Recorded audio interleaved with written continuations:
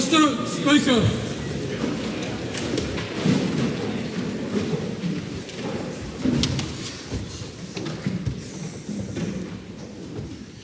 Almighty God, we give thanks for the blessings which have been bestowed on us. Laying aside all personal interests, we acknowledge the King and pray for guidance in our deliberations, that we may conduct the affairs of this House with wisdom, justice, mercy and humility for the welfare and peace of New Zealand.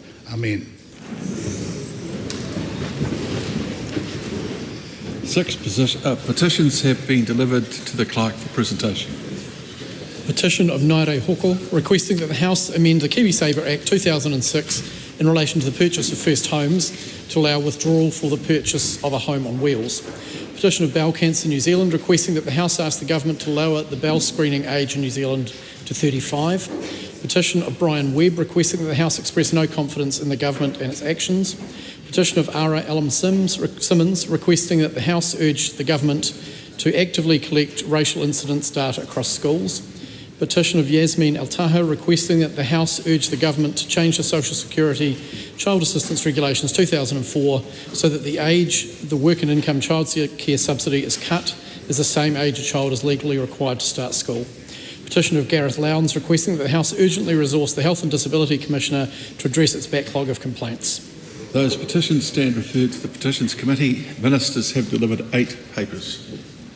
2023-24 Annual Report for the Classification Office, Government Response to the Report of the Finance and Expenditure Committee, Inquiry on Climate Adaptation and the Climate Change Commission Report on the National Adaptation Plan.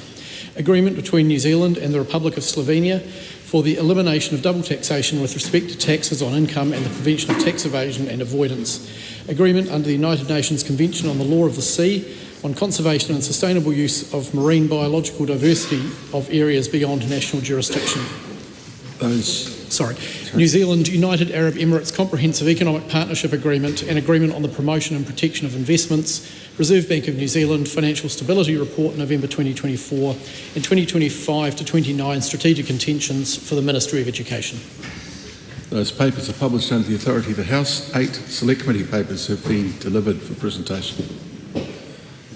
Reports of the Economic Development, Science and Innovation Committee on the Customer and Product Data Bill, review briefing on the 2022-23 Annual Review of New Zealand Growth Capital Partners Limited, review briefing on the 2022-23 Annual Review of the Retirement Commissioner, and review briefing on the 2022-23 Annual Review of the Takeovers Panel.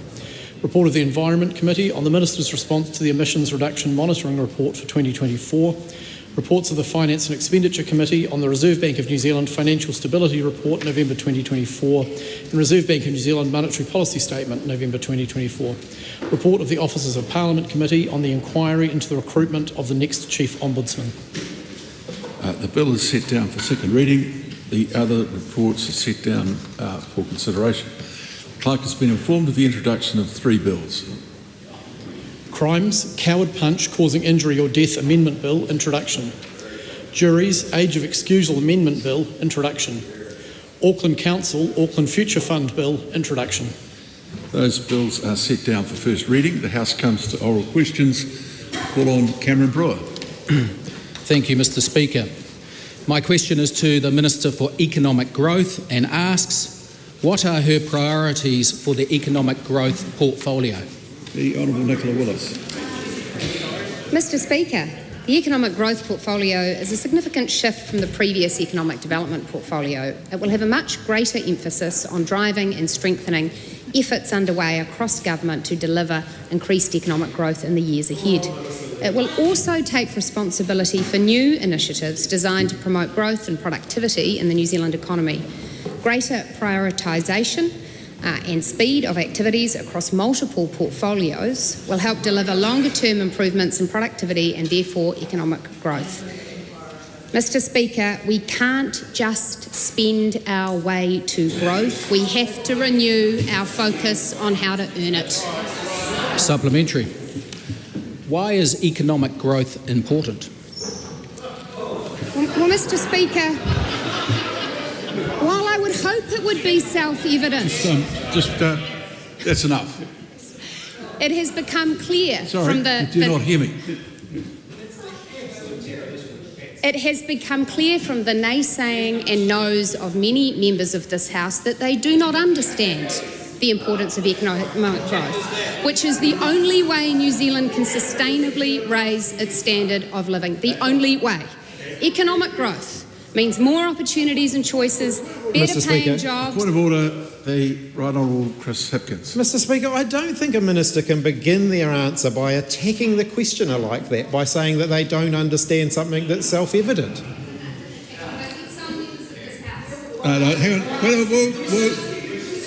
We're not, excuse me, we're not getting... This is not going to be a great way to start the year, because a couple of people could be on their way shortly. We'll resume the question, but we'll keep it concise. The answer is... Better paying jobs and the ability to pay for things New Zealanders want and deserve. Healthcare, law and order, education, amongst many others. Economic growth means our children will want to stay here because they see opportunities right here in New Zealand. It doesn't mean working harder or working more hours. Most New Zealanders already do that. It means making our economy more productive. Supplementary. What recent announcements has she made regarding economic growth? Mr. Speaker, on Monday I joined Immigration Minister Erica Stanford and Tourism Minister Louise Upston to announce the relaxation of visitor visa requirements to allow tourists to work remotely while visiting New Zealand. This means that digital nomads will be able to work remotely for up to 9 months for a foreign employer while they are holidaying here. Mr. Speaker, tourism is New Zealand's second largest export earner, generating revenue of almost $11 billion and creating nearly 200,000 jobs. This change will enable visitors to extend their stays and lead to more money being spent in New Zealand. That's good for our businesses and for incomes, and it's good for growth. Supplementary. What reaction has she seen to the recent economic growth announcement? Well, Mr. Speaker, I'm pleased to report that the message is getting out on the world stage that New Zealand is open for business. The BBC and New York Times carried the digital nomad story, and I'm informed that the BBC's Instagram post has had over 100,000 likes within just a few hours. Brett O'Reilly, an APEC Business Advisory Council member, says he has been contacted by people interested in taking up the opportunity, including Americans affected by fires around LA. I've also, Mr. Speaker, seen a report from a commentator stating that in 2024 the New Zealand economy will be strong and resilient. Sorry, someone calling out over there. We'll have the whole question answer repeated if we're just going to keep barracking like that. Mr. Speaker, the quote continues, and that part of that will come from digital nomads calling New Zealand home while using the international time difference to work productively and remotely. Mr. Speaker, that insightful view is from none other than the leader of the Labour Party, Chris Hipkins, in a speech to a Labour Party regional conference. His support is welcome too.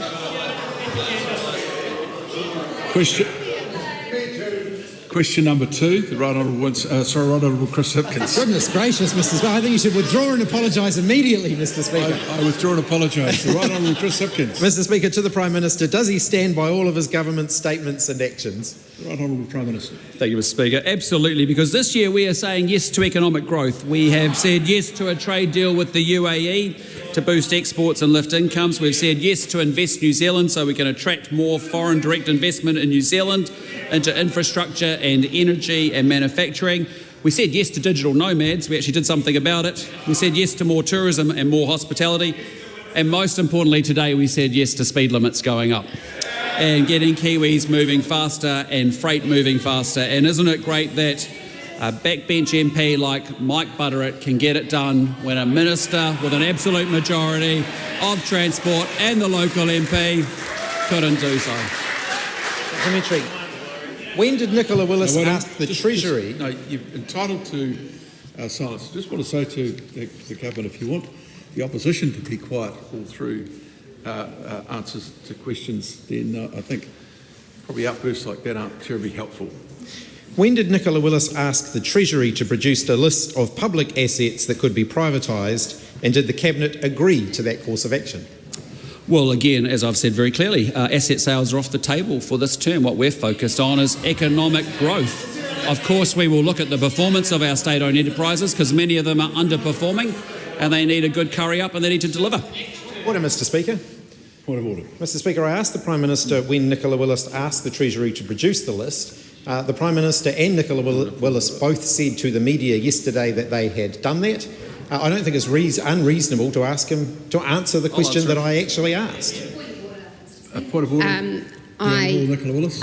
My statements are being misrepresented by the Leader of the Opposition. What I have said is that I have asked for a request on the purpose of the state-owned enterprises that we earn and for advice on their performance and ways of improving that performance. For the Leader of the Opposition to characterise it otherwise is false and untrue. But supplementary. The underlying point is that in an exchange like this, addressing a question is the way to go, but as the member well knows, questions in the nature of yes and no are not able to be required. A supplementary question to the Prime Minister. When did Nicola Willis ask for the list that she just referred to in her point of order, and did the Cabinet agree to that course of action?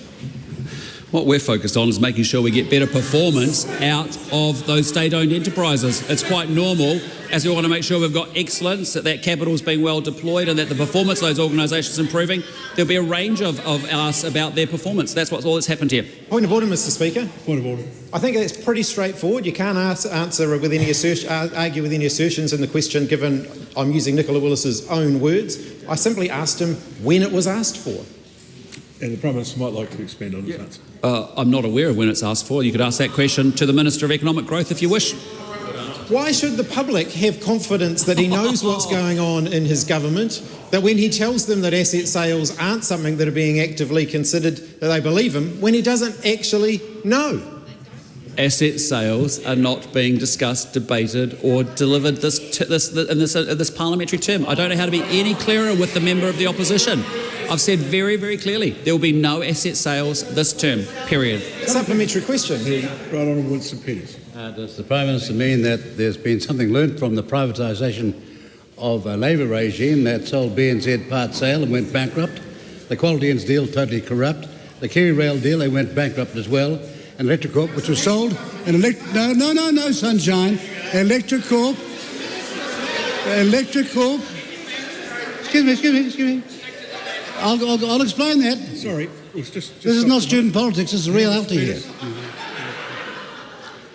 Questions are asked in silence. It doesn't matter who is interrupting. If they do it again, they'll be gone. Mr Speaker. No, he's going to get to ask his question with silence. Well, point of order, Mr Speaker. A point of order. That question cannot contain an assertion that is factually incorrect. The sale of railway, which Mr Peters just referred to, happened under a government that he was a minister in.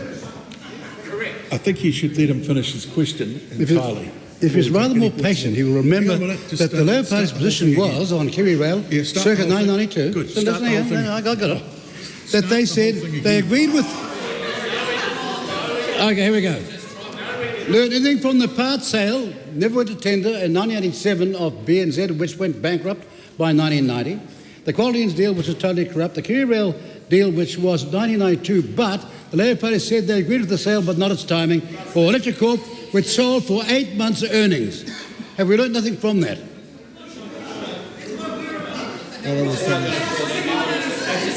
Table. Point of order. I've got to find a new job. This will get too easy. Sorry.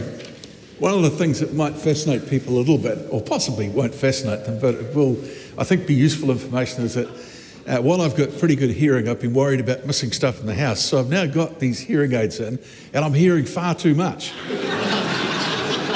But a consequence of that is I'm going to hear some things from both sides that'll probably cause a reaction from me that would be somewhat untypical. So let's just calm everything down. Point of order. Point of order. Point of order. Can I just bring your attention to Speaker's Ruling 1975? Can you start again? I was still talking when you started. Can I bring your attention to Speaker's Rulings 1975, particularly since the member who asked or stood up earlier cares a lot about parliamentary standards, that the whole idea of supplementary questions is not to make a range of political statements about an issue, but to dig into an issue to test the minister's answers. And I seek guidance on how you would move forward with that specific Speaker's ruling. Good as gold. I'll come back to you. The Right Honourable Chris Hipkins. Supplementary question, Mr Speaker. Mr Speaker, why should New Zealanders believe him when he says that asset sales aren't something the government's considering when Nicola Willis is currently preparing the catalogue for the fire sale? Characterisation of that question, as I've said consistently before the election, asset sales are off the table over this government. But it is quite appropriate and entirely appropriate that we have state-owned enterprise ministers, a Minister for Finance, that want to make sure that we have high-performing state-owned enterprises. When they haven't been delivering properly, we want to make sure there's excellence. We want to make sure the New Zealand taxpayer who has capital tied up in those assets, that they are delivering well for those taxpayers. I would just point out to the member asking the question that assertions and questions are just as inappropriate as they are in answers. Yes. Oh, well, if you're going to set that as the standard, Mr Speaker, I'm sure it will be evenly applied across the House.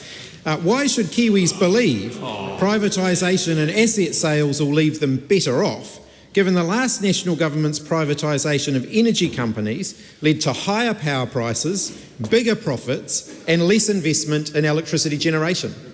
Look, I think the Leader of the Opposition has gone down the rabbit hole, and actually, I don't know how to be any clearer.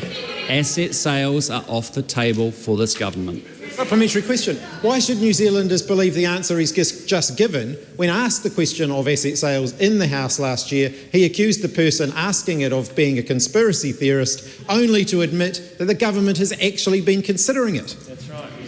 The government has been looking at the performance and the excellence and the management of our state-owned enterprises to make sure that the public is getting good return on the capital being employed. The comment I made to the Green member was the idea that you would actually run an organisation down before you sell it. That makes no sense. That's what they're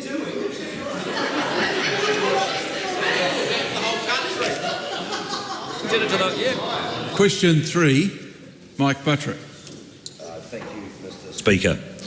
My question is to the Minister of Transport and asks, what announcements has he made regarding speed limits?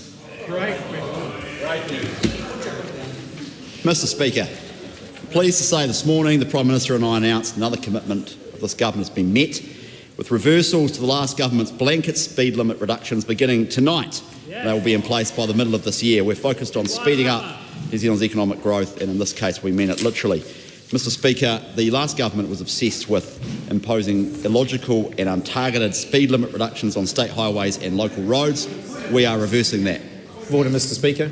Point of order, the right honourable Chris Hipkins. How can it possibly be in order for a government minister to use a patsy question from one of their backbenchers to talk about the previous government being obsessed with something? That's nothing to do with what the situation that the minister inherited or any factual or objective reasoning as to the challenges they may have had in their portfolio. Previous speakers have been very clear that patsy questions can't be used to attack the other side. Word it, Mr Speaker. I just want to make the comment. You're quite right. I was busy trying to work out what the response should be to the point of order that was previously occurring. We're only 3 questions now into things. One sup on, not even a one sup on the third question, and there are multiple points of order that have to be considered. I'm in the process of considering it. I missed that. If the member could stick to I'll reword it. The bounds of standing orders. The previous government was very interested in imposing untargeted speed limits. Mr Speaker. I agree. It's not even a fact. Not assert what the previous government was interested in at all. He wasn't a member of that government. He cannot speak for that government. I think, no, we're not going to have any more on this. Just do what has been asked, which is stick to the bounds of standing orders when you're answering a question. Mr Speaker, we are focused on making it easier for people to get from A to B as quickly and as efficiently as possible to help drive economic growth and productivity. How will this benefit the people of Aotearoa? Well, Mr Speaker, not after this morning's announcement, he isn't. We have announced this morning, Mr Speaker, that the speed limit on State Highway 2 between Featherston and Masterton will return to 100 kilometres per hour tonight or overnight. Mr Speaker, previous members of this House, including Associate Ministers of Transport, have claimed this is not able to be done.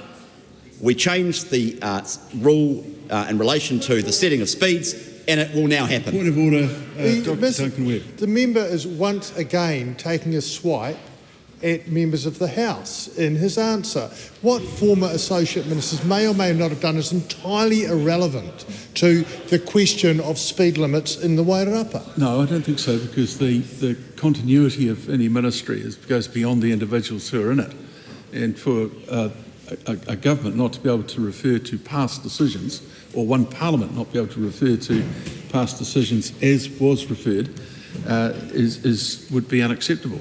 So I think you're being a little bit too concerned, and perhaps even going to a point of identification that was not in the answer being given. Well, no, because he actually made statements about what the former minister had said and whether things could be done or not, which had nothing to do with the answer whatsoever. Well, but it does have a lot to do with the reason for the action, which is the basis of the question. Mike Buttrick. What other areas will benefit from quicker and more efficient travel? Well, Mr Speaker, we've announced 38 roads for which the speed limits will revert back to what they were pre-2020. That will take effect in relation to Wairarapa from tonight and in relation to the other 37 between now and the 1st of July. There are also 49 further sections of state highways that will go out for public consultation. These will run for 6 weeks. In relation to local roads, councils have until the 1st of May 2025 to advise NZTA of the roads subject to reversal under the new rules. And I should note in passing, Mr Speaker, I want to thank the Honourable Simeon Brown, the former Minister, for his hard work in this area. Supplementary. Mike Buttrick. How has the Minister taken into account safety? Mr Speaker, safety is important, and the new rule requires variable speed limits outside schools during pick-up and drop-off times. And that is important, but we're also focused on the leading factors in road deaths, which is drugs and alcohol. And so the Land Transport Drug Driving Bill passed its second reading last night, which brings New Zealand into line with other jurisdictions in which we will be able to test people by the roadside for whether or not they have recently used drugs. And I believe we will look back in a few years' time and regard this move in a similar way to the way in which we regard blood alcohol testing, which is a perfectly normal part of life, controversial when first introduced amongst some, but actually par for the course. And the idea that you can drive on our roads and not be tested regularly, or at least have the chance of being tested regularly whilst being high, is nuts. And we are changing that, and at the same time we are increasing the amount of breath tests done by the police, and that is an extremely important move. Just in response to the point of order by Karamiti's March, it would be useful if all those who are asking supplementary questions did have a look at 197.5 of Speaker's rulings. Question. Supplementary, the Honourable Winston Peters. Is the Minister saying that these speed limit increases are strategically and carefully designed for so many roads and not haphazardly and blanketly applied when a former administration increased the speed limit and 151 people more that year died under a former Labor administration? It's fair to say, sir, that the blanket approach has been changed, and NZTA is now far more targeted about the particular sections of state highway that are dangerous, and the consultation on some of those roads begins right away. There will be some sections that stay where they're at, but there will be big chunks of state highways that revert back to what they were. Question 4, Chloe Swarbrick. To the Prime Minister, e tautoko ana ia I ngā kōrero me ngā mahi katoa a tōna kāwanatanga? Yes, and especially our action to increase speed limits so that Kiwis can get to where they need to go to faster. If we want to go for growth, we need to get serious about powering up our regions. That's why we're so pleased with the changes that the Minister has just outlined in the Wairarapa this morning. It's all part of our plan to end a culture of no and the culture of slow. And my message on the other side, if you're serious about growth and getting Kiwis moving faster, back our changes and back the communities who are sick of being slowed down. Is it still our country's negotiating position on the international stage to phase out fossil fuels and to phase out subsidies for fossil fuels? We have not had a discussion about subsidies for fossil fuels, a debate, discussion or decisions being made in Cabinet at all. Is the Prime Minister aware that the agreement on climate change, trade and sustainability, which his Trade Minister announced we'd signed last year, requires that we do not subsidise, de-risk or provide any backstop support whatsoever for fossil fuel exploration or import? Well, we honour our trade obligations, and as I said, there hasn't been any discussion or debate happening in Cabinet on that topic. So then can the Prime Minister rule out that his government will be underwriting or providing any form of subsidy for fossil fuel exploration or import? What I can rule in is that we're going to be a government that actually doubles the amount of renewable energy in this country, and we'll make sure that we also can keep the lights on and keep electricity abundant and affordable for New Zealanders. And we are going to use gas, whether it's domestically or imported. Can the Prime Minister be straight up with the country and tell us whether he will rule out subsidising fossil fuels? As I said, we haven't had any debate, discussion or decisions made in Cabinet on that subject. Can the Prime Minister be straight up with the country and tell us whether he is open to subsidising fossil fuel exploration or import in this country? We work as a government, we have Cabinet conversations and decisions, and we take them as a Cabinet. And as a result, what I'd say to you, we haven't had any conversation on that subject. Just make the point that in asking those questions, there was clearly an inference in the start of those questions that the member needs to think about in terms of standing orders and also Speaker's rulings. Question number 5, Honourable Barbara Edmonds. Malole soifua manuia, Mr Speaker. My question is to the Minister of Finance. What responsibility, if any, does she have for economic growth, and does the current recession reflect on her execution of that responsibility? The Honourable Nicola Willis. Mr Speaker, like all ministers in this pro-growth government, I have a responsibility to look across my portfolio for opportunities to support and promote economic growth. In the case of finance, that means in particular, among other things, ensuring macroeconomic and fiscal settings are supportive of growth. For example, having low and stable inflation, which in recent years has definitely not been the case, but which has now been brought back in target, and working to bring discipline in our fiscal policies to support interest rate reductions, which have come down 125 basis points since this government was elected. To the second part of the question, no. But it perhaps reflects on some people's execution of their responsibilities, people whose big spending pushed inflation to 7.3% and required 525 basis point of interest rate hikes to bring it down. Those would be ministers in the previous government. I don't take responsibility for the damage they did to the New Zealand economy. I do take responsibility for fixing it. Why did it take a recession, record net migration levels, higher unemployment for her to realise that she needed a plan for economic growth? It didn't. Supplementary. Why did the Treasury revise down its growth forecast for 2025 from 2.7 in the budget economic fiscal update last year, to 1.6% only 6 months after her budget?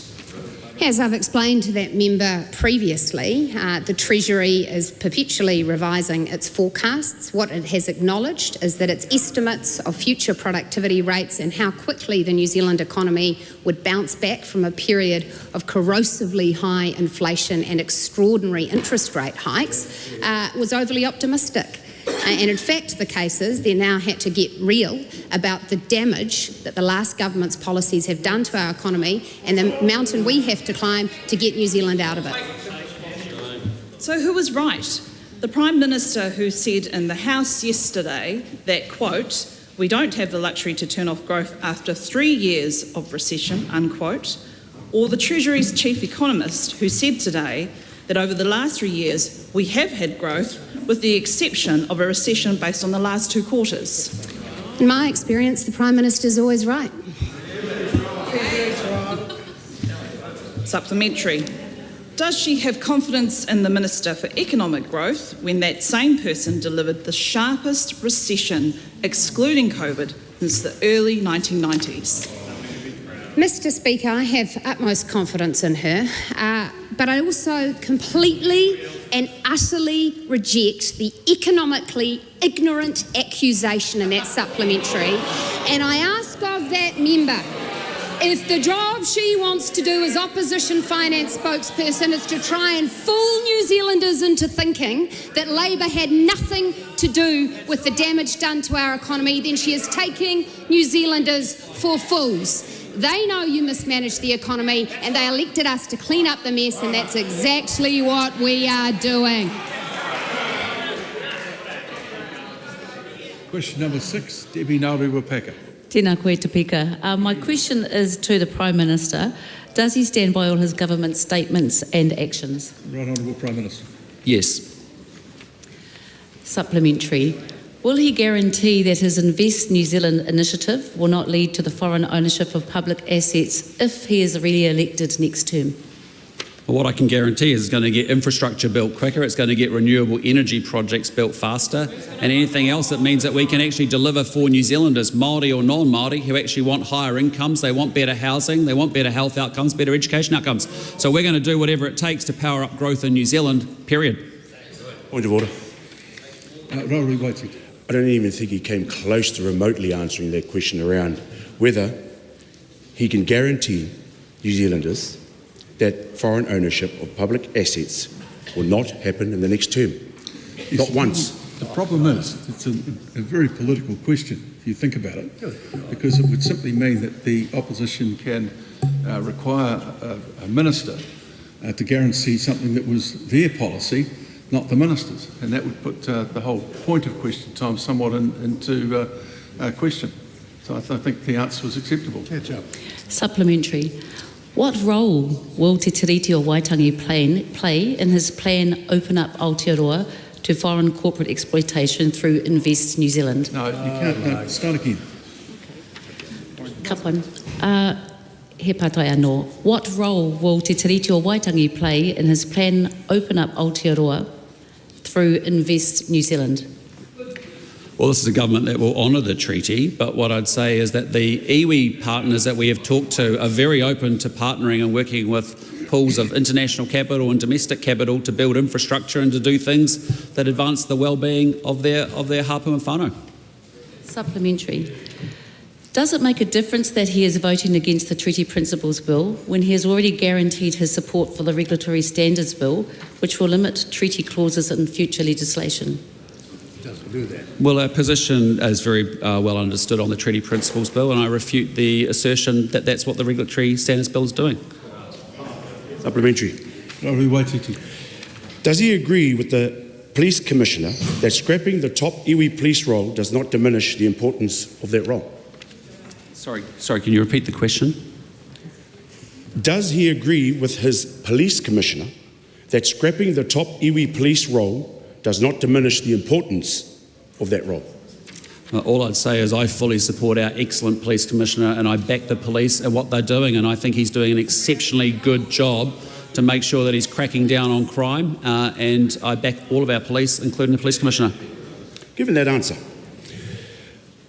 given that iwi police partnerships are the only successful police initiative at reducing family violence in Māori communities, such as in Te Hiku and Te Tairāwhiti, which have seen a 15 to 19% decrease against all trends, how can he justify his government scrapping such a vital role? Investing in the front line. Well, I reject the characterisation of that question and the accusation in it. What I'd say to you is what I said before. I back the Police Commissioner. He's an outstanding individual. He's leading incredibly strongly, and he's backing the frontline officers who are doing a very difficult job. Point of order, Mr. Speaker. Point of order, Rauri Waititi. Can you clarify what accusation I have made when the facts and the data are clear in that particular question? Well, I think the accusation was that it was a government decision. And iwi the But only clearly way. on police matters it's not. Supplementary question. Winston Peters. Does that mean the Prime Minister and his ministers and his government support the police's Operation Trolley in Rotorua against thieves and against the views of Mr. Rawari, who supports them? No. Absolutely. We back the police on that issue as well. That's not a reasonable question. No, they're not. They're just like you. Point of order, Debbie Nauru-Wapaka. 197/5. Remind and seek your guidance. The whole idea of supplementary questions is not to make a range of political statements about an issue, but to dig into an issue to test a minister's answer. Yes, I've reiterated that today. Well, sorry, if I could speak again seeking your guidance. I'm the second. Now, hang on. Just to make it clear, Mr. Waititi's question asked about a decision that had been made and suggested the decision to be made by the government. It clearly hasn't been made by the government. Just through the Speaker, my question was actually in regards to the Deputy Prime Minister's statement, specifically directed at Rawiri Waititi. Now, there is not, and I just want to remind, and I know that my colleague beside me has also sought your guidance, is the whole idea of a supplementary question is not to make a range of political statements. He made a statement about Rawiri Waititi and Aotearoa, which is factually incorrect, not to say, but also wasn't used to dig to the issue of the question we laid. So I'm seeking your guidance. And I rejected the question at the time, and I think you've now made very clear why it was rejected. Point of order, Honourable Kieran McAnulty. Thank you very much. You did indeed attempt to indicate that that question was inappropriate, but by the time you had tried that, the question had been asked and answered. And so, in effect, there was nothing done about it. No, that's and not so true. It won't appear in the Hansard record. It's ruled out. The issue I have, sir, is that unless the point is made clearly, because I would have heard it and seen it because I'm right here, but many of the members in the House were unaware, hence the point of order. If members in this House are unaware of your attempt to, in your words, shut the question down, given that the Prime Minister actually answered it in full, members of the public watching would be unaware. Now, whilst technically it might be stripped from the Hansard, no one else knows that you took action against that question. And our concern is, sir, that even if it had been completed, if the point is not made, then it's just going to be repeated, as we saw pretty much through the entirety of last year. Right, well, thank you for that accusation. I'll take it on board. Penny Henare. Thank you, Mr. Speaker. My question is to the Minister of Health. Is he committed to equitable health care for all New Zealanders? If not, why not? Mr. Speaker. The Honourable Simeon Brown. Mr. Speaker, my priority as the Minister of Health is ensuring that all New Zealanders have access to timely, quality health care. This government has invested more in health services than ever before, an additional $16.88 billion, and my expectation is that those services are delivered based on need. Kiwis rightfully expect to see their doctor or attend emergency departments without long waits and get the surgeries they need as quickly as possible. My focus and the focus of this government is on ensuring that those expectations are met and delivered upon for all New Zealanders. Supplementary. To the Minister, are top health researchers correct in saying, quote, health systems that rely on funding via private insurance are less accessible, less efficient, less equitable and generally have worse health outcomes, end quote, and if not, why not? Well, Mr. Speaker, many New Zealanders rely on our public health system, and many New Zealanders have private health insurance. And the private health companies do an amazing job, as do our public health system, to ensure that New Zealanders can access the timely, quality care that they need so they can live healthy lives. That's my focus as Minister of Health. Supplementary. To the Health Minister, is health advocate Malcolm Mulholland correct that, quote, opening the health system up to more private sector involvement would only benefit the well-off? And if not, why not? Well, Mr. Speaker, I think the Labor Party is in a very dark and conspiratorial place. I mean, we are focused on delivering the quality and timely health care that New Zealanders need and focusing the system on results. This government has invested a record $16.88 billion into our public health system, but I also say there are many parts of our healthcare system in New Zealand which are operated by the private sector, our entire GP system, our doctors, our doctor clinics, and I thank them for the work that they do delivering health care for New Zealanders. Supplementary. Supplementary, Penny Henare. Thank you, Mr. Speaker. To the Minister, then can you explain to New Zealanders why they are waiting longer for health appointments and paying more for doctors' appointments? Well, Mr. Speaker, because we've inherited a system which the last government decided to restructure during a pandemic. Instead of focusing on outcomes, they were focused on bureaucracy. And my focus on getting the outcomes that New Zealanders need. Parliamentary. The Honourable David Seymour. Hang on, just wait for a bit of quiet. Is the Minister aware of the highly celebrated and very innovative partnership between the Hapu Ngāti Whatua o Ōrākei and NIB, a private insurer, to provide insurance to the Hapu's members? And could understanding such real-world examples be helpful in such tasks as retaining the seat of Tamaki Makaurau? Well, Mr. Speaker, I appreciate that question. And yes, there are many examples across our healthcare system of partnerships which the private sector is part of delivering. But what I can say is my job as Minister of Health is making sure that all New Zealanders have the access to the timely and quality care that they deserve. And this government has invested record amounts, and we will focus the system on delivering that. Supplementary. Point of order, Kira McAnulty. Thank you very much. I thought I'd give you the opportunity, but... It's very generous of you. Thank you. Extraordinarily generous. That question But at the end very of it appreciative. Carry on. clearly had a swipe at the member on the opposition asking the question.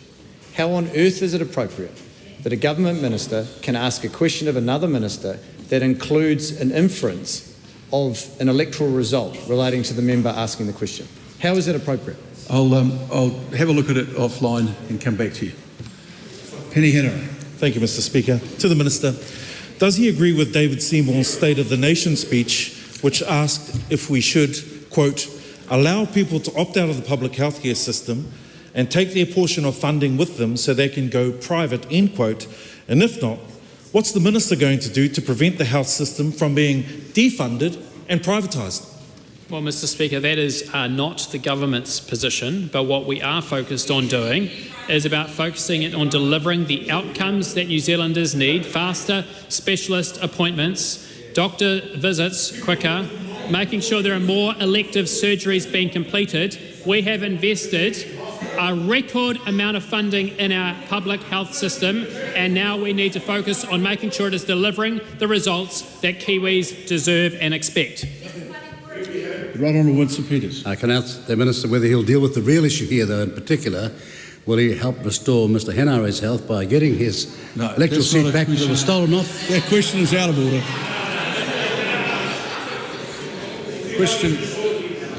Question 8, Carl Bates. Thank you, Mr Speaker. My question is to the Minister of Education and asks, what actions has the government taken to lift achievement in literacy and numeracy as part of its plan to teach the basics brilliantly? The Honourable Erica Stanford. Mr Speaker, with the 2025 school year kicking off, this government is relentlessly focused on lifting student achievement and closing the equity gap in classrooms by teaching the basics brilliantly. From this term, parents can expect their children to benefit from a new year-by-year knowledge-rich curriculum grounded in the science of learning, structured approach to literacy and numeracy, new classroom resources, targeted interventions for kids who need extra help, teachers' professional learning and development, and the rollout of a phonics check. Supplementary. What changes have been made to the curriculum? Mr Speaker, this year 65,000 young New Zealanders starting school will benefit from an internationally comparable, knowledge-rich and structured curriculum in English and maths that has been very well received by the sector. Parents will know exactly what their children are learning each year in school in English and maths, and they will know no matter which school or classroom in the country they are a part of, they will receive exactly the same teaching and learning from the same high-quality curriculum. Supplementary. What changes can parents expect for how their kids are learning to read and write? Mr Speaker, every single child in year 0 to 3 learning to read will start school this year being taught to read using structured literacy, including the young 6-year-old Angus Bates, who's in the gallery today. 18,000 teachers have already been trained or are in training. Phonics checks are available after 20 and 40 weeks at school to catch our young learners who are falling behind. Schools across the country are getting up to $5,000 for additional structured literacy resources each year for 4 years. And finally, Mr Speaker, 970 schools applied for and received staffing allocations for reading intervention teachers for young learners who are falling behind in their reading. Supplementary. What changes can parents expect for how their kids are learning mathematics this year? Mr. Speaker, nearly 500,000 maths workbooks, textbooks and teacher guides are being shipped to primary and intermediate schools around New Zealand, where they will benefit over 430,000 students as they engage with their new maths curriculum this year. High-quality curriculum-aligned resources will not only support teachers to implement the new curriculum, but increase the consistency of teaching and learning. They are supplemented by teacher professional learning and development in maths, and our Maths Acceleration trial for Years 7 and 8 students set to benefit 3,000 of them. Mr. Speaker, a world-leading education system is a key driver for our economic growth, and we need all children to be proficient in reading, writing and maths, which is why we are so unashamedly focused on teaching the basics brilliantly. Question 9, the Honourable Kieran McAnulty. Thank you, Mr. Speaker. To the Associate Minister of Housing, does he agree with Andrew Crisp, Chief Executive of the Ministry of Housing and Urban Development, who said that, quote, both the register and people that apply does not represent effectively severe housing deprivation, end quote? If so, is he confident that the need for emergency housing has reduced? The Honourable Tama Potaka. E te maunga o te whare, I acknowledge that tens of thousands of New Zealanders, disproportionately Māori, are doing it tough with the cost of living crisis and severe housing challenges. Limb 1 of the question is unnecessarily ambiguous because it conflates a social housing waitlist with emergency housing and severe housing deprivation, all of which have different characteristics. In relation to Limb 2, blue sheets, Mr. Speaker, the country has reached the government target 8, reducing by 81% the number of households living in emergency housing. Emergency housing, I remain confident, remains an option for New Zealanders with genuine need for short-term stay, temporary accommodation in most towns and cities. Point of order, sir. Point of order, the Honourable Kieran McAnulty. The Minister made reference to the first leg of that question. This is a question on notice and has been verified by the Clerk's office. If the quote used was ambiguous or disingenuous, as the Minister alluded to, the Clerk's office wouldn't have allowed it. It is a direct quote from the annual report annual review of housing and the Social Services report. It was a direct response to questions about social housing and emergency housing, and that was provided in the verification. There's no need, I think, at this stage. You can decide in a minute. But the point here is that the question certainly is verified as being correct. The answer from the Minister suggested that there was a conflation in the assertions in the question, and that he attempted to answer that, or he did answer it with answering to two parts of it in explanation. I don't think there was a problem with that. He dismissed the quote, that's the point. I don't think he dismissed the quote. What he said is that it could be taken in different ways, which is not an unreasonable answer. Give another supplementary. Supplementary. Does he seriously think that the need for emergency housing in this country has been reduced to only 591 households?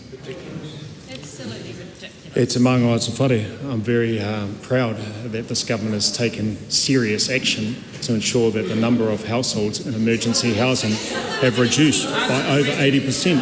And I'm particularly comfortable and enthusiastic that over 2,500 children have left emergency housing since we came into administration. And I'm very serious about that. There are members over there asking questions. They can stand and take a supplementary if they want, but not by barracking across the House. The Minister will start his answer again. Mr. Speaker, can I have the question again, please? Supplementary. Will he admit that by stopping people from entering emergency housing, as frontline agencies have told him is happening, he is masking the true need for housing and overseeing a growing homelessness crisis in this country? Mr. Speaker, in most towns and cities in this country, those people who have a genuine need for short-term stay and temporary accommodation known as emergency housing have a pathway to do that.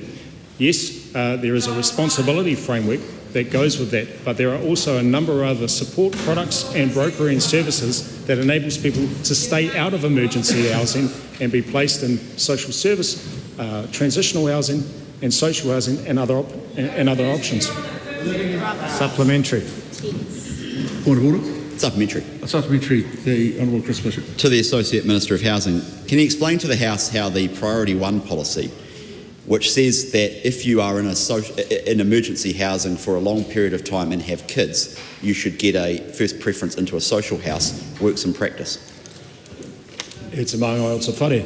In April last year, we took the decision, known as Priority 1, to fast-track those people who have children and living in emergency housing for longer than 12 weeks into essentially a priority on the social housing waitlist. That has resulted in over 900 families and around 2,000 tamariki who have now been moved from that moral, fiscal, social, dank, dark catastrophe that was curated prior to us coming into administration. Supplementary. Supplementary, the Honourable Kieran McAnulty. Who should New Zealanders believe? Agencies working on the front line that told the Minister to his face that his policy changes are stopping people getting the emergency housing they need and is leaving them on the street, or the Minister who focuses on the savings of $1 million a week? It's among Aotearoa. I acknowledge there is genuine concern that has been expressed to me by a number of social service providers and others around the health and housing crisis that continues to confront many New Zealanders, disproportionately Māori.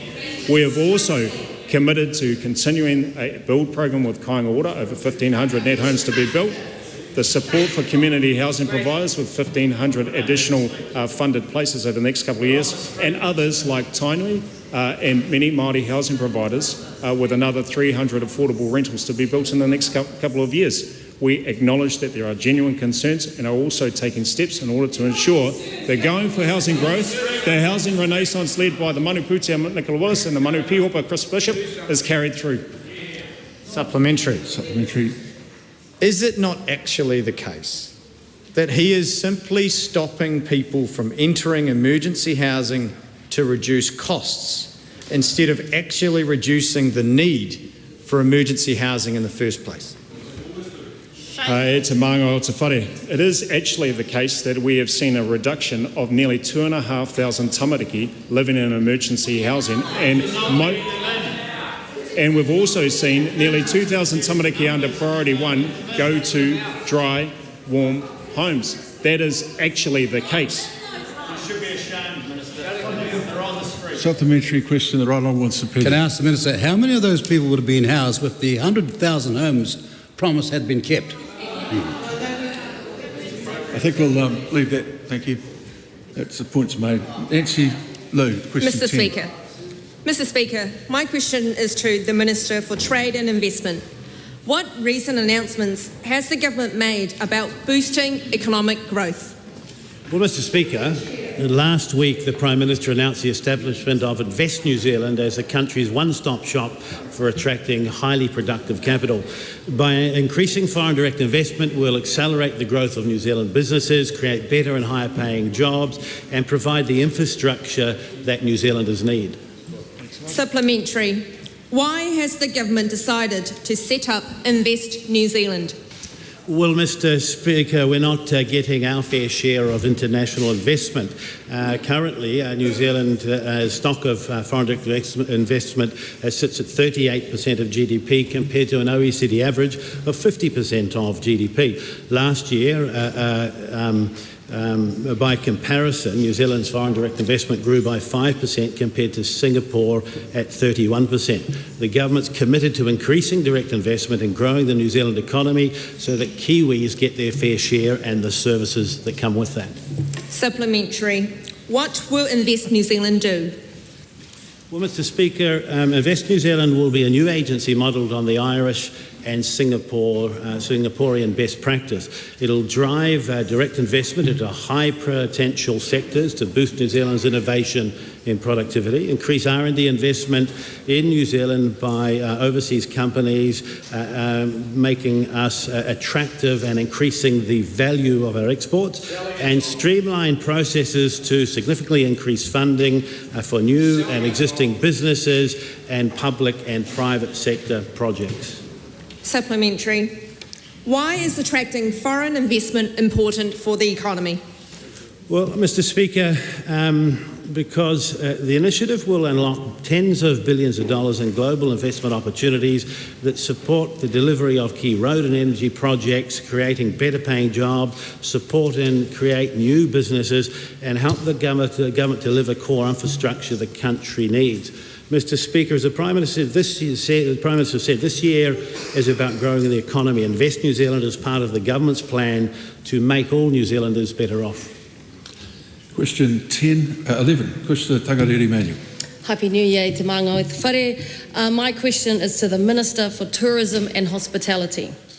How many additional tourists are projected to visit New Zealand as a result of the digital nomads policy, and what, if any, is the estimated amount of economic benefit from this policy?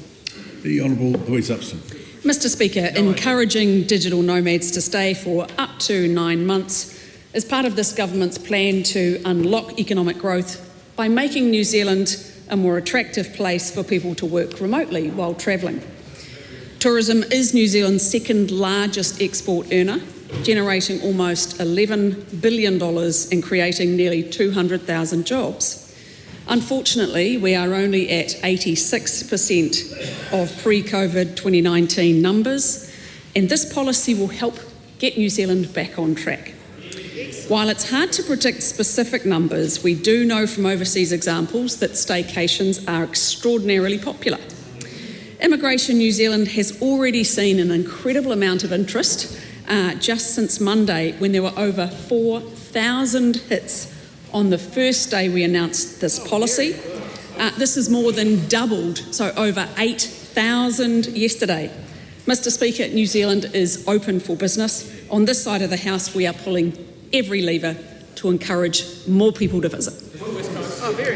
Point of order, the Right Honourable Chris Hipkins. Mr. Speaker, it was a question on notice. I think the Minister had two parts. I think the Minister effectively argued that she couldn't answer the first part, she didn't know, but she didn't address the second part at all. It is a question on notice.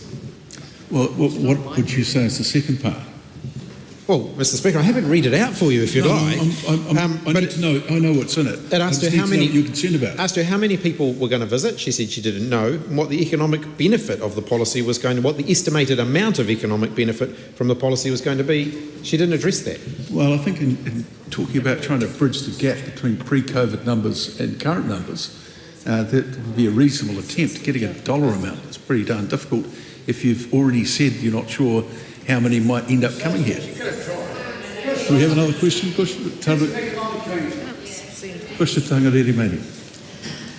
Given we're open for business, does she plan to address current infrastructure gaps in regions like Aotearoa Rāwhiti, which are already under strain, to ensure that the tourism sector in our regions can thrive while supporting any potential influx?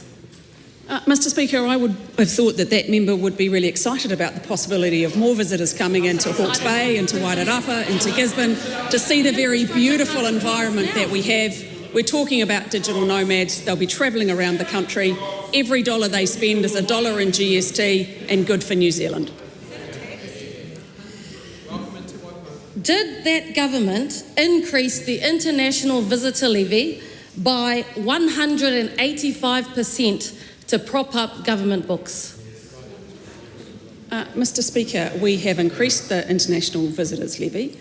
We are open for business. We are very keen to see more visitors come to New Zealand, including digital nomads.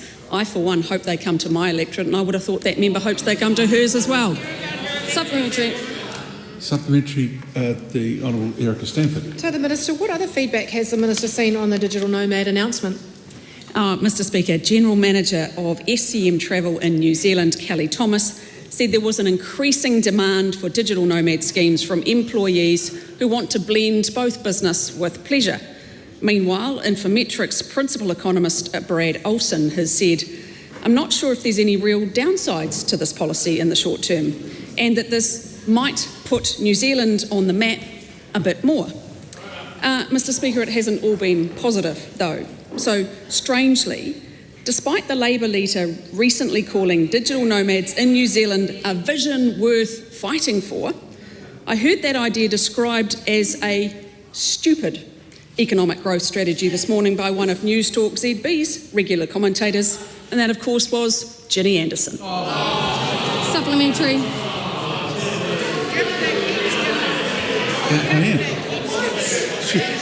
Hang on a minute. Sorry. We've had a lot of discussion today about the way in which questions shouldn't be used to attack the opposition. I think when it comes to answering a question about comments that were made, talking about a comment that has been made, even on this day, is not unreasonable. Mr. Speaker, while obviously being a great supporter of tourism, I'm gravely aware of how fragile our infrastructure is. So, has all the income from the levy since October 1st, 2024 been invested back into infrastructure and conservation? Good question. Mr. Speaker, that member will have to just wait and see where the investment goes, and I'm sure she'll be pleased when we say so.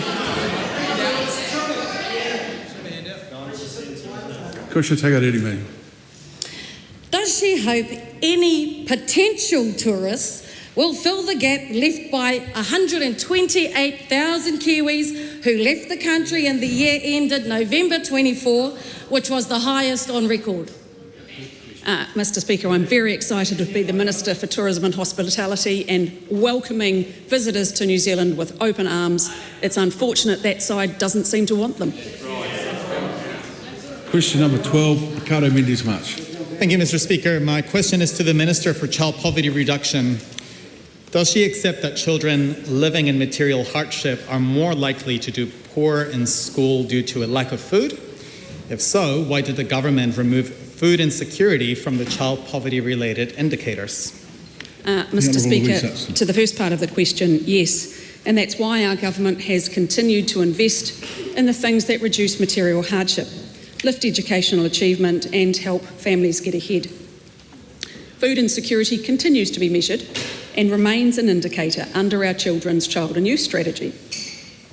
I'm also proud that we have extended the Healthy School Lunches program to 10,000 children, so more students will have access to food. Our efforts to help more parents into work will also lift household incomes and improve their ability to put food on the table. Reducing material hardship is a key priority in our Child and Youth Strategy, which is why we have a target to lift 17,000 more children out of material hardship by 2027.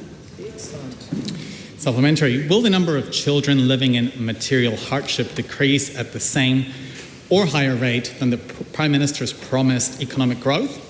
If not, are children living in poverty not going to benefit from economic growth at the same rate as the rest of the population? Mr. Speaker, economic growth is a fantastic opportunity because, of course, we will see jobs being created and we will see more parents in work, which means fewer children in hardship. Is she saying then that we're expected to see a decline in the number of children living in material hardship equal or greater to the amount the economy grows? Well, they go together because the more the economy grows, the more jobs there are, the more opportunities there are for parents, the fewer parents that we will have on benefit. They'll have greater incomes and have better ability to provide for their children, which will mean fewer children in material hardship. Is it true that material hardship for children will continue to increase under her watch until the rest of this Parliament's term? Mr. Speaker, I just said in my answer to the primary question that we have a target to reduce the number of children living in material hardship. I hope the member has noticed that we have had very challenging economic times, including recessionary conditions, and families have been doing it incredibly tough. And I do want to acknowledge at the start of the school year, it's incredibly tough for parents. That's why we are focused on economic growth. That's why we are focused on creating more jobs and enabling more families to look after their children so that there will be fewer children in material hardship. Will the government continue referring people to food banks while denying ongoing funding to food banks like the Auckland City Mission, or are kids going hungry just the necessary casualty of the government outsourcing basic social services to underfunded charities in the private sector? Mr. Speaker, the government is continuing to fund organisations like the Auckland City Mission As I said, I accept that it is incredibly challenging right now.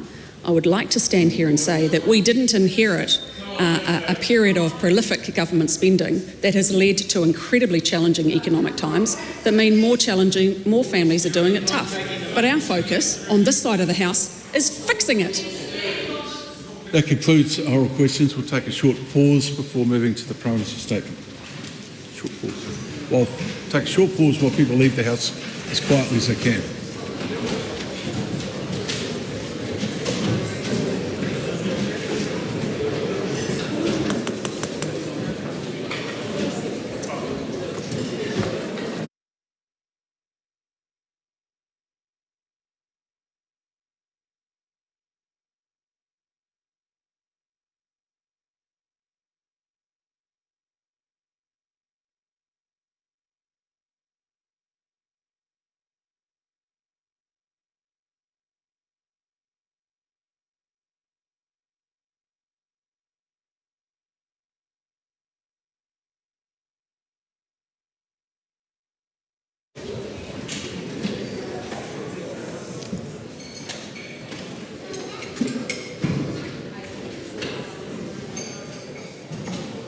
Call on Government Order of the Day.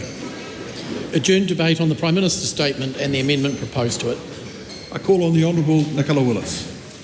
Mr. Speaker, it's yes time. Because after several years in which New Zealanders have watched what happens when a government mismanages the economy and takes its eye off economic growth, they know things have to change. And we are a government, Mr. Speaker, that is on the side of every New Zealander who says, I want a better paying job, I want to earn more, I want my kids to have more opportunities in New Zealand. We are on the side of every New Zealander who says, I want an economy in which inflation doesn't run out of control. We're on the side of every New Zealander who says, I don't want interest rates on my mortgage to just go up, up, up. I'd like it to get cheaper. And we, Mr. Speaker, are the party that says yes to economic growth as the only solution to the economic challenges that we face. And it's a different culture, Mr. Speaker, because in recent years we had a government that indulged in economic illiteracy. We had a government that tried to hoodwink New Zealanders into believing that if only the government taxed them more, took more of their hard-earned wages and dreamed up more ways to waste that money, then things would miraculously get better. Well, it didn't work, Mr. Speaker, and our government is having to clean up the mess that it left. And New Zealanders are alive to the culture that previous government created and that this government is stopping. A culture of hand-wringing, of naysaying, slowing down everything, from resource consents to how fast Kieran McAnulty can get home to those people in the Wairarapa. Because, Mr. Speaker, we had a government that was so obsessed with wiping every tear from every eye that they had a consultant gravy train running. They were funding projects, Mr. Speaker, to play whale music to trees. Mr. Speaker, this was a government that, while doing all of these things, took its eye off the ball, which is how do we make New Zealand a wealthier country? How do we grow it faster, improve its productive capacity, make it easier for small businesses to hire people, make it easier for our farmers to sell more in the world, make it easier to attract investment into the jobs that New Zealanders want for their futures. And instead, we had a culture where they said no. No to investment. No to consents for new development, no to mining, no to tax reduction, no even, Mr. Speaker, to petrol, cars and utes. Well, this is a government, Mr. Speaker, that is changing the game. We are focused squarely on how New Zealand can earn the prosperity that New Zealanders deserve. And actually, that means doing things, not just, Mr. Speaker, announcing Kiwi-built homes that never appear. What it means is doing things that New Zealanders are sensible enough to know actually matter. So here's one that really matters for productivity. You got to educate your kids. And you can talk all you want about well-being, But if children don't leave school able to read, write and do maths, I'll guarantee you what they won't have, and that's well-being. And so that's why we as a government are turning around the education system, putting structured literacy and numeracy into our schools and putting the focus back on that most important of capitals, human capital, Mr. Speaker. And I'll tell you what else doesn't grow an economy. That's when every time someone wants to build something or do something or develop something or innovate something, you say, well, here's the red tape I'd like you to manoeuvre your way through before you do it. Well, we are getting rid of that, Mr. Speaker. We've started with a fast-track regime that says yes to dozens and dozens of major developments across this country. Wind farms, solar farms, quarrying projects, housing development, transport projects. And do you know what the irony is? Those people there sitting under the no lobby, what did they say to growth enhancing developments? They said, oh, no. We can dream up a lot of reasons to say no to that. They take such pride in saying no that actually that's what Chris Hipkins gets up each day to do. How can I say no today? Such that he actually confuses himself and his own spokespeople. So that even while he was saying that he really thought digital nomads were part of New Zealand's future, yesterday when the government was promoting it and people were receiving it well, he had to think up a reason to say no. And so even while Kieran McAnulty was welcoming faster travel times in the Wairarapa, his colleague, Tangi Utakiri, was saying, oh, no. Well, Mr. Speaker, New Zealanders have had enough of it. Whether it's the small businesses I speak to who say, you know what, I want my workers safe, I want them healthy, and I want to take everything I can do to protect them. But I tell you what, that Health and Safety Act, it gets in my way every day. And what they say to that is, oh no, you can't listen. You can't listen to that because that red tape's really important. Well, Mr. Speaker, if we let red tape win, the economy suffers. And our government is on the side of saying, get rid of the red tape that's in the way, cut through the bureaucracy, say yes to development. Tell you what else we need to do? Get over this idea that members of the opposition seem to have, that we'll get rich by selling to ourselves. Well, that won't ever work. We need to be exporting to the world. That means trading with the world. That means inviting in those who want to invest in New Zealand jobs and New Zealand incomes and New Zealand infrastructure. And it means, Mr. Speaker, not doing what Chloe Swarbrick did this morning at the Finance and Expenditure Select Committee, which she questioned whether growth really was what would help people who are suffering from equality. Now, Mr. Speaker, I'd say this. Seriously? If you are a young New Zealander, if you're a baby born to a home where your parents don't have a job, I'll tell you what is sure to result, and that is that you will have a much lower income. So I'll tell you one of the best things we can do to get kids out of poverty, Green Party, that is actually have an economy that can sustain better paying jobs for the parents of all children born in this country so that they can earn their way and get ahead. Because actually they don't want your patronising idea that the way they get ahead is with a handout from you and your mates and a press release from the Labour Party. What New Zealanders want is to earn a decent living through their own efforts. And all they ask for is a government that supports the activity that delivers that. And we are that government. And they ask for a government that says, look, don't just invest in science and innovation and technology that makes academics feel good sitting around and having chats about kauri trees and whale music. Can you please make sure that when you invest our taxpayer dollars, it's going towards scientific and technological advancement that will support the growth of this country? And I don't think that's too much to ask, Mr. Speaker, and that is why we are reforming New Zealand's state-funded science system. And I'll tell you what else New Zealanders say. They say, I am over waiting in traffic forever. I am over ministers from the previous government announcing light rail every 6 months and not even building a single kilometre of it.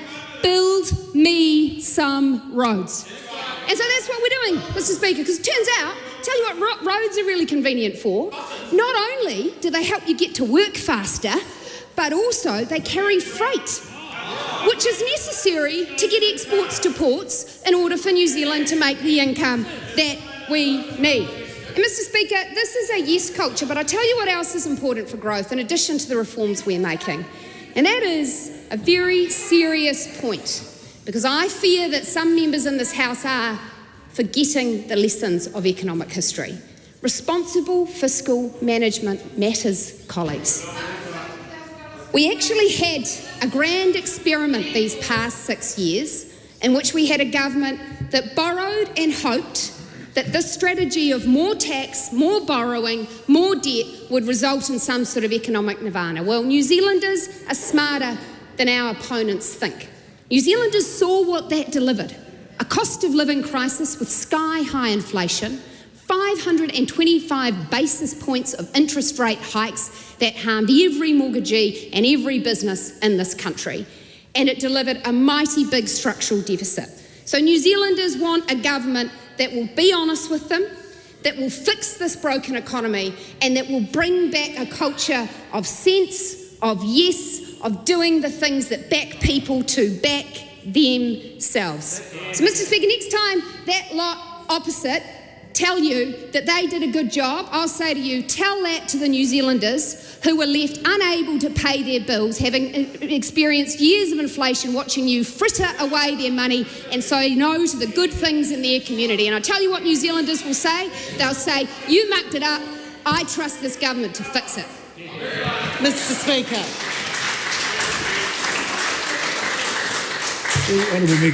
Mr. Speaker, we're being told a lot over the last 2 days that we have a government of yes. This is a government of yes. I agree with them on that. It's about saying yes to their mates and to the big end of town. And that is what we have seen from this government. Who we have seen this government say no to is we've seen the government say no to the people of Dunedin and Dunedin Hospital. We've seen this government say no to our disabled communities and their funding. We've seen this government say no to first home buyers and cut assistance for those people to get into homes. We've seen cuts to frontline services up and down the country. We've seen cancelled free prescriptions for so many of our people. And more importantly, Mr. Speaker, we are seeing thousands of people vote with their feet and leave our country because this is not a government that is saying yes to them. It is a government that is clearly closing the door on hope and aspiration for them. Over the last 2 days, Mr. Speaker, we've also had the Prime Minister and the Minister of Finance try and peddle the story that the country has been in recession for 3 years. One problem doesn't match up with the truth. In fact, the government's own officials, the Treasury, came to a select committee this morning and said that was not the case, that the first time we saw New Zealand go into a recession was under their watch in 2024. What this government has to own up to is they are dragging this country down, that they are putting us into the steepest recession that we have seen since the early 1990s and Ruth Richardson taking COVID out of it. And it is no surprise, Mr. Speaker, that we are seeing similar austerity measures coming out of this government, and why ordinary New Zealanders are feeling like this is a government that is letting them down, that it is certainly not a government of yes for them, it is certainly a government of no. The cost of living seems to have disappeared from the government's agenda. I don't know if anyone else has noted that. And that is not surprising, given that we're seeing insurance, rates, energy, transport, all those costs that hit at people's households' budgets keep on rising and rising faster than inflation and wages. So this is the reality for everyday New Zealanders. And Mr. Speaker, we have the Minister of Finance lecturing us about how it is that will make people feel better, and that is getting kids out of poverty. Well, Mr. Speaker, the single biggest way we lift children out of poverty is by well-paid, meaningful jobs. And what are we seeing out of this government? We are seeing unemployment rise. Thousands of people are out of work thanks to the policy agenda of the government that we have in place. Mills and meatworks are closing up and down the country. There are now 12,745 fewer jobs in the construction sector alone since this crowd took office. So we've seen we've seen the construction sector fall by 6% in that time. Mr. Speaker, this is a government that New Zealanders simply cannot afford. So let's go through a list of the failures in only a year that we have seen from this government. $2.9 billion worth of tax cuts for landlords. And where are those promised rent decreases for renters? We are still seeing rents rise. We're seeing tax breaks for tobacco companies and reversing our world-leading smoke-free policy.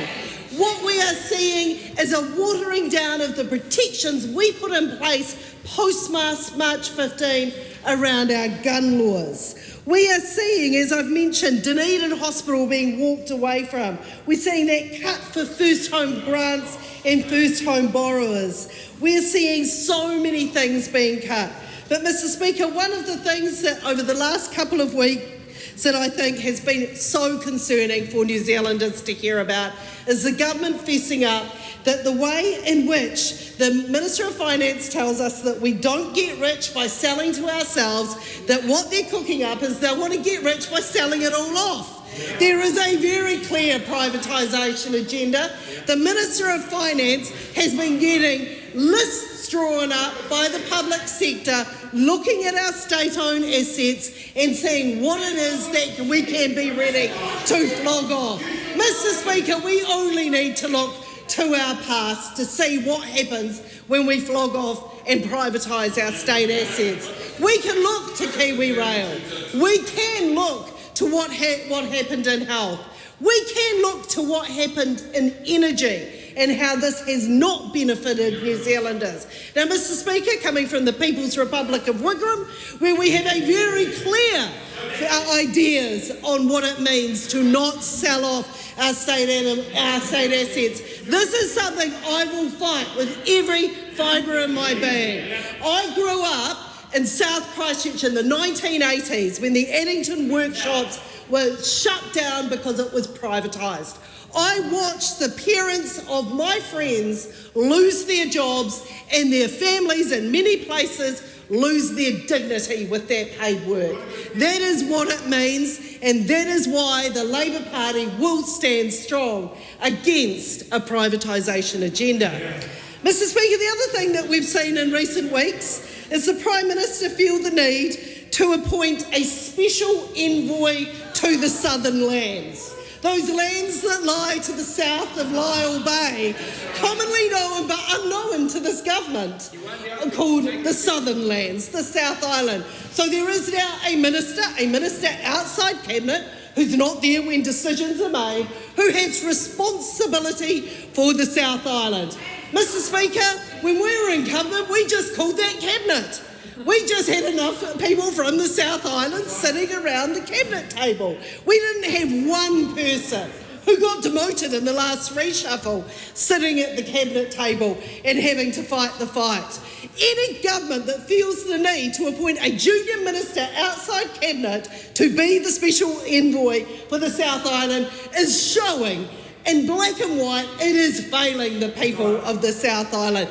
But it is no wonder that they've had to do this. Let's look at the litany of letdowns for the South Island.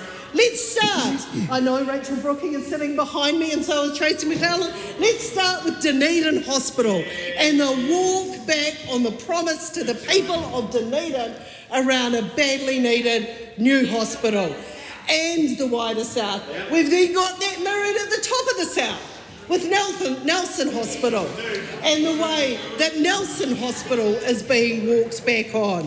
We've seen it, the literal severing of the South Island with the cancelling of the ferries, breaking down that vital link that we need between the North and South Island and a commitment to rail-enabled ferries to ensure that we can have good flow of goods and services. We've also seen this in transport funding, Mr Speaker. Of the 2 roads of national significance, of the 12 or 17 roads, I think 17 roads of national significance, 2 of them were in the South Island, Mr Speaker, and guess what? They were the 2 smallest projects in the programme. The South has been shortchanged. 5% of transport funding coming through in this budget went to the South Island when we make up a quarter of the country's population.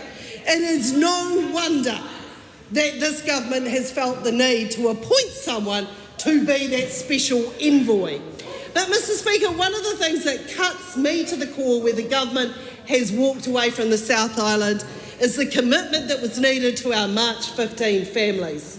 This is a government that has let down a group of New Zealanders, a group of people in Christchurch, and has simply turned their backs on them. It's not just about walking away from the gun reform that was done post-March 15.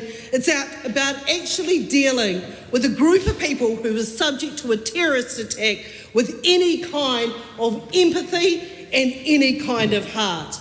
Mr Speaker, this is a government that is failing New Zealand. It is a government that is not putting their priorities first. It is not a government that is saying yes to the people of New Zealand. It is a government that is saying yes to its mates. The Honourable Eric, point of order. The Honourable Kira McNulty. Sir, I know that we all believe that debate should be held in this House with a level of decorum. Now, there was a comment made during that speech which was unparliamentary and targeted personally the Honourable Dr Megan Woods. If the member that made that comment wishes to withdraw and apologise now, I'm quite happy to leave it there. If they choose not to, then I will raise it, but I won't do so publicly. Okay, I was listening to the speech of the Honourable Megan Woods and didn't hear the comment. If there was an unparliamentary comment made by someone, it would be wise to withdraw and apologise.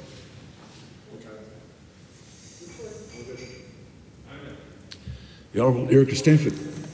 Mr Speaker, isn't it nice to be lectured by a previous government minister who has conveniently forgotten that in the previous government they had a minister for Auckland? That's right.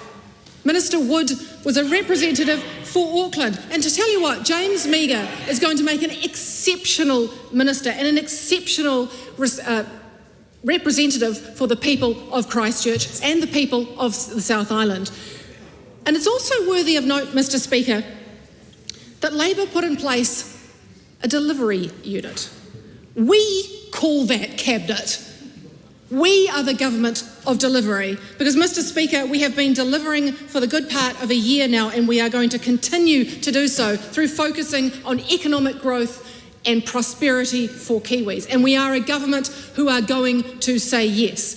And we are ministers who are making sure that we are putting in place the conditions for growth. And it was great to be part of one of the first announcements out of the blocks with our digital nomad policy, because we are saying yes to economic growth, yes to more tourists, yes to more high-value tourists. The Labor Party used to like talking about high-value tourists, but apparently not anymore.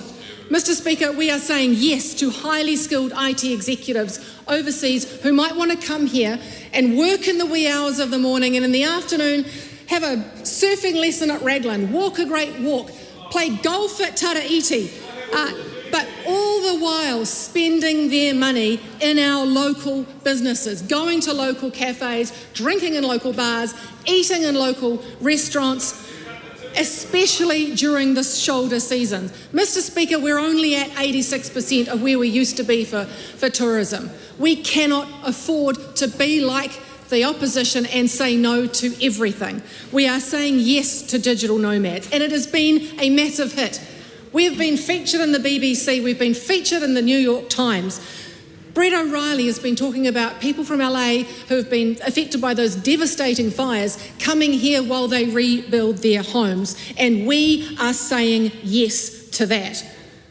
Mr Speaker, if we want future economic growth, our immigration system must be match fit. We have to play our part in setting the conditions for economic growth, and our policies must support business. And we know that it's absolutely crucial that they have access to the skills that they need to grow their businesses.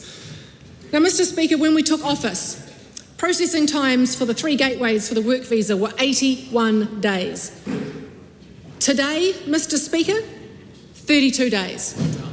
We have made sure in the last year that we have got Immigration New Zealand to be match fit. We've changed some of the policies, but we've also made sure that our processing is speedy and efficient, all the while making sure that we still have our eye on the ball when it comes to risk management and ensuring that we are verifying all of the documentation that is coming in from our applicants. Mr. Speaker, we're saying yes to international students. 13 days was the average time it took to process an international student visa in December last year, 40% better than the same time last year. And Mr. Speaker, there were no queues, there were no wait times, and there still aren't. And this is our peak time. We are match fit. And Mr. Speaker, we're saying yes to international visitors and tourists. In December, it took 8 days to process a visitor visa. And that's our peak time. Immigration New Zealand is match fit, and we have made sure that they are match fit. Mr. Speaker, this government is making sure that our immigration settings are responsive, that they're efficient, that they're fit for purpose, that they're speedy to drive economic growth. And we are going to have a lot more to say and a lot more announcements later this year. Mr. Speaker, the long-term drivers of growth are just as important as some of the short and medium-term factors that I've talked about. And our single most important long-term driver of growth is our children. We have a moral obligation to make sure that they are meeting their full potential and getting a world-leading education. These young people of today are the future Peter Becks. They are the future doctors and nurses and policemen and teachers. And we have to invest in them. For too long, we have been watching our results decline over many, many decades. But our result, our focus, Mr. Speaker, the focus of this government and the focus of me is making sure that we are getting changes in the classroom, in reading, writing and maths. PLD of learning approach. The curriculum is year by year, knowledge rich. Teachers and parents will know exactly what is to be taught and what is to be learned every single year. And no matter where they go to school, no matter which part of New Zealand that they are in, it is clear and consistent. Mr. Speaker, this year, 65,000 young children are going to start school, and every single one of them going to a state school is going to learn to read using structured literacy. An evidence-based method we know is the very best way to teach our young children to read. Now, Mr. Speaker, it is absolutely crucial that young New Zealanders have great literacy, and structured literacy has been proven to make sure that young people learn to read. And 90% of them learn to read using structured literacy. And the really important thing is that we catch them early when they are falling through the cracks. This year we'll see at 20 weeks and at 40 weeks a phonics check, one-on-one check between a teacher and a child to make sure that they're progressing as they're expected to be. And Mr. Speaker, we're doing all of this in Te Reo Māori as well. We're giving schools up to $5,000 per year for 4 years to purchase extra structured literacy resources on top of the free ones we're already producing. Mr. Speaker, numeracy is also crucial. We have been watching our results plummet over the decades. We know that only 20% of our Year 8s are at curriculum and where they should be. My message to parents is clear. Your kids are going to know their times tables because instant recall of basic facts and timetables is back. It's embedded into the curriculum. Too many parents have said to us that their young children are falling behind, but they find out too late.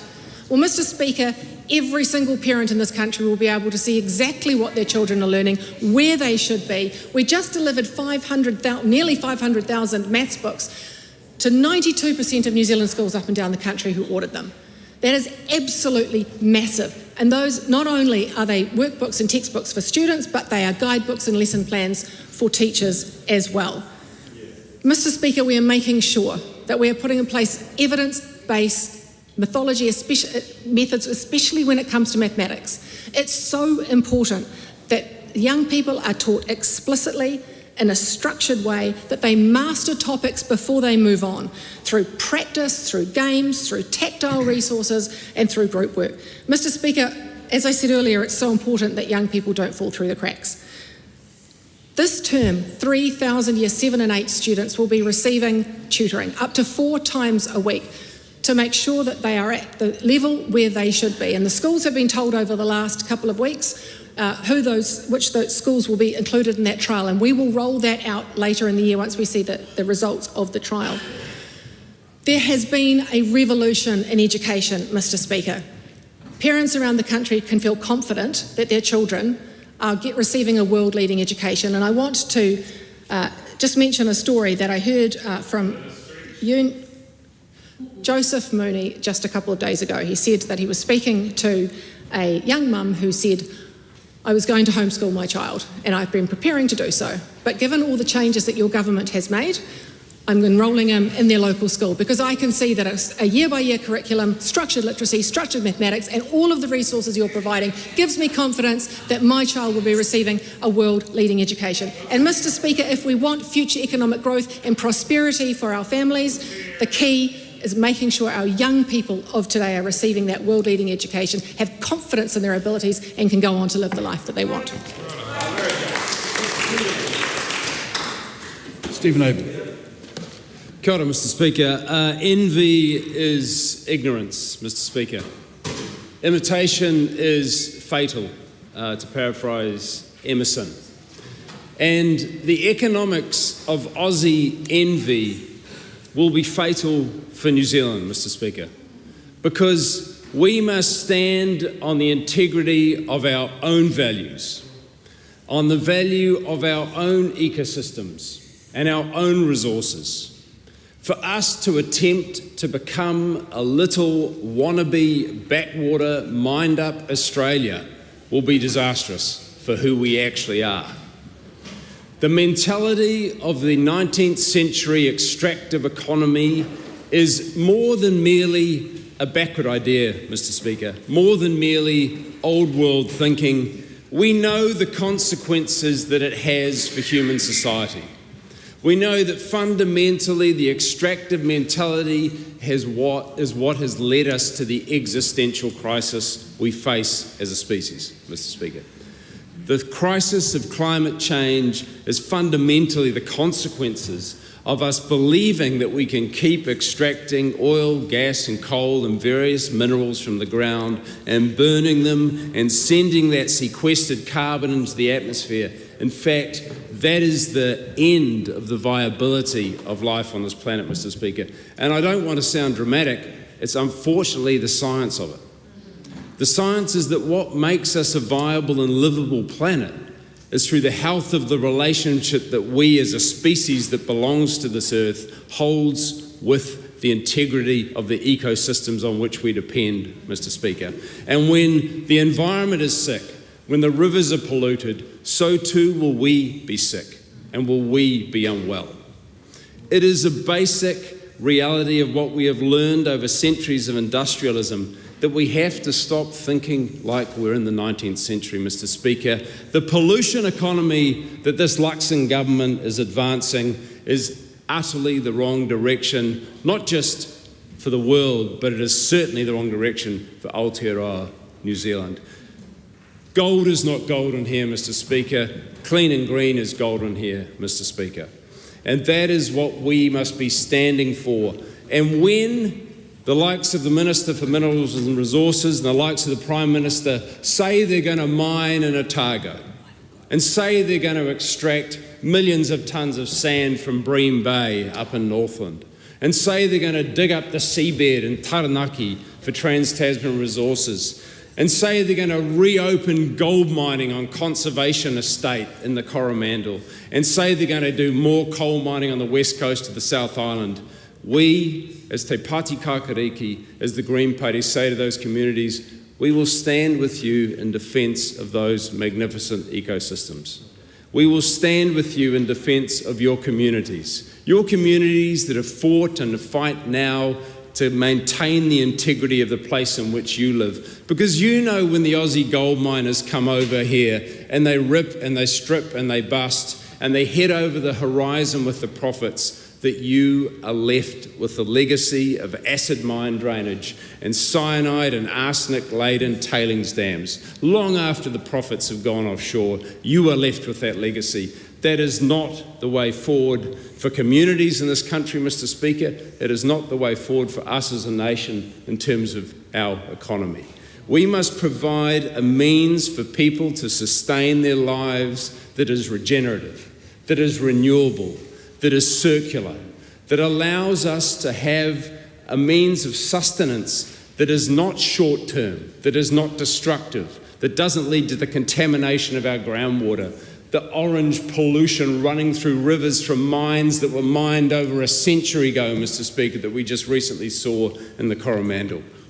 We need to find a way of making a thriving society and a thriving existence on this planet that does not threaten the very viability of life. We cannot, Mr. Speaker, mine our way to a livable planet.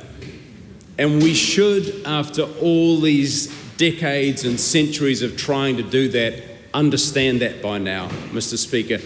This government is taking New Zealand backwards, and we, as Te Pāti Kākariki, will stand with those communities who are defending an idea of genuinely authentic, unique Aotearoa New Zealand, where we stand on our own merits. Kia ora. Brendan Doyle. E te māngai tēnā koe, kei raro I te korowai o hine raumati, e hui ana mātou I tēnei ahi nō reira ki te whare tina koutou katoa. Ko tēnei te wiki tuatahi kua hoki, etahi o mātou tamariki ki te kura. Nō reira e tika ana te kōrero I o tātou tūpuna. Poipoi a te kākano ki a puawai. Nurture the seed and it shall blossom. Mr. Speaker, 1 in 5 Māori tamariki live in households struggling to put kai on the table, struggling to send their children to school with full puku, decent clothing and proper resources for learning.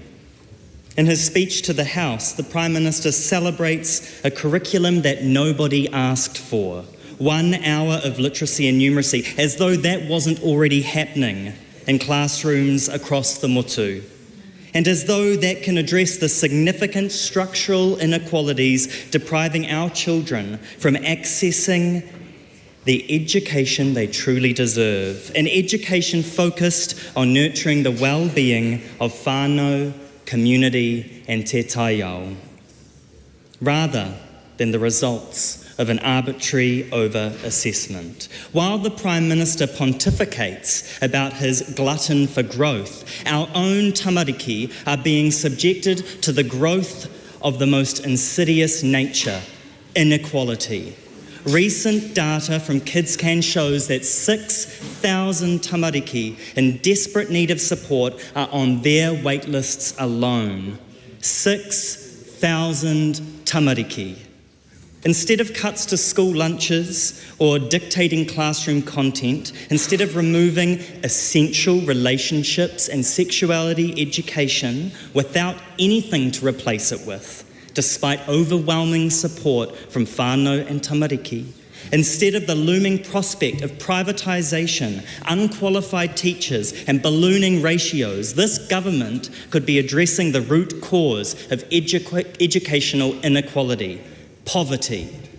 Growth will not undo the harms of intergenerational systemic oppression. Growth will not fix the broken industrial education complex. Growth will not address the intersecting and compounding determinants of health which result in the disproportionate harm experienced by tangata whenua.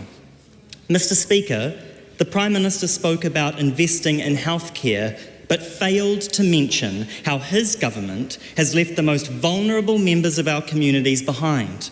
We are witnessing an unprecedented assault on Takatapui and rainbow communities by this government. Attempts to limit access to basic gender-affirming healthcare are underway, and the only national organisation supporting the specific and severe mental health needs of LGBTQI+ communities has been left to fend for itself. At a time of global hysteria and disinformation about the lives of trans, non-binary and rainbow people, this government must take an evidence-based approach to upholding the rights and mana o ngā tangata katoa o Aotearoa. It is of particular concern, e te mangai, that only days before the commemorations of Waitangi Day, the Prime Minister omitted any mention of Te Tiriti o Waitangi or the needs and aspirations of whānau Māori from his speech. We cannot achieve educational or well-being targets without addressing the broken promises the Crown has made to Māori. We cannot achieve educational or well-being targets by allowing 1 in 5 tamariki Māori to live in extreme material hardship or attend school without the basics. Equity is achieved by listening to those most affected by the decisions we are making. It is achieved by focusing on the particular needs and solutions that they generously and continuously offer us. Mr. Speaker, it is incumbent upon the Prime Minister to act in the best interests of all those he represents, not just those who exist in his own sphere of experience. Teachers are telling us they need to be resourced, valued and empowered so that this week tamariki can arrive at schools adequately prepared to nurture their learning and hauora. Whānau and tamariki are telling us they are struggling to send their kids to school with the basics, not that they want the government to impose an hour of reading and writing. Takatapui and rainbow communities are telling us they deserve their basic human rights, not to be treated as a vessel for imported transphobia. Mr. Speaker, trans lives are taonga and trans healthcare is a human right. E te pika, e te pirimia whakarongo ki te tangi a ngā tamariki, ngā whānau, ngā kaiako, ngā hāpori hoki, poi poi ia te kākano ki a puawai. The Honourable Andrew Bailey. Thank you, Mr. Speaker. Pleasure to be standing in the House for the start of 2025. I hope everyone's had a great holiday. It's great to be back. As the Prime Minister said in his State of the Nation speech, it's all about saying yes. That's right. And as the Commerce and Consumer Affairs Minister, Mr. Speaker, I'm also saying yes to making sure that consumers and businesses across the country get a better deal. Yes to more competition, yes to more choice, yes to a thriving economy, and for Kiwis being better off. And as our government gears up to supercharge our economy, we want to make sure that this economy has the right framework to be able to achieve the growth that we ambitiously set out and want to see happen, because ultimately what that means is that people have more money, which means they have better standard of living. We as a government also ultimately benefit because we get more taxes, which we can invest in roads, schools, education and health facilities, all the good stuff that everyone wants. But an important part of that, Mr. Speaker, is competition. Because competitive markets boost our productivity and also create and provide for innovation.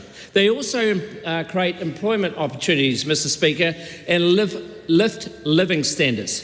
When consumers have confidence to invest, then that's when businesses have confidence to invest and also to innovate, and that is what ultimately drives the economy.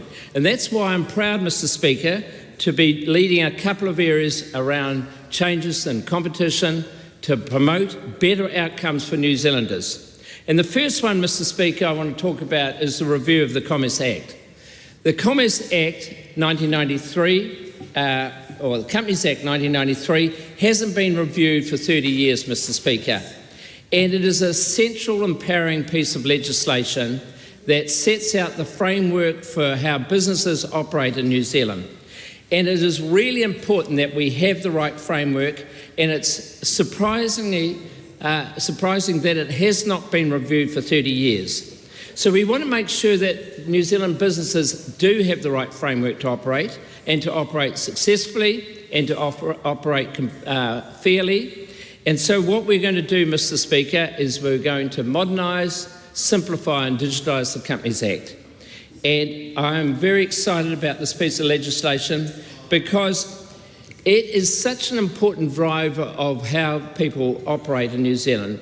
And I want to make sure, ultimately, as an outcome of this process, that we're in a better position where businesses can be more successful. So some of the elements in that bill, Mr. Speaker, first thing is we're going to deal with the issue around directors having disclosed their personal addresses. We're going to remove that requirement, but interestingly so, we're also going to remove the requirement for companies in terms of where you have a director and you have a shareholder, often they're the same person. So we're going to remove the requirement in both cases. But to deal with the issue of poor performing or directors who do not fulfil their duties adequately, we're going to give them a unique digital identity so we can track who they are. Alongside that, Mr. Speaker, very concerned about phoenixing of companies, which is the process where people get paid, for instance, if you're doing an extension of a house, and I don't want to highlight particularly the building construction sector, but by way of example, if you're doing a small build on a house, you pay your builder a certain amount of money, they don't fulfil the obligation, and they put the company into receivership and then set up the next day. That is the phoenixing of a company. We're going to deal with that issue once and for all because it's bad for individuals, bad for Kiwis, and it's also bad for business practices. So we're going to strengthen the arrangements around that. We're going to, our Companies Office is going to be much more involved in that process, and we're going to also make some tweaks around the insolvency laws to make sure that those people are captured. But we're going to get rid of screeds of regulations set out in the Companies Act that are no longer relevant, that should be removed, expunged from the law because it's now 30 years old. We're going to embrace the thought of digitalisation so people can file accounts digitally, and we're also going to look at how we simplify a lot of the stuff that company and businesses have to do.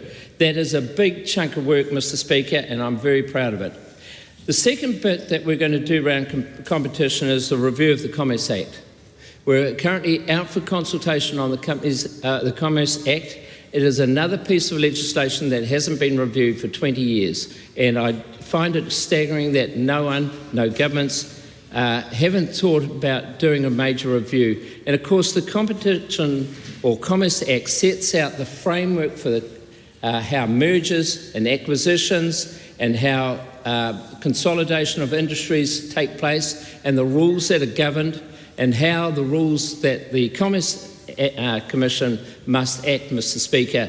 And so what we're doing in the consultation that's out for consultation at the moment, which we're expecting to hear people responses back on that later this month, is how do we look at those rules?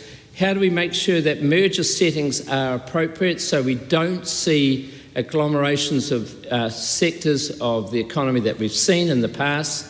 Obviously, we've seen supermarkets are clearly one area that shouldn't have been allowed to get to that point over time, but there are a number of other sectors that have been allowed to do it, and it's been as a result of poor settings in the Commerce Act. And so what we're looking to do is to make sure we can do that. We're also consulting on the issue of whether the Commerce Commission can issue codes to make sure we've got better behaviour occurring in certain sectors at their choice, at the Commerce Commission's choice, to make sure we are driving as much competition. We're making sure commercial activities of industries where they are controlled by very few players operate on a much more fair basis, and that the Commerce Commission has got the authority to do it. And one of the things I've instructed the Commerce Commission is to be a courageous litigator, and we're seeing increasingly more action from the Commerce Commission. We want to be tougher on those entities that are using their market dominance to poor effect, which is affecting all New Zealanders. Mr. Speaker, the third area relates to open banking and open energy, which is all first part is part of the banking competition review that the Commerce Commission did recently. We are embracing open banking.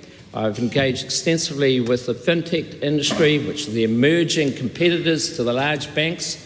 I meet with them regularly, and I'm due to meet with them again in a couple of weeks' time with the Commerce Commission. We want to enable those fintechs to be able to offer discrete, competitive products and services in competition with the large banks, but also to introduce new products. And Mr. Speaker, it's also beneficial for banks, open banking. For instance, in Australia, you can now get a bank to provide you a mortgage offering within 10 minutes, and they do it because they can use open banking rules to access all data only at the sanction of the person wanting that mortgage offer. But open banking provides for that. So it is something about driving more competition, new products and services. And Mr. Speaker, we've talked a lot about open banking and expecting to have the arrangements in place by the end of this year. The Consumer Data Rights Bill will be coming before the House hopefully in the next few weeks for the second reading. But we're expecting to have that, targeting to have open banking in place by the end of this year. And at the same time, we will be doing open energy, which is about creating opportunities for competitors that offer better and more wide-ranging services in the energy markets, because we know how significant electricity costs are for households. Mr. Speaker, those are the three big things, but there's a fourth one, which is around capital markets. I haven't got time to talk about it, but in due course I will do. And also we are having a major focus. The Commerce Commission is having a major focus on surcharges, credit card charges that people pay when they go to buy a cup of coffee or to buy school books for their children this week.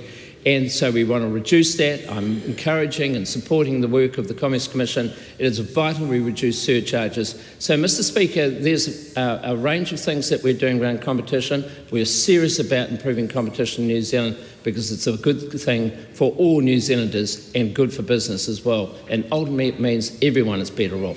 Thank you very much. Maria, Mena Kapakingi. Kia ora. Tēnā koe, Mr. Speaker. Tēnā tātou te whare. Te Pāti Māori is the party that will fight to the end for te iwi Māori. It's in our name. That was one thing I committed to doing when I swore myself into Parliament, as did my tupuna back in the 11th Parliament, e Paraima Mutukapa, to fight day in and day out for our people. This isn't a career, nor is it an academic exercise. This is what it means to be Māori. This is the mokopuna movement. Hakapapa is important to te ao Māori, and let's not forget Te Pāti Māori was birthed out of a time where government did what it has always done, take what doesn't belong to it. This forcibly drew Māori together back in 2004. A time we might acknowledge as crossing the floor. E tari ana nāu te kauhanga o te hare, I takahia kia maranga ko te riri ka whai tō iwi I a koe. E te kuia o te motu, kua riro nei I te tirohanga tangata, kei te tirohanga o te kāhui ariki I te pō, toi ato mokopuna ki tō taha.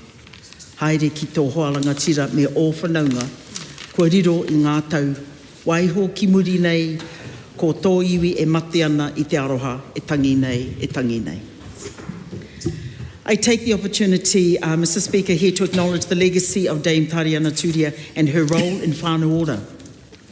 This is a successful Māori-led initiative that minimises whānau need to engage with state-delivered services. It prioritises a Māori way, delivering health, economic well-being, social well-being for our people. This is a proven and successful model for our people, an Indigenous Māori model. It works. I acknowledge the kōrero of our co-leader Debbie Ngārewa-Peka, delivered yesterday, and this will endeavour to build upon those messages she gave on our behalf. As our co-leader alluded to, It was the unspoken words in the Prime Minister's statement that spoke volumes. So, while he preaches on the so-called economic growth our country is meant to be experiencing, I acknowledge the harsh reality for everyday people. We call that poverty in paradise. Poverty in paradise for many of our whanaunga in te tai tokerau, tai rāwhiti, tāmaki, tai tonga here taunga te motu katoa. As this government's economic delusions live rent-free in our minds, many of our whanaunga search for any place to live and an income to pay the rent for such places. Poverty is also a future many now stare at, even for those who seem to be doing okay and getting by at one time. The budget 2024, despite the Prime Minister's optimistic commentary on this, does nothing for Māori, and in fact, it takes us backwards. It signifies that Māori lives do not matter to this government, and in fact, it would be just as easy for us to give it up to this current agenda. The continuation of colonial practice via financial colonisation as seen in the budget 2024. It manifests exactly in this current practice from this House. Example, a $1.5 million fund to Oranga Tamariki, where only 2% was given to Māori, despite our tamariki making up 70% of those in state care. This says, to the Prime Minister's words, yes to colonisation in action. If the need is 70% Māori, then the funding surely should also have been reflective of that at least. 70% of $1.5 million should and could be delegated to Māori. Yet, the Prime Minister said yes to placing Māori value at 2%. It was just another yes from his discussion yesterday. If that fund was allocated to Māori, kaupapa Māori, Māori organisations, to iwi Māori, our children would no longer be trapped within these Pākehā stream systems. Another yes from the Prime Minister to these exact systems purposely designed to keep us below and never beside. The removal of Section 7AA is the epitome of exactly that. The section itself offered Māori too much say in how our children are cared for by the state, and that it is exactly what he whakaputunga and te tiriti o Waitangi affords us, mana motuhake in our own right. While in my childhood, he whakaputunga and te tiriti o Waitangi weren't discussed as it is today. The climate of today, though, demands we debate the validity of our founding documents. Such validity is argued this week in the submissions of the Treaty Principles Bill. While David Seymour recognised in his 15-minute spiel the likelihood of his bill being voted down, I'd say yes to that, he highlighted that once an idea is put forth in motion, it cannot be undone. He also highlighted various bills that have endured many rounds of voting before its eventual success. While the idea of his racially divisive bill cannot be removed, it can and will be trumped by the response of te iwi Māori. Whānau are now having discussions on te whakaputunga and te tiriti o Waitangi. I say yes to that. It looks like it, and it is that in action within their lives and within their lives of all in Aotearoa. We have tangata tiriti joining alongside us, supporting us and walking with us on our path to liberation. What we see to begin this year off is the true embodiment of what Kingi Tuheitia asked of us, kotahitanga. That is an idea, a concept too, that cannot be undone. You see, when our tupuna took their names to pen and paper, signing te tiriti o Waitangi, our mana we shared with our mokopuna, through whakapapa was protected against a changing world. I reflect on all, and I've said in the context of what it means to be mokopuna decision-centred and focused, I know our movement is on track. I await with anticipation to see our future generations inherit this movement. Say yes to that. I'm waiting for some yeses, please join in. Yes. But I know there is still work to be done. I challenge the Prime Minister in this to say no less, and yes to more theory, to say yes to a mokopuna Māori authority, say yes to GST off Kai, say yes to a Māori Justice Authority, to say yes to a Māori Health Authority again, and say yes to not one more mokopuna. Mr. Speaker, tēnā koe, tēnā tātou te whare. Mr. Speaker. Oh, sorry. Not at all. I take the apology. Thank you, Mr. Speaker, and thank you for the opportunity to speak today. And my remarks will be quite brief. I believe it's a split call. Mr. Speaker, I want to talk about rural New Zealand and where we're taking the country. Mr. Speaker, I am aghast. I heard the leader of the opposition yesterday, not mention rural New Zealand once. Try and reconcile that, sir, Madam Speaker, if I may, change the seats. Try and reconcile that, Madam Speaker, if I may. $50 billion, not one remark. The Hansard's a wonderful tool. I went through the Hansard to digest. If the leader of the opposition would reconcile $56 billion to our economy. And for the sake of this House, I want to share a couple of figures to contextualise where we are and where we're going. Bear in mind, Chris Hipkins didn't share this once. Horticulture, $7 billion, not a mention. Zip, nada, zero. Dairy industry, 22.4, Helen White, $22.4 billion, not a mention by the leader of the opposition. Try and reconcile sheep and beef, Madam Chair.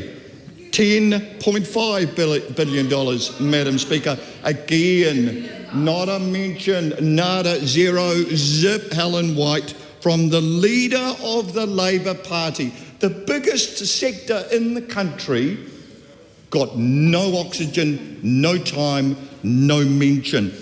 Fisheries, there's another one. Didn't get a mention, $1.8 billion. Well, I come into this House every day and I represent my party and the people that make $56 billion that member's leader, $56 billion, didn't want to talk about.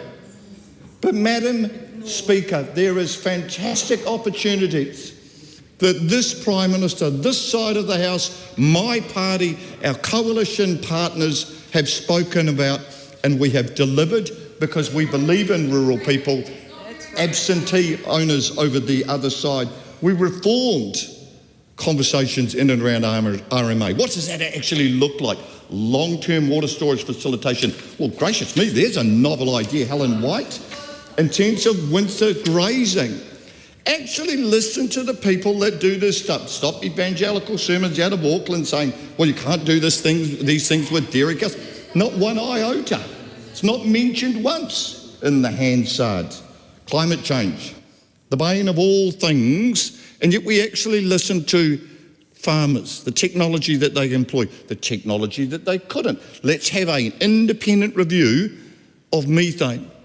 All the time I hear the sermons in this House, there's no money left. We want to spend all the money, but it's burnt. Well, let's go back to the sector that makes most of it and support them so we have a better future. And we do it on this side of the House. Fresh water, a problem, a real problem in rural New Zealand. We understand there is sedimentation, there's E. coli, there are various attributes of farming that impugn, affect, have a perverse outcome for fresh water. But we listened to locals, we listened to farmers, and we said, genuinely, there can be catchment level solutions. This government did it. We're delivering because we believe in rural people every day. Not when it's convenient, not when it's an election year. Every bloody day I come to this House because I believe in rural New Zealand. SNAs, well, there's a novel idea. Let's protect property rights. Go back to who owns it, who pays the rates, who pays the mortgage, and are they investing in ecological, biological outcomes? Invest in those people and stop restricting what they do with their private land and how they care for it. And finally, Madam Speaker, I'll tie off with animal welfare. Some of the nonsense I have seen previously framed up in some of the proposed reforms for animal welfare, totally misunderstood. Helen White, again, Auckland speaking to a farmer, about the overall outcomes when it came to the welfare of animals, how they were farmed, the housing, the farming practices, because we, on this side of the House, actually listen to the people that do it. I call Pamjit Pama. Thank you, Madam Speaker. Madam Speaker, from that side, we have heard so much negativity, and actually I'm not going to delve into that. So what I want to say is that on this side, we believe in success. We celebrate success. We want everybody to achieve a success. This is not just the current generation, but our future generations as well. And that's why we are working hard to ensure that our people feel confident going forward in their lives. And Madam Speaker, we know that students, those who are enrolling to go in university, they are really hopeful of gaining a degree. And we want them to gain qualifications here in New Zealand that will open doors for bright futures, not here in New Zealand only, but also on the world stage, because some of these students might want to go overseas and try and explore some opportunities there and bring those unique experiences back to New Zealand.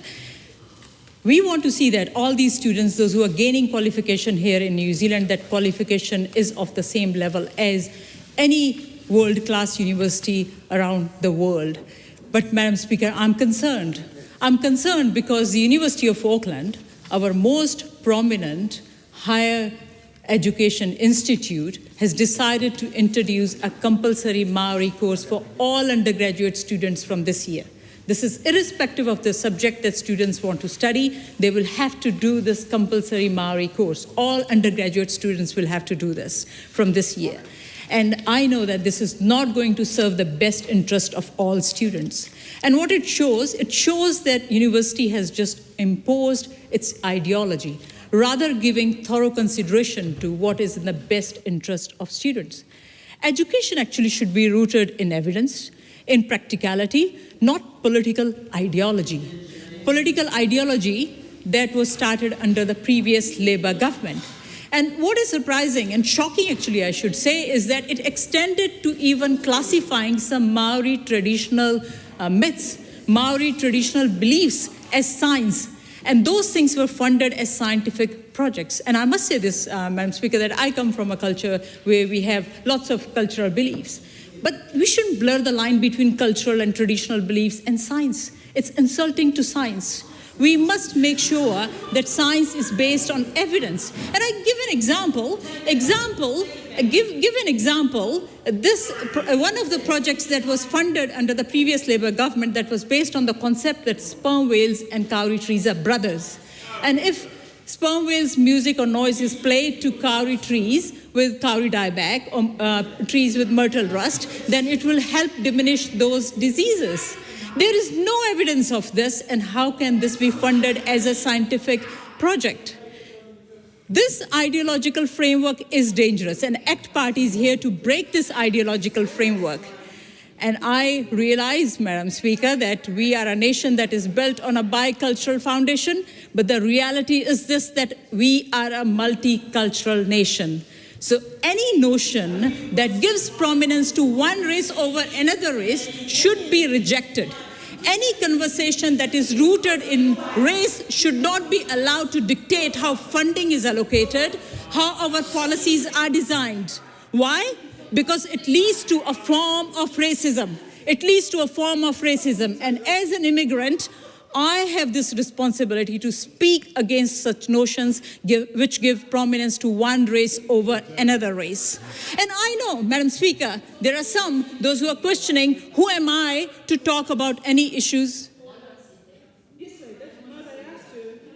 And other members in the House that a speaker is entitled to be heard in silence. Interjections are to be rare and often in a light-hearted way. The barrage is becoming a bit overwhelming. Sorry to interrupt the member. Thank you, Madam Speaker. And I know, Madam Speaker, that some individuals are questioning who am I to talk about anything that relates to Maori issues. And they're questioning this because I'm an immigrant.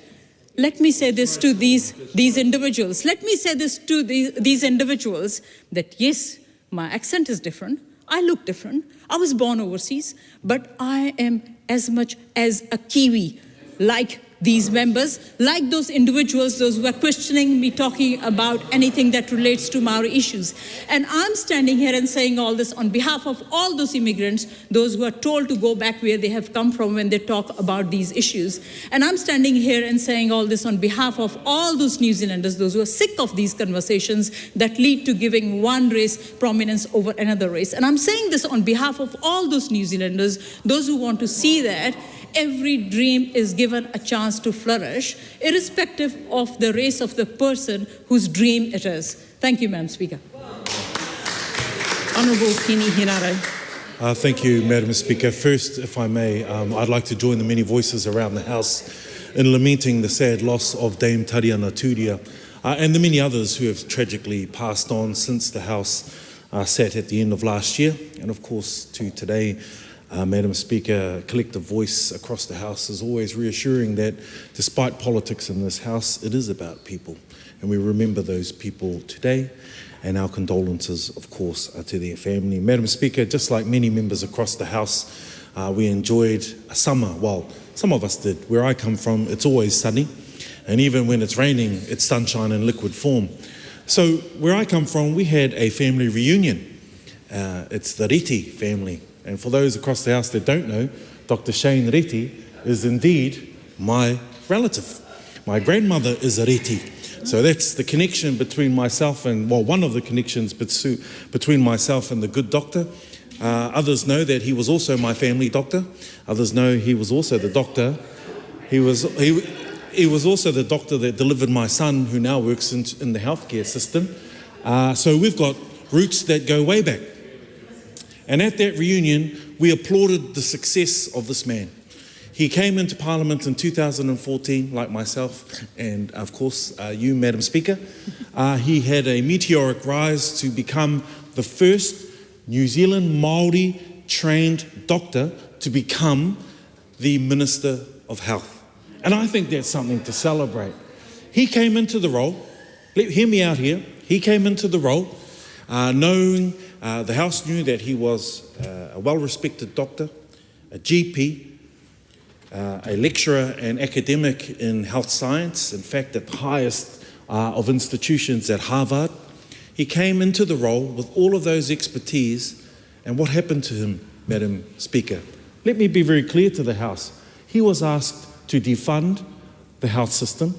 He was asked to close Te Aka Whaiora, the Māori Health Authority. He was asked to put a hiring freeze on nurses and other workers in the health sector, which has ground our health sector to an absolute halt, in fact, taking it backwards. And then what does he get for his reward and for his hard work? He gets sacked. He gets shown the door. He gets told that actually not only are your expertise no longer welcome in such a crucial role, but we're going to indicate to the good people of Whangarei, which is the electorate that Mr. Reti holds, that this government doesn't care about Whangarei. Because they've been silent on the rebuild at the hospital. They've been silent on what's going to happen in Northland with respect to health. And that, Madam Speaker, is the reason why I stand today to say that the performance of the new Minister, Simeon Brown, was absolutely disgraceful. He talked about a health system he inherited. Well, he inherited it off his own colleague and off this government, and now has the job to actually make sure that people get the health care that they deserve, Madam Speaker. The Prime Minister yesterday in his statement spoke about people getting what they need. And right now, it's very clear to the country around the barbecues that I certainly experienced during Christmas and New Year, around the tables and pubs as people enjoyed themselves over the holidays, that when you're sick, the wait time to see a doctor has increased and is far too long. When you're unwell and you go to see a doctor, the prices to see a doctor have actually increased materialistically right across the country. If you are in emergency need and you go to the hospital and you seek emergency healthcare assistance, the wait time has increased exponentially. That is not the country that the people of New Zealand deserve. That is not a health system that serves the people in this beautiful country of ours, and one that they deserve, Madam Speaker. That is a huge blow to our health system, to appoint a new minister who sadly holds some views that will continue to be explored throughout his tenure as the health minister. But Madam Speaker, I want to come back to whāngarei. The government reshuffle actually sends a few other signals. It says to the backbench, the strong backbench of the most recent intake by their own self-acclaim, it says to them, well, actually, we don't care about whāngarei, we'll demote Mr. Reti. It says to them that we don't care about Coromandel, we'll overlook Mr. Scott Simpson, a man who served in a key government which I know national supporters actually really quite liked. So they've said to Mr. Simpson, no, you're probably not worthy of elevation. And then, of course, my good colleague, Dr. Megan Woods, spoke about how this government continues to ignore the South Island. So let's explore that a little bit. They've said to Mr. Stuart Smith, who has served longer than the most recently promoted minister, that we don't care about Kaikoura, we don't care about ferries. Once again, we don't care about the South Island. What does it say to the South Island as well? It says, well, we're going to take important portfolios off Mr. Ducey, the member for Waimakariri, and well, you know what, we probably don't care too much about that electorate either. What's clear to me, Madam Speaker, is that when they promoted Mr. Miga, they're obviously sorry that they didn't step in as this economy was taking a dive under this government's leadership to stop the closure of the meatworks in Timaru. It says to them that actually, we're really sorry, we took our eye off the ball. We're going to give some responsibility to a new minister for the South Island, and we're going to heap all of the bad decisions this government has made on that particular person. And I know what the answer is going to be every time he's asked the question in this House. Sorry, I'm not the minister responsible for that. We're going to ask about infrastructure, and he'll say, sorry, I'm not the minister responsible for that. We're going to ask about the most important Dunedin hospital, and he's going to say, sorry, I'm not the minister for that. So the question has to be put to New Zealanders, then what is he the minister for? He is the minister that says sorry to this country of ours, this beautiful country of ours, and makes clear that this government clearly took its eye off the ball. Madam Speaker, they're driving this economy into the ground. I've spoken about the job losses in Timaru. I'm coming now to the job losses in Tokoroa, which once again, decisions made by this government could have turned around the fate of many workers and their families here in Aotearoa, New Zealand.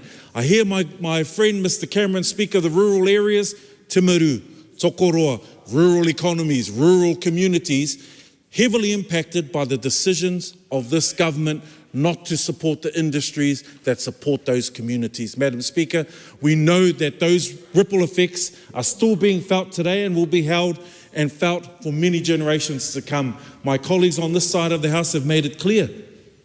Thousands and thousands of New Zealanders are making it clear to this government that they don't believe in their vision for this country. They're going to Australia. We call them, a lot of our whānau call them Mozzies. They call them Ngāti Australia. They call them a lot of names, but the bottom line is this. They are our own people. And they have decided to leave this country disillusioned with the leadership, in particular of the economy, by this government, Madam Speaker, and that's an absolute travesty. We heard today, and we hear in the PM statement, that they want to get the economy moving, they want to increase productivity. Let me give you an example of not listening to the science and not listening to the community. We heard today that in State Highway 1 in Moerewa, they're going to increase the speed limit in Moerewa. Well, let me give you a clue of what that looks like, Madam Speaker. When you drive on State Highway 1, you get into a place called Kawakawa, you slow down to 50. You get through Kawakawa, you increase to 80. And then currently, as it stands, you get to Moerewa, you drop to 50 before you pass through Moerewa and go to 100. Now, under the new proposed rules made by this government, to increase productivity, you drive into Kawakawa at 50, you increase your speed to 80, before you get to the township of Moerewa, you slow down to 70, then you slow down to 50 as you go through the township, before you speed up to 100. absolute absurd right around this country, Madam Speaker. These are the conversations had by people right up and down from the north to the south.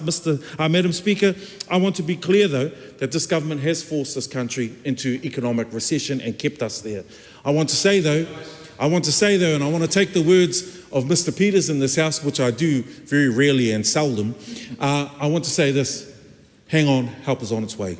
Because, Madam Speaker, on this side of the House, our job this year will be to say to New Zealanders, we can have a brighter future from decisions that are made in this House and in the communities around the country. We're saying to the community that under the leadership of a Labour-led government, we can show that prosperity belongs here in New Zealand. We'll bring our people home from Australia. We've already made it clear, Madam Speaker, that our leader said yesterday that we will repeal the regulations bill that is already being put forward by the ACT Party, despite them saying the bill hasn't been drafted, but we know what their intentions are.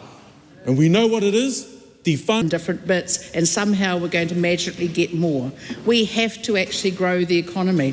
And when I hear the other side, particularly our dear colleagues on the Labour Party, who I have to feel a little bit sorry for, because they're basically trying to polish something they shouldn't be trying to polish.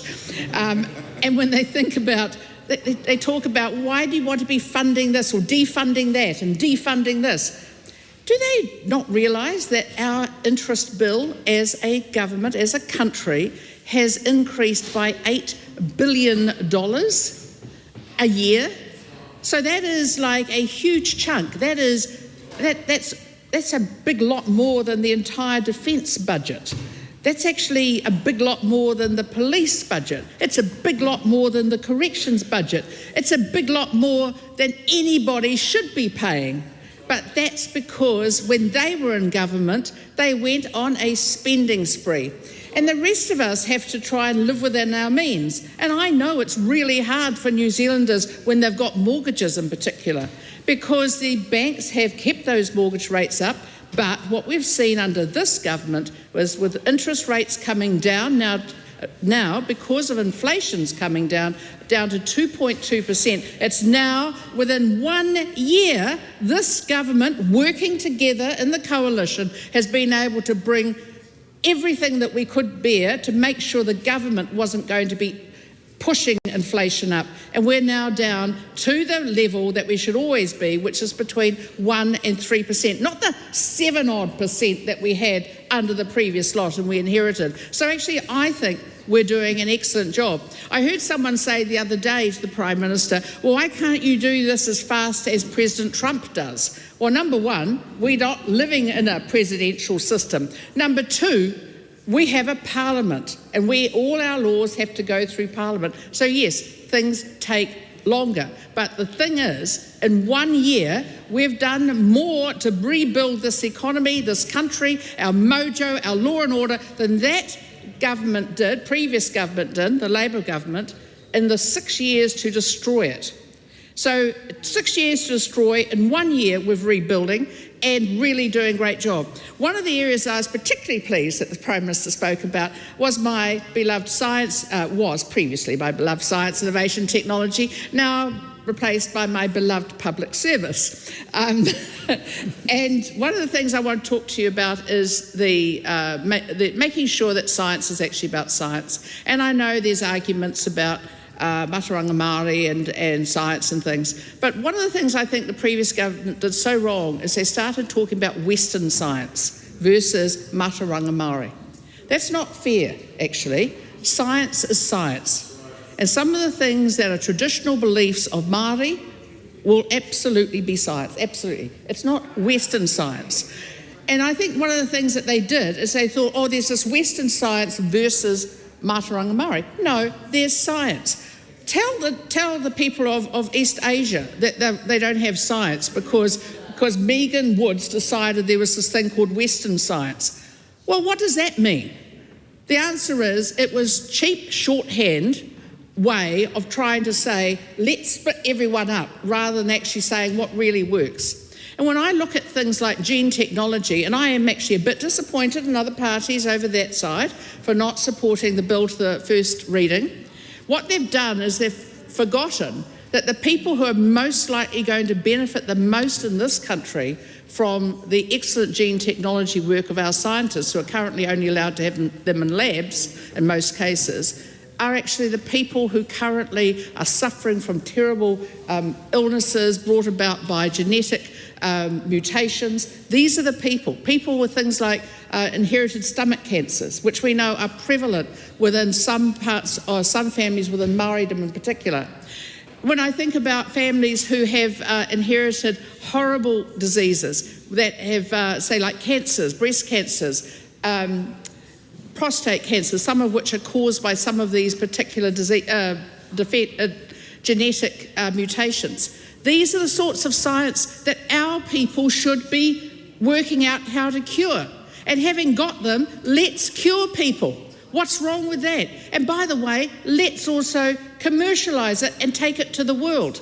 But that's not only that. I'm also talking about drought-resistant grasses so that our farmers in Canterbury, our farmers in the Wairarapa, our farmers in Hawke's Bay do not have to send all their stock off to the works at a time when they're getting nothing for them, and these poor stock have to go, are hungry when they go. It's simply stupid that this country has allowed itself to hold itself back.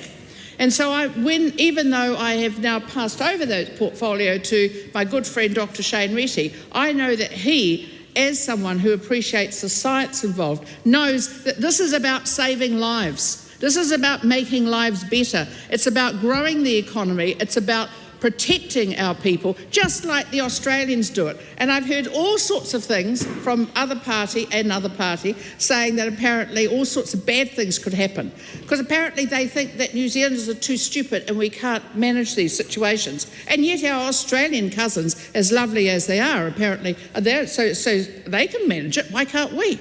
The United States is the largest producer of organic food in the world. They're also the largest producer of GM food in the world. And so many of these people who talk about these things, they talk about feelings. I think this country had 6 years of talking about a politician's feelings. I'm actually over it. I want to actually make sure that this Parliament gets back to the basics of actually protecting New Zealanders, helping New Zealanders, growing the economy, and getting on and doing that job and keeping New Zealand safe. You can't do that without money. You simply can't. You cannot have hospitals without money. And every time we have these plans, we're going to do it. In 2017, we campaigned on building a hospital in Dunedin.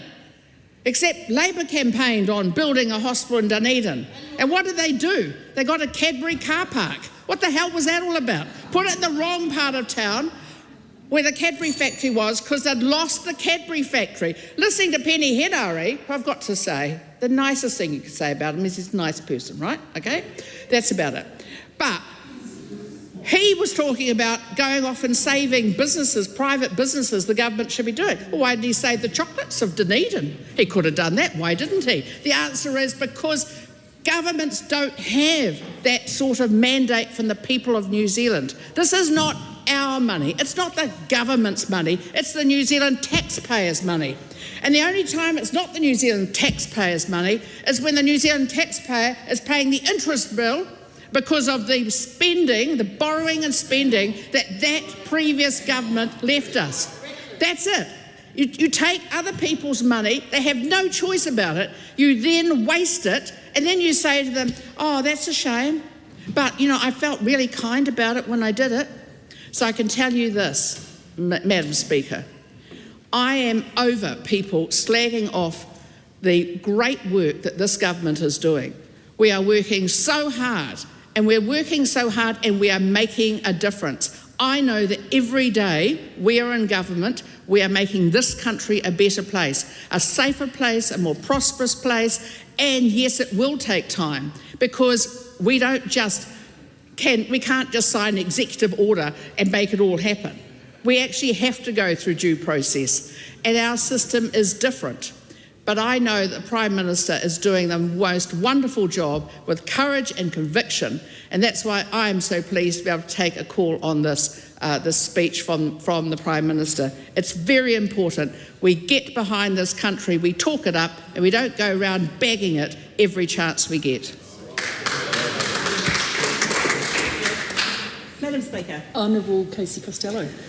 I am thrilled to be standing today to acknowledge this government's great work, this highly successful coalition government, this highly successful cabinet of colleagues that I am proud to work alongside of. And I would like to commend the shift in mood as we start this new year to one of encouragement, to one of aspiration, and might I say yet again to one of yes. But before I start, Madam Speaker, I think it's relevant to reflect on a few words that were spoken yesterday. The disdain that exists for the small businesses, the farmers, the landlords, the innovators, the entrepreneurs, the hard-working Kiwi battlers on which this country relies. Those are not only the ones that employ, but they train, they develop, they donate, and they create. We heard yesterday from the leader of the Green Party that no one is entitled to make profit. Let's pause for a moment. No one is entitled to make a profit. This suggestion that we ignore the production of wealth and constrain us with this ideology of redistribution of wealth. It's this insane notion that somehow there is a fixed amount of wealth and we can't create any more of it. We have to just redistribute what we have now. Well, this government knows we can create wealth. As I stand next to this outstanding Minister of Foreign Affairs who can attest of all the countries to which we can compare ourselves and find ourselves wanting, we know we can do better, we know we can create wealth, and by God we will. This completely undisguised Marxist notion of wealth redistribution with absolutely no examples of where in the world that exists. We heard again today the discrediting of the idea that we will educate our children. How appalling an idea. This is an insane notion that we will rob our children of their opportunity to be prosperous because we have to dumb ourselves down to a small minority rather than lift ourselves up. This is the types of agenda that we have to fight against. And for those who whether you arrived in this country hundreds of years ago or last year, that have toiled, worked and sacrificed to serve their families and their communities across this side of the House, we're expected, rather than to celebrate their success, is to hold them in contempt. Well, I can say, Madam Speaker, New Zealand First will not condemn those battlers to be demonised for making a profit. It was evident yesterday that from many contributions from the opposition that this relevance exists by starting a fight. We have to pit landlords against tenants. We have to pit employers against employees. We have to pit the wealthy against the poor. And most importantly, we have to pit Māori against everybody. But in the real world, Madam Speaker, we know that if you want people to be helped, then you tell them the truth. You bring them together with the solutions and you empower, you encourage, and most importantly, recognise the importance of personal accountability. We need better than robbing our young people of the belief in opportunity, and I think we need a lot better than insulting our older New Zealanders for their hard work in doing the unthinkable, which is obtaining wealth and making a profit. Madam Speaker, I will go from this now to talk about the practical stuff that this government is doing to turn things around, to deliver. I will talk specifically about the areas for which I have responsibility and the practical steps and the successes that we can see. Firstly, as Minister of Customs, I think that we have to give credit to a ministry that is largely unheralded and unseen for the huge contribution this dedicated team delivers. They help us build the economy. They collect over $17 billion worth of revenue. They facilitate the trade agreements that are so cleverly and strategically negotiated. They truly are unheralded. The hard work behind the trade agreements that are signed is often unseen. The ability to facilitate and make the technical and administrative processes work needs to be recognised. But not only do we have a presence here in New Zealand, but we have a presence around the world. We have dedicated representatives who continue to meet and negotiate and facilitate trade around the world. They break up the bottlenecks of trade. They make sure that when there's a hiccup, there's someone on the ground to make it happen. And we will continue to expand that presence around the country because New Zealand has an outstanding reputation in international trade. We have an outstanding reputation of getting things done, and we will continue to grow that reputation. Not only do we facilitate trade, but we also facilitate travel. We have developed the New Zealand Traveller Declaration form, which is online, and just before Christmas we had a nearly 70% take-up of the use of the online Traveller Declaration. This is exactly as the previous speaker talked about, is the use of technology, the advancements that we can achieve to get better things done. We are also upgrading the e-gates, and we have allowed e-gates to expand to include a large number of other countries to make it easier to get into this country. But unfortunately, the fact is we need to protect our borders, and our vulnerability from organised crime continues to expand.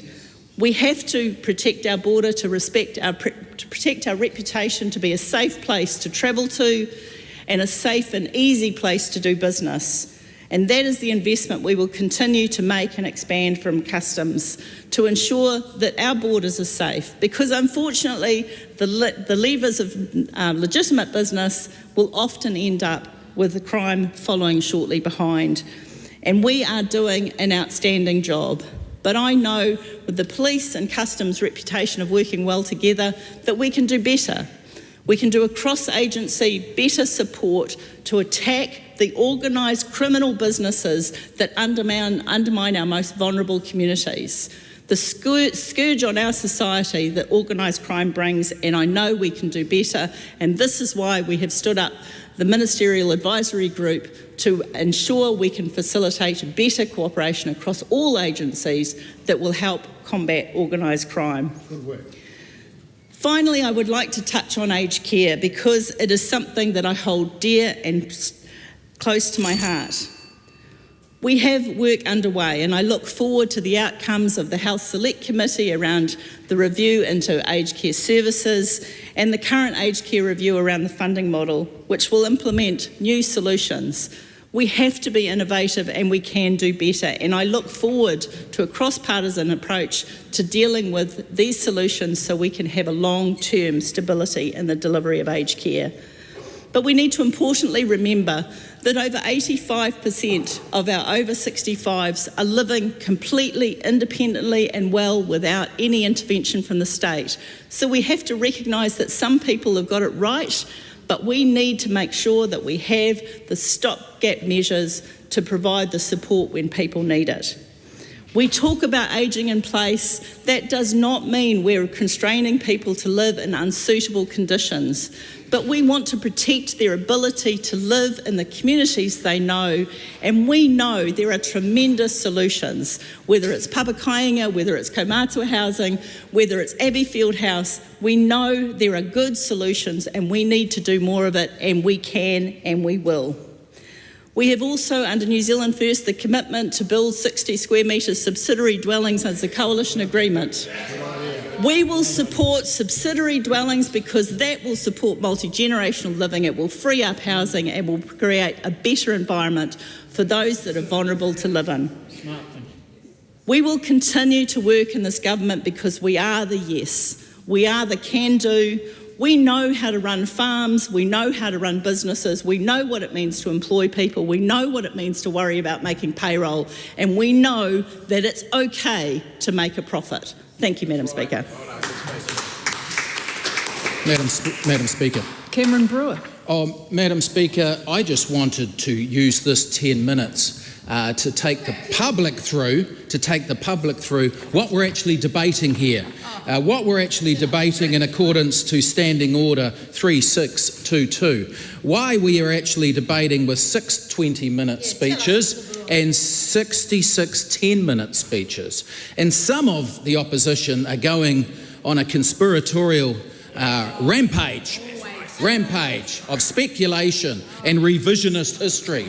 Revisionist history. I don't know where they were for the past 6 years, but I want to stand up, Madam Speaker, and talk about what's actually in what I would argue the most comprehensive and ambitious Prime Minister's statement to Parliament. It does not deserve to remain in the bowels of Parliament or at the back of the parliamentary website. It needs to have some light shone on it. And I think, Madam Speaker, that the biggest indicator of the change that's happened from government to government is the recess, the summer recess, where it was starting to become a 2-month parliamentary summer recess, basically mid-December to about mid-February, and that was the last government's kind of level of ambition. Well, not anymore.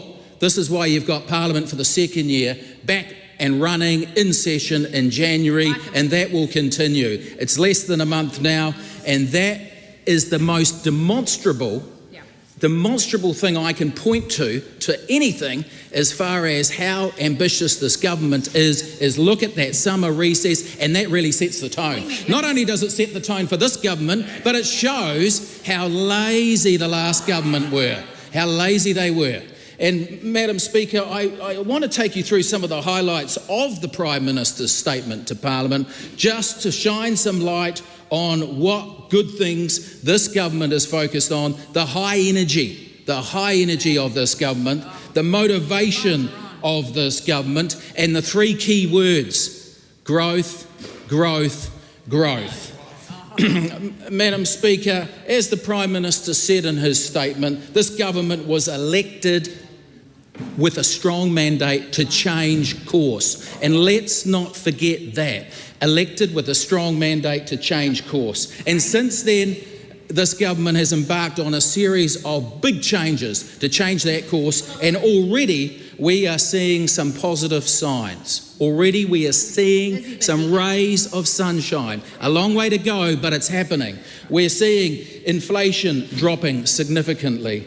We're seeing interest rates starting to fall, and we're seeing wages continuing to rise. Madam Speaker, this government in 2025 will relentlessly focus on unleashing the growth, grow, that we need to lift in incomes, strengthen businesses, and create opportunity. And so, Madam Speaker, we will no longer listen to the word no. We are a yes government. We are a yes government. We are a can-do government. And whether it's through the fast-tracking legislation that was passed last year, whether it's through the comprehensive RMA reform that we will see unrolled from this year, whether it's rewriting our health and safety laws, or whether it's enabling our farmers to grow with much less red tape, that is our determination. And frankly, New Zealanders deserve it. New Zealanders deserve to see those rays of light at the end of the tunnel, because they deserve higher incomes. They deserve higher incomes. They deserve quality public services. They deserve stronger local businesses and stronger communities. That is why this government, for the first time in a long time, is in this debating chamber in January, and it's dragged the opposition back too. It's dragged the opposition back from holiday to come here in January. And in fact, if you're the Prime Minister, I think you're back on about the 3rd of January. But he's an exception. He's an exception. And so 2025, Madam Speaker, will be another massive year as we do everything we can to unleash that growth. Grow, grow, grow. If you've got three words to remember, that is what it is. Those are the 3 that you remember. And where have we been? Where have we been? Do you remember the giddy heights of 7.3% inflation?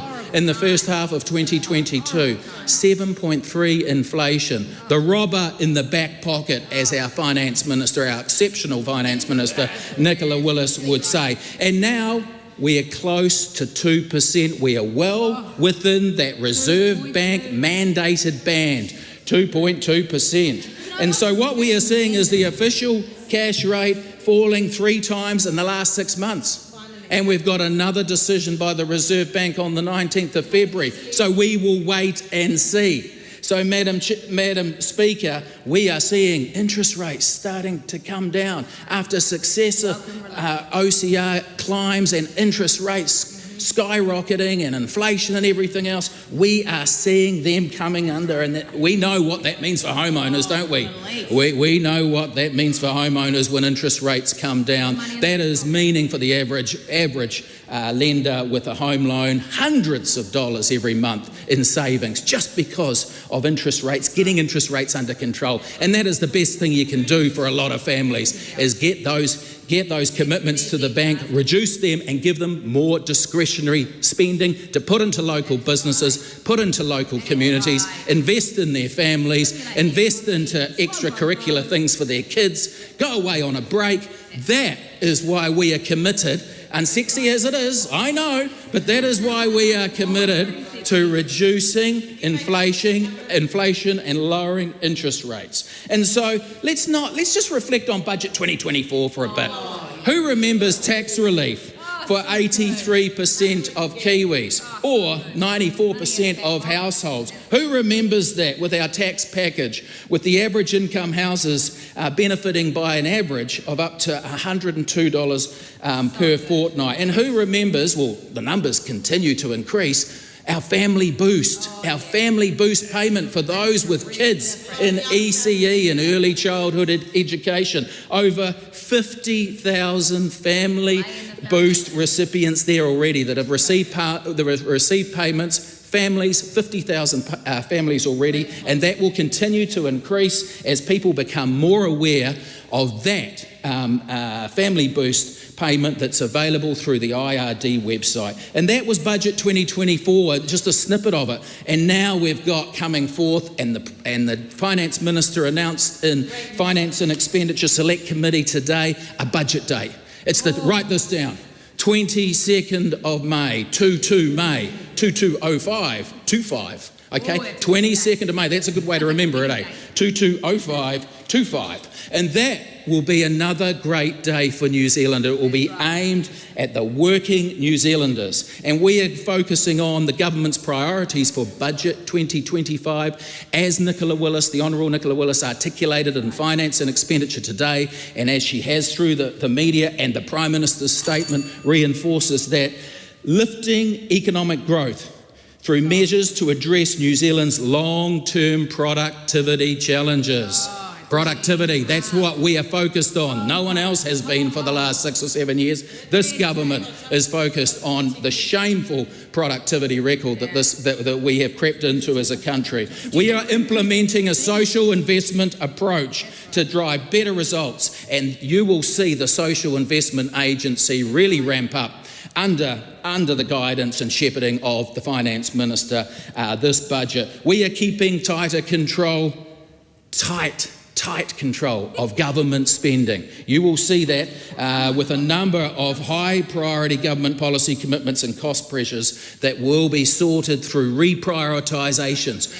Going from the back line to the front line, going to those public services that the public so deserve. And we are delivering a sustainable pipe of long-term infrastructure investments. And we're also committing to building the North-West dedicated bus corridor. We are going to do that, aren't we, Mr. Pink? We're going to do that out in the northwest of Auckland. And Mr. Pink's also effectively lobbied for a QMU bypass too. And so there's a project for this government. There is a project for everyone.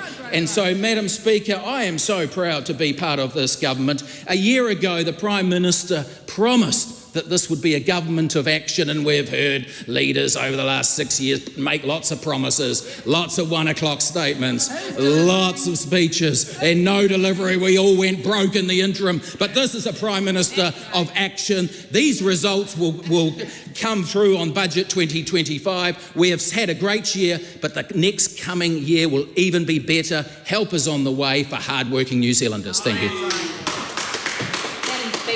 Katie Nimitz. Oh, Madam Speaker, can I say what a privilege to be able to speak after my wonderful colleague Cameron Brewer, the new chair of the Finance and Expenditure Committee, because he did an excellent job at reminding everybody what was in the Prime Minister's statement. Because so many people keep forgetting, because they're talking off-piste about all sorts of conspiracies, like my friend said. So here we are to remind you. It is all about economic growth, and gosh, we love to talk about economic growth. We're going to get the job done. And I just want you to imagine what that's going to look like. Because we were doing it last year too, but we're about to take it up a notch. So let me talk about what we did last year. We passed the Fast Track Approvals Bill, and I was very pleased to be part of that in the Environment Select Committee. We're going to be getting kicked off with the further RMA reform very, very soon, and I'm excited about that too. But hear me out on 6 projects in Hawke's Bay that we're seeing come across the line very soon on the Fast Track Approvals Bill. We've got a housing development for a post-treaty settlement group, which the opposition voted against. Funny that. Affordable houses for iwi, business park, recreational grounds. This is going to be huge. We have more housing development. We have the reconsenting of a hydro dam that powers most of Wairoa. We have the 4-lane expressway, which is going to be doubled, and it is getting done at a great rate of knots. I tell you, every single time I drive on that road, more is being done. They're clearing the road. They're using silt from the Hawke's Bay cyclone to lay the foundation for those 4 lanes, which is so exciting. We've got the Tuki water storage, which is unlocking potential for growth in horticulture in Hawke's Bay and to back our farmers. We are doing water pumping for Napier City Council, which is very necessary given the recent situations we've had with flooding. All of these things are going to go a really long way to get us where we need to go with economic growth, because it's about productivity and it is about getting the job done. My colleague Cameron Brewer talked about Family Boost, getting more people into a position where they can go back to work, where they can earn higher incomes, because we know that the best way ahead for people is to get into high value jobs. So we need to grow the economy so that everything they go to work to do is worth more for them. We introduced charter schools, which are about to get going, and gosh, we've got some interest. The opportunities are endless. And if we talk about what we're going to do for the economy in each of our local areas, we have a chance to partner up our schools and have those students learning something that's going to go a long way for the economy that we are growing. We brought back the 90-day trial for businesses with employees over 19 people to bring back productivity into the workplace, give employers the power to get in there and take risks so that we can get back to business. But let me not just talk about what we did last year, let me talk about where we're going. That's it. You know what, we just heard from Minister Judith Collins and the work that she has done on introducing the Gene Technology Bill. My goodness. Now let me talk to you about an example of what that means for Hawke's Bay.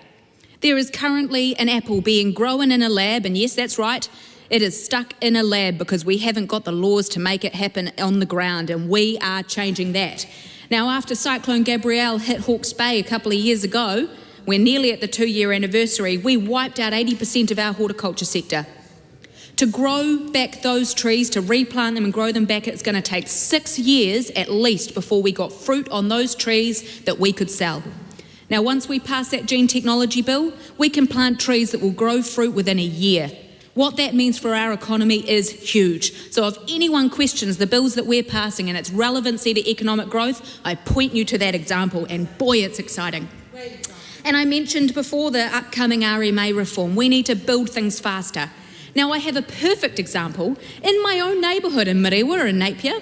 The day that Minister Penk, our wonderful Minister for Building and Construction, announced the granny flats legislation, 60 square metre or less dwellings, secondary dwellings, my neighbour started building. The foundation was being laid, and it's the path I walk past with my dog when I go for my dog walks in the morning, and I have been watching the building take place, and it is nearly done. They're just doing the deck on the outside. Now, how cool is that? There is another house for somebody in my neighbourhood, and it is just perfect. Let me talk about the digital nomads changes. Now, how exciting is that? I want to take this opportunity to invite every future potential digital nomad to Hawke's Bay, because it's currently 30 degrees in Hawke's Bay right now. What a place to be a digital nomad. I had someone to say to me, oh, hang on, it's not like Bali. Well, actually, it is a bit. We've got some pretty good temperatures. It's pretty nice. But that's right, the food is better, Stuart Smith, thank you, and the wine too. We can take that offline. But at the end of the day, everything we are doing is about growing the economy. We need to stimulate our very, very much suffering hospitality industry, because ever since COVID-19, they have not had the belief in them that they can give us what we need as a country. Because if you look at the restaurants that you have in your region, they are there because of tourism. We are able to go to our amazing Italian restaurants, Indian restaurants, Pacifica restaurants, because our tourist economy props them up, and we are opening the doors to more, and it is so exciting. Because if you grow the economy, you grow incomes. And if you grow incomes, you actually grow the superannuation as well. It's about time people realise those on-flowing effects of the decisions that we make, because it is exciting. Now, I've got some even more exciting examples of economic growth in my electorate.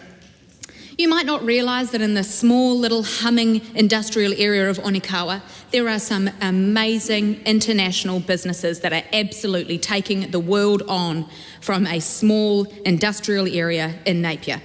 Let's take Quetta, for example, formerly Redface. They've just been in the paper for very shortly after the Prime Minister's State of the Nation address, talking about our focus on investment and growing the economy and taking our businesses global, secured $17.5 million to take their business to the next stage. Now you might go, what is Quetta? Quetta is an amazing business. They create EV superchargers. Oh, that's another idea that we had as the National Party government. Isn't that wonderful? Supercharging our EV charging network. Now, these guys are actually making it happen, and they don't just sell to New Zealand, they sell to Australia, they sell to the European Union. They are global. Now, they have a big partnership now with Z Energy, and if you see more Z Energy superchargers popping up around your neighbourhood, you know they are being built in Aotearoa in Napier. Now, these guys are doing amazing work, and the sky is the limit for them. They don't look at Hawke's Bay and go, oh, this is our limit. They look at the world, and that is what we need to be doing with our businesses. And that is what our government is saying, is we are here to back them, because Quetta support other local businesses. Let me just take you down the road to another little local business called IMS. Now, IMS, I was in there the other day. They do manufacturing services specifically for helicopter parts. But what else do? They build Quetta's supercharging EV shells. Isn't that amazing? So it all stays in our local economy. We sell internationally, we bring that money back to New Zealand, and we power ourselves up. So a little company in Hawke's Bay called Quetta, which is able to power up our grid by 10 times and get more power than it is otherwise there to anyone else.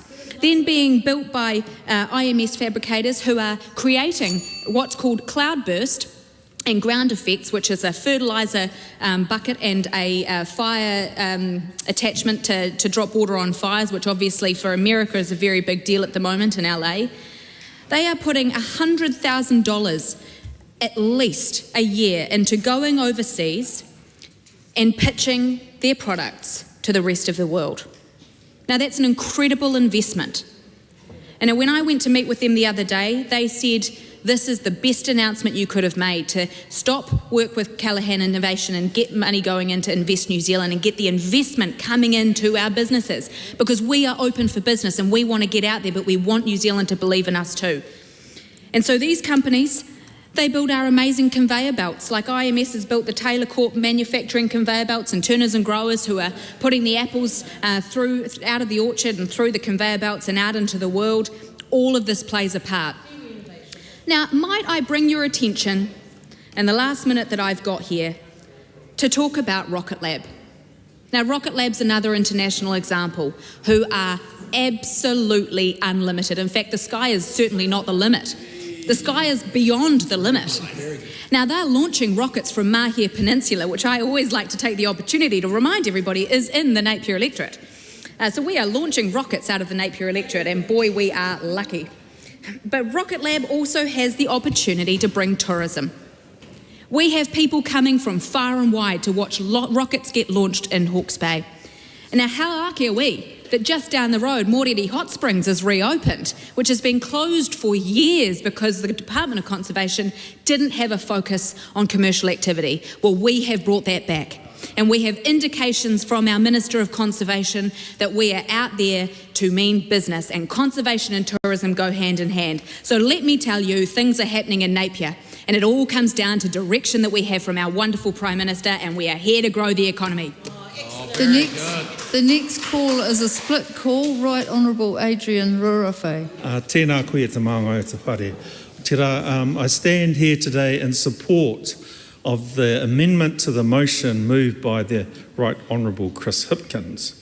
And I do so for a number of reasons. You see, the government has choices that it makes that impact on the economy. And I say to members across the House, it has made some choices that have impacted negatively on the economy in particular. We heard from the Honourable Judith Collins telling us that the government can't do this and it can't do that.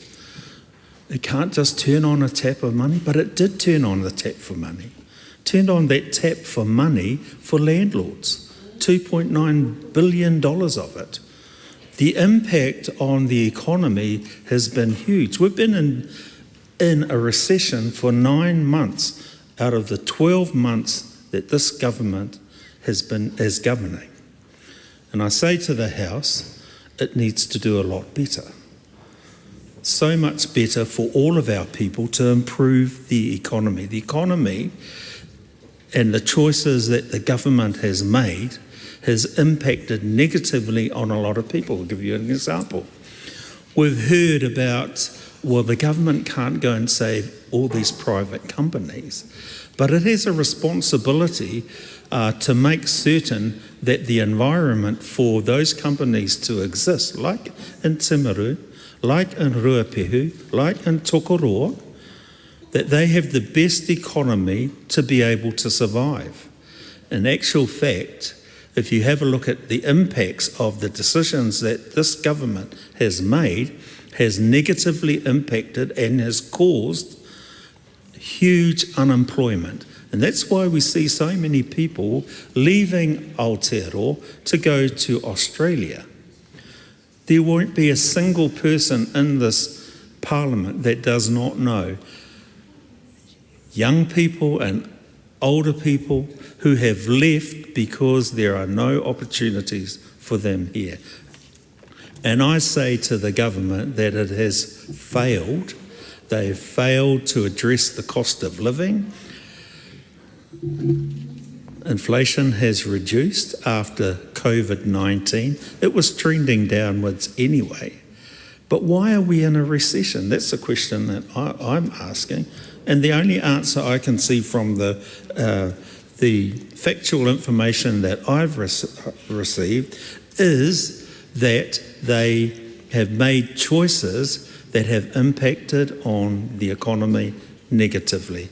And I say they need to do better. I also am very concerned about discussions that I've had with people who work within the public sector who are inundated with work after many of their colleagues have been made redundant. And so it looks to me like we're in a similar situation where we've been before. We're in phase 1 of the privatisation journey, I believe.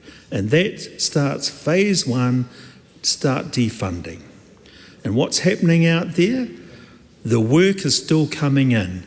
There are backlog of work in those government departments and ministries. Things are not getting done. In about 12 months' time, maybe less, the government's going to tell us the system is broken. We need to sell it. That's what's coming. That will be phase 2, and then phase 3 will be somewhere around next election. So I say to members across the House, that's not good enough.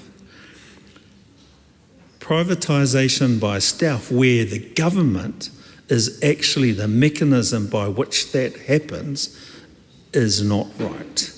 We need to do much, much better, and as the Right Honourable Chris Hipkins said in his speech, we're going to reverse some of those things. We think that we could do a much better job, Madam Speaker. I point also to a number of other things that the government has made. Like I can't figure out why they cancelled ferries just to buy more expensive ones that are smaller. Things like that, they just don't make sense. I think the government is lost in their own theories of how things should be operated, and have, like they can't see the forest for the trees. Kia ora. Ingrid Leary. Speaker, I have a very clear message for this government and this Prime Minister. Southerners can't stand this government, quite frankly, and that is the message that is coming through loud and clearly. That is the message that led to the appointment of a brand new Minister for the South Island, and yet crazily the new Dunedin Hospital does not seem to be in his top 3 priorities. Very strange indeed. And the reason, Madam Speaker, that Southerners can't stand this government is because Southerners believe in trust and trusted relationships, and this government cannot be trusted. It's callous. It's been callous to the disabled community. There are people in Invercargill who are very activated and leading some of the best work in New Zealand around the cuts to the disabled community. We've seen the languishing of the Dunedin Hospital. We've seen the ferry decision, as alluded to by my colleague. And not only does the ferry decision disadvantage South Islanders, but actually in my own electorate of Tairi with the hillside workshops, $105 million investment from the Labour government, the revitalisation of the local economy, jobs for young people, that is all now in jeopardy thanks to the lack of decisions and the crazy decisions, quite frankly, of this finance minister. The Southerners don't like this government because Southerners, many of us, hail from Scotland, and the Scots are known to be very good with money and with fiscal prudence, and we are not seeing that from this government. In fact, what we have seen is not only the worst austerity since 1991, but cuts and economic mismanagement that have led to record people leaving to go to Australia. We don't trust this government because of the decisions that are affecting our own communities. For example, Aotearoa have just announced the mothballing, if you like, of a housing project in Kaikarai Valley, and the regional manager actually wrote in the letter that there had been a lot of money spent on doing plans and on doing redesigns, and yet there is no return on that investment. It is absolutely wasted and down the drain. Today, one of the schools in my electorate, there were kids that went hungry who couldn't get their school lunches because this government have botched up the school lunch system so badly that the schools were not on the list under the new provider. So the school had to cook up some sausages. Some of the kids have gone home hungry, we've been told. And if you see what they were served yesterday, it didn't look very appealing. The other reason, the main reason that we don't trust this government is the spectre of privatisation. We are seeing the sweating of assets, but more foreboding, Madam Speaker, are the signals that are being made by the person who is about to become the new Deputy Prime Minister, David Seymour. The one thing that David Seymour, to give him credit, is that he will speak openly about his agenda. We have not seen the National Party do that, and yet today Christopher Luxon in the question time in the House could only caveat his discussion about privatisation, saying not in this term of government. Clearly there is a privatisation agenda. Cuts are the start. Getting reports done on state-owned enterprises, which is exactly what's happening at the moment, is the second part. And yes, certainly they will have that agenda going forward, and we know the cost of that very dearly in Dunedin. Awanui Labs are about to go on strike, and I got a very hard-hitting email today from the outgoing past president of the medical lab science group who talk about the corporate millions and millions of dollars that are being plundered from the system, taken out, defunding, having them run on pretty much an empty gas tank, which leaves only the life necessary services available next week. And this has been going on for a very long time. It's exactly what will happen to the rest of the healthcare system if indeed David Seymour, the next Deputy Prime Minister, gets his way and enables people to opt in for private health care. But the hospital's a big one, Madam Speaker.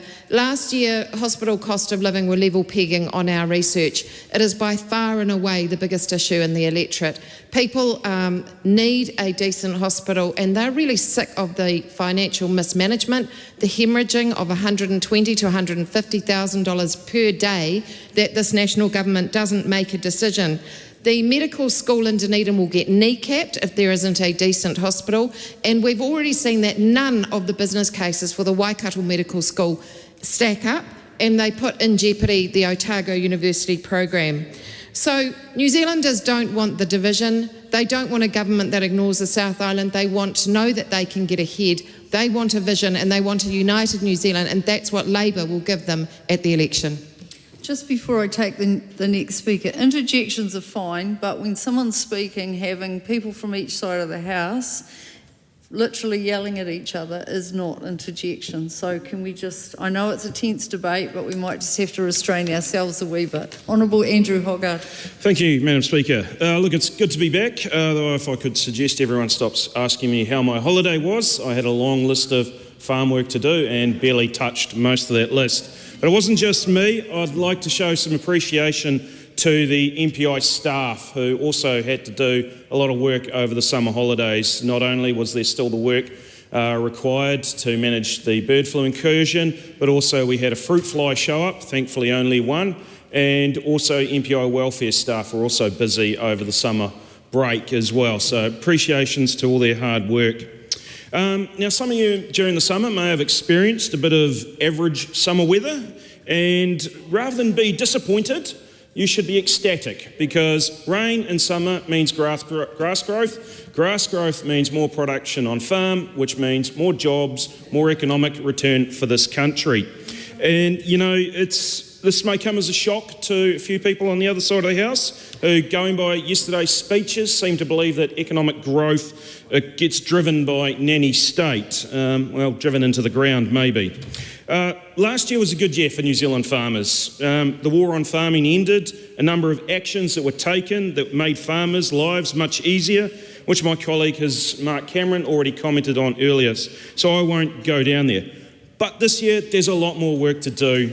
We've got a lot more on the agenda that's going to drive farmer confidence even more. Because as I've spoken about before, confidence is key. And without confidence, you don't feel like investing in your business, you're not driving production and productivity, you're not creating jobs, you're not creating wealth for this country. So the actions we take this year are going to be vital for driving and improving not only farmer confidence, but business confidence. Top among the list of things that we need to be focused on is, of course, RMA reform. Now, my colleague Simon will undoubtedly talk about that very soon, but I just want to share an example of how broken our system is. Now, to get to Fielding, recently I've had to travel through some roadworks that just sort of started, and I've noticed that they're not doing a lot of work there every day. A lot of road cones out, but not much happening. Now, why is there not much happening? Well, it's because they can't access enough gravel to do the work, to build the road. Why can't they access the gravel? Well, because the council won't reissue itself a consent to allow for gravel extraction to occur from riverbanks. Instead, these contractors must now try and bring in gravel from further away, higher emissions, higher costs, slows everything down. This is the challenge of our RM system, where we just can't say yes to things, we can only say no. And a council can't even say yes to itself, it says no to itself. Now, of course, we can get gravel, the contractor, by digging up holes in productive paddocks and extracting the gravel from there. This makes no sense. Rather than, destroying a productive piece of land, and instead of removing what is, in effect, a flood risk on our riverbanks. So that's just a perfect example of how broken our system is and why it needs to be fixed. You know, it's not just about replacing the broken things this year. There's also, I'm really looking forward to getting into work on biodiversity credits. They are a tool that has been talked about. Farmers are keen on it.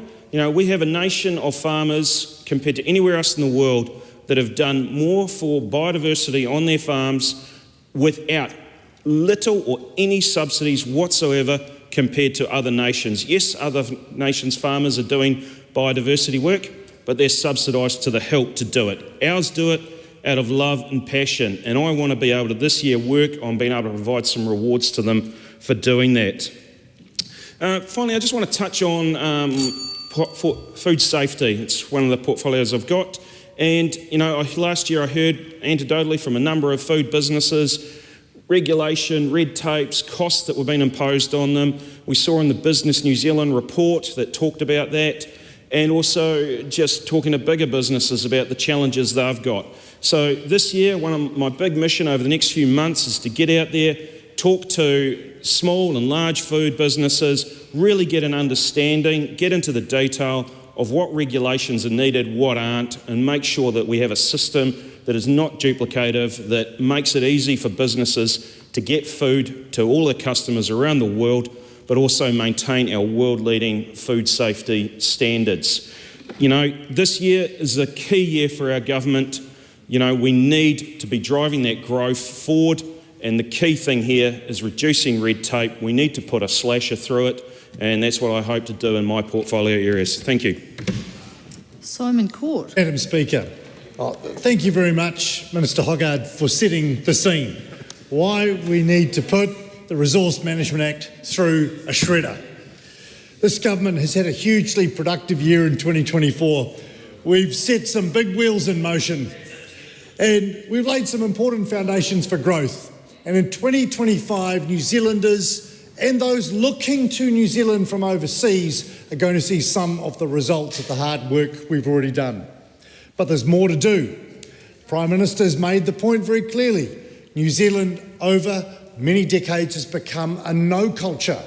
People who pride themselves as being pioneers, used to saying, yes, we can, found themselves tied up in red and green tape.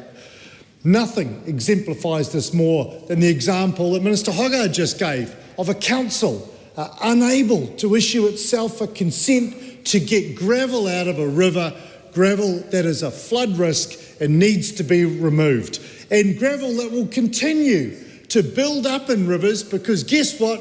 Rivers are at the bottom of the hill, that big hill being a big mountain like the Aotearoas. These are natural processes, and the resource management system needs to be fundamentally reformed so we can take advantage and make the best use of our natural resources, not find that we're trying to fight floods and fires and get things built with one hand tied behind our back. There's an example I can draw on in Auckland as well. Now, believe it or not, big cities like Auckland, over 1 million people, produce thousands and thousands of tonnes of waste every day. Now, some of my colleagues in the Green Party, they might say, well, what about zero waste? Why don't you stop it? Well, it turns out that despite all of their prayers to Papatūānuku, we haven't managed to be able to stop producing waste and putting it in landfills. And that is why Auckland needs a new landfill. Now, nobody wants a landfill next door. I know that because I lived next door to one, 200 metres from the machines for a couple of years. But modern landfills are needed. They're needed so we actually have a sanitary place to put waste that comes from our cities. The people wanting to advance the consent for the Auckland Regional Landfill have spent tens of millions of dollars, spent over half a decade trying to explain to regulators and decision makers what's going to happen if 5,000 tonnes a day doesn't have a landfill home. It can't be collected, your city's going to grind to a halt. So Steve Abel says, well, why don't we burn it? Can you imagine trying to get a consent for waste to energy under the current RMA? There are too many people allowed to object to these developments. These are absolutely vital pieces of infrastructure. that we need in order to keep our cities operating. Too many people allowed to object on all kinds of grounds: spiritual, environmental, traffic. But in the end, these facilities have to be built. And it's not just landfills, it's renewable energy, it's bridges, it's roads, it's water and wastewater treatment plants that the resource management system needs to allow to proceed. That is why in 2025, in my role as Undersecretary to the Resource Management Reform Minister Chris Bishop, I'll be working on replacing the resource management system with a system based on property rights. That recognises that our system is fundamentally broken, and while we can make some tweaks to the current system to ease the pain, we can't train the Resource Management Act donkey into being the racehorse we need to unlock economic growth. The new system will focus on property rights, because when people have stronger property rights, they can say yes to investment, they can say yes to innovation, and yes to hiring more workers based on being able to develop their property. Our replacement system is going to eliminate, as far as practical, the opportunity for every Tom, Dick and Harry and random to turn up and object to vital infrastructure and resource developments. Our expert advisory group has delivered a blueprint to replace the Resource Management Act before Christmas, and I look forward to working with Minister Bishop on turning that blueprint into a true reform based on property rights. It's that kind of initiative that is going to unlock our economic potential as a nation, so we can get on with building, get on with developing infrastructure and unlocking our economy. It's so desperately needed. Thank you, Madam Speaker. Thank you. I understand this is a split call, is that correct? Scott Willis. Thank you, Madam Speaker. It's 2025, but Kiwis hearing the Prime Minister's vision that the government is going for growth would be right in thinking and that we're simply doing a rerun of the 1990s. Yep. I heard a confused soap salesman hoping like hell that selling his story will make people buy his dud product before the business goes bust. All soap and suds, empty of substance, ultimately leaving Kiwis with nothing but dirty dishwater. That's all the Prime Minister could muster yesterday. But we do have a tremendous opportunity in Aotearoa, and I'm heartened by the passion for people and planet that we encounter all around the motu. Both tangata whenua and tangata tiriti, who all understand that we can't afford the myth of limitless growth or limitless resources. People understand the folly of believing that technology is always going to be there to save us. Madam Speaker, there are so many opportunities, but this government seems not only completely disconnected, but are also unable to deliver. Take energy. The Prime Minister told us that this year they will progress legislation to enhance our energy and electricity security and implement an offshore renewable energy permit. Oh, all good. If only there was some depth to his words, some connection to community or industry to unlock that potential. So far, the government has missed its own deadlines to deliver a national policy statement for renewable electricity generation. They said it would be delivered 6 months ago. They've missed their own deadline to deliver a national energy strategy. They said it would be delivered by Christmas.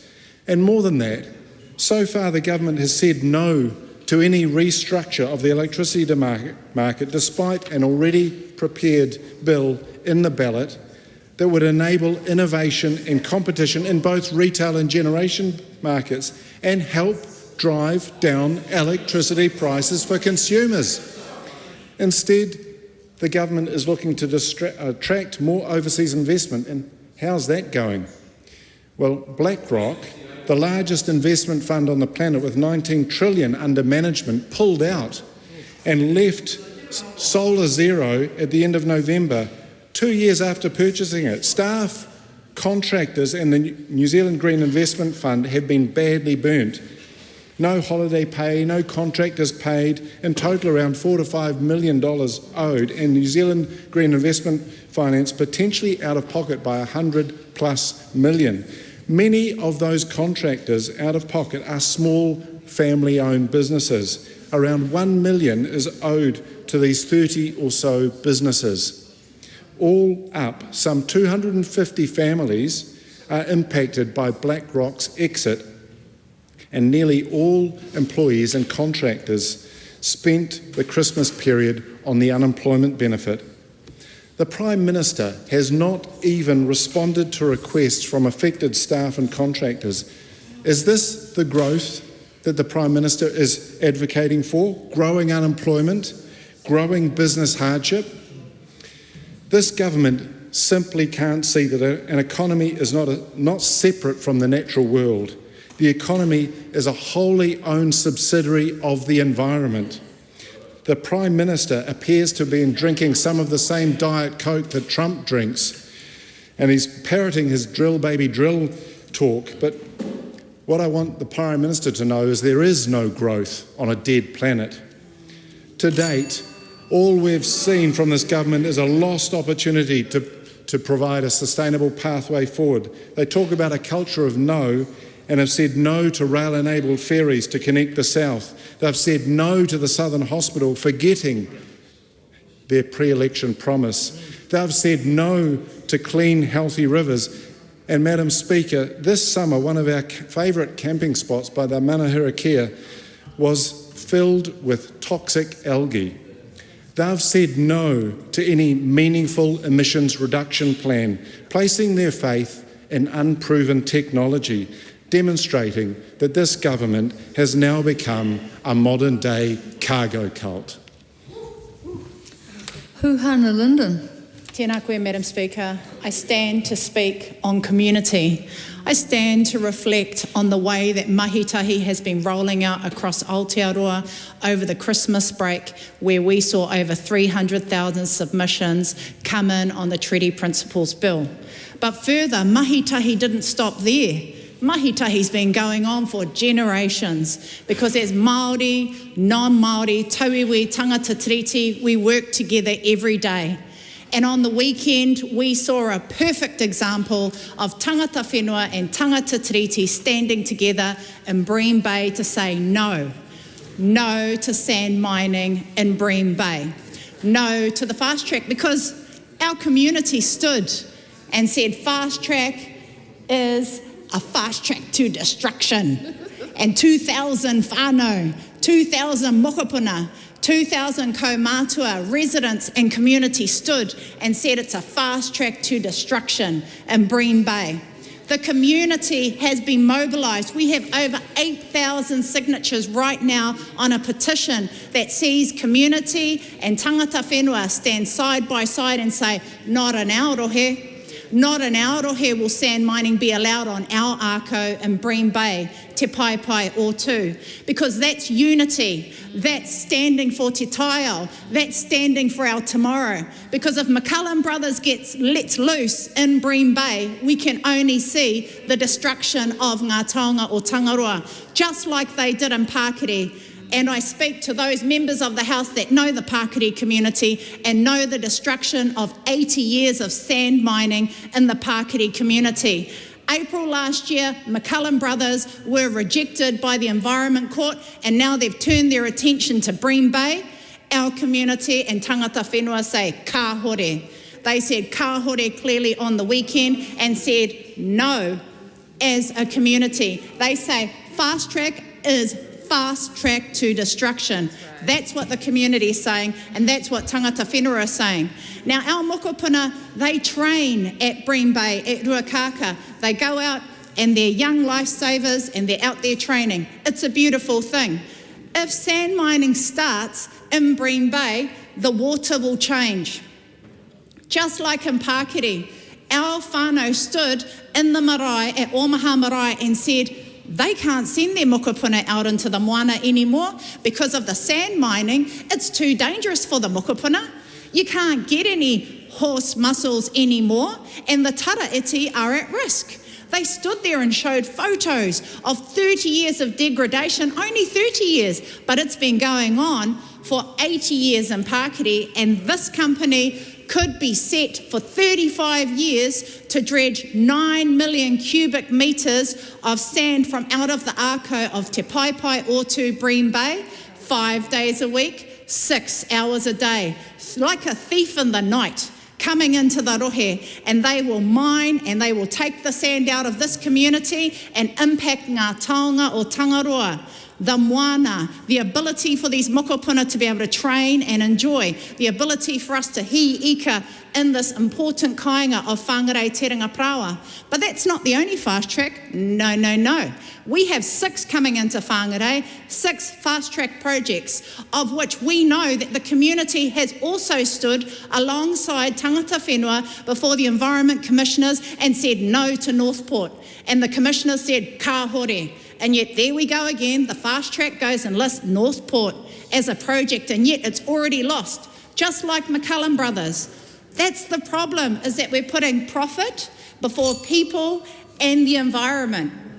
And our residents, our community of sand mining in Bream Bay can see through the haze, see through the rhetoric. They can see exactly what it is, because ultimately we want to enjoy the ako, we want to enjoy the moana and all of those taonga that we benefit from as community and as tangata whenua. And this community, these tangata whenua are standing up right now, and it's going to continue on.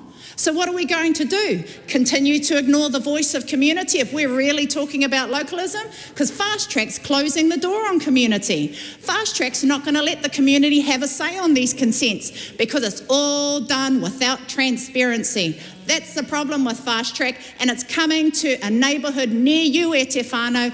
Be careful, the Fast Track's coming to get you, and it's a fast track to destruction. Kia ora. Honourable James Mega. Oh, thank you, Madam Speaker. Look, I just wanted to start my contribution on a slightly more serious and sombre note, just by acknowledging, of course, the passing at the start of the year of Senior Sergeant Lynn Fleming. And I want to send my best wishes and thoughts to her family, and, of course, to the family of Senior Sergeant Adam Ramsey as well. On the Justice Committee, we had a lot to do with the police family, and it's always a tragedy when someone loses their life in the active service for this country. So I wanted to acknowledge Lynn, and just to note that I will be intending to make my first visit as a minister to Nelson tomorrow, and also hopefully next week as well, so I hope I get a chance to pay my respects to the police in person. And can I also just take the opportunity this year to acknowledge Nikki Kay, a good friend of mine, and of course a friend of mine, Chris Allen, who passed away in a tragic accident at home last year. Madam Speaker, Happy New Year to you, Happy New Year to colleagues across the House, and of course Happy New Year to our Prime Minister, and to endorse wholeheartedly his statement and to reject the terrible amendment to that statement. I support the Prime Minister's statement, of course, and the Prime Minister's mission to say yes, to make us a country to say yes. Say yes, Francisco Hernandez, say yes to growth, say yes to more tourism, say yes to more exports, say yes to more food and fibre in Mid-Canterbury and South Canterbury. Say yes to more technology. Say yes to more productivity. Say yes to more jobs. And speaking of more jobs, the Prime Minister is so enthusiastic about creating new jobs. He has created several new jobs, and it's some of those I want to talk about today. And of course, I'll start off by the most significant new job that I can think of, and that's the promotion to Chair of the Finance and Expenditure Committee of Cameron Brewer. A flawless performance this morning. And I tell you what, Madam Speaker, I can't actually say what I would like to say because I'm sure it was done behind closed doors. But what a wonderful performance Mr. Brewer had, and I'm sure he was roundly supported by all members of that committee. Madam Speaker, of course, the other new job I wanted to talk briefly about was the job that the Prime Minister asked me to do for him and for the country. I think it was last Saturday now. At the Black Clash in Hagley when I got a call from the Prime Minister and he asked me to step up to his team and become part of his ministry. And I'm very proud to play that role, and I'm very proud to be the country's first minister for the South Island, along with my ministerial responsibilities for hunting and fishing, for youth and associate transport. And I was very upset to hear the comments of the Leader of the Opposition saying I was far too young to be handed such a portfolio. And I was just so disappointed about the message that sends to tens of thousands of very young people like me and like Katie Nimmin and Tom Rutherford and all of the young people across the country that they are not old enough or experienced enough to have a say in our democracy. I was so disappointed in that. But as the Minister for Youth, I will be doing my best to make sure that the message to our young people is don't listen to that disappointing Christopher Hipkins. He was youth once. He remembers what it was like. Listen to us. Listen to the support that we will give you. You can engage in the process. You can be the Minister for the South Island too, despite being so young. So, Mr. Hipkins, I'm very disappointed in those comments. But we'll move on from those because I wanted to talk about that portfolio of the Minister for South Island. And I heard some more criticisms earlier on from Pena Henare. And it's very heartening to see that the Labour Party now have a spokesperson for the South Island in Ingrid Leary because of her passionate speech before about Southerners. And of course, Ms Leary is a proud Southerner, such a proud Southerner that when she ran for Parliament in 2020, she said, and I quote, if I don't win my seat, I'm never taking the plane back to Dunedin. Well, I'm sorry, Ms Leary, but being a Southerner is not about being there fly-by-night and being temporarily habiting there. Mr Francisco Hernandez didn't win his seat and he's still a proud Southerner in Dunedin. Scott Willis didn't win his seat and he's still down south. Kahurangi Carter didn't win her seat and she is still a proud Southerner. Jo Luxon didn't win her seat and she is still a proud Southerner. So I say to all the members of the Labour Party, embrace the fact that we have voice and representation for the South Island across the Isles, and I am looking forward to working with every single Member of Parliament who wants to achieve our goal of growing the South Island, growing the South Island economy, growing more jobs, more hope, more opportunity for the South, because that's what New Zealand needs. New Zealand needs growth across the board, from the South Island, the North Island, Chatham Islands, Stewart Island, Kapiti Island, the Auckland Islands, whatever islands want to become part of the South Island, the growth is what we need. So, Madam Speaker, I'm very, very proud to play that part in this turnaround. And it has been a turnaround job so far, and we have seen signs of progress. Inflation is down to its target range. Interest rates are falling, and with that comes falling mortgage rates, providing welcome relief for Kiwis who have been doing it tough over the past couple of years as we saw inflation go out of control and interest rates through the roof. Business confidence is back. It's a good start, but we need more. We need more investment. We need more trade. We need more goods to market. And in terms of what we want to do down in the South Island, nothing is more important than the food and fibre that we grow down there. Food security is vital.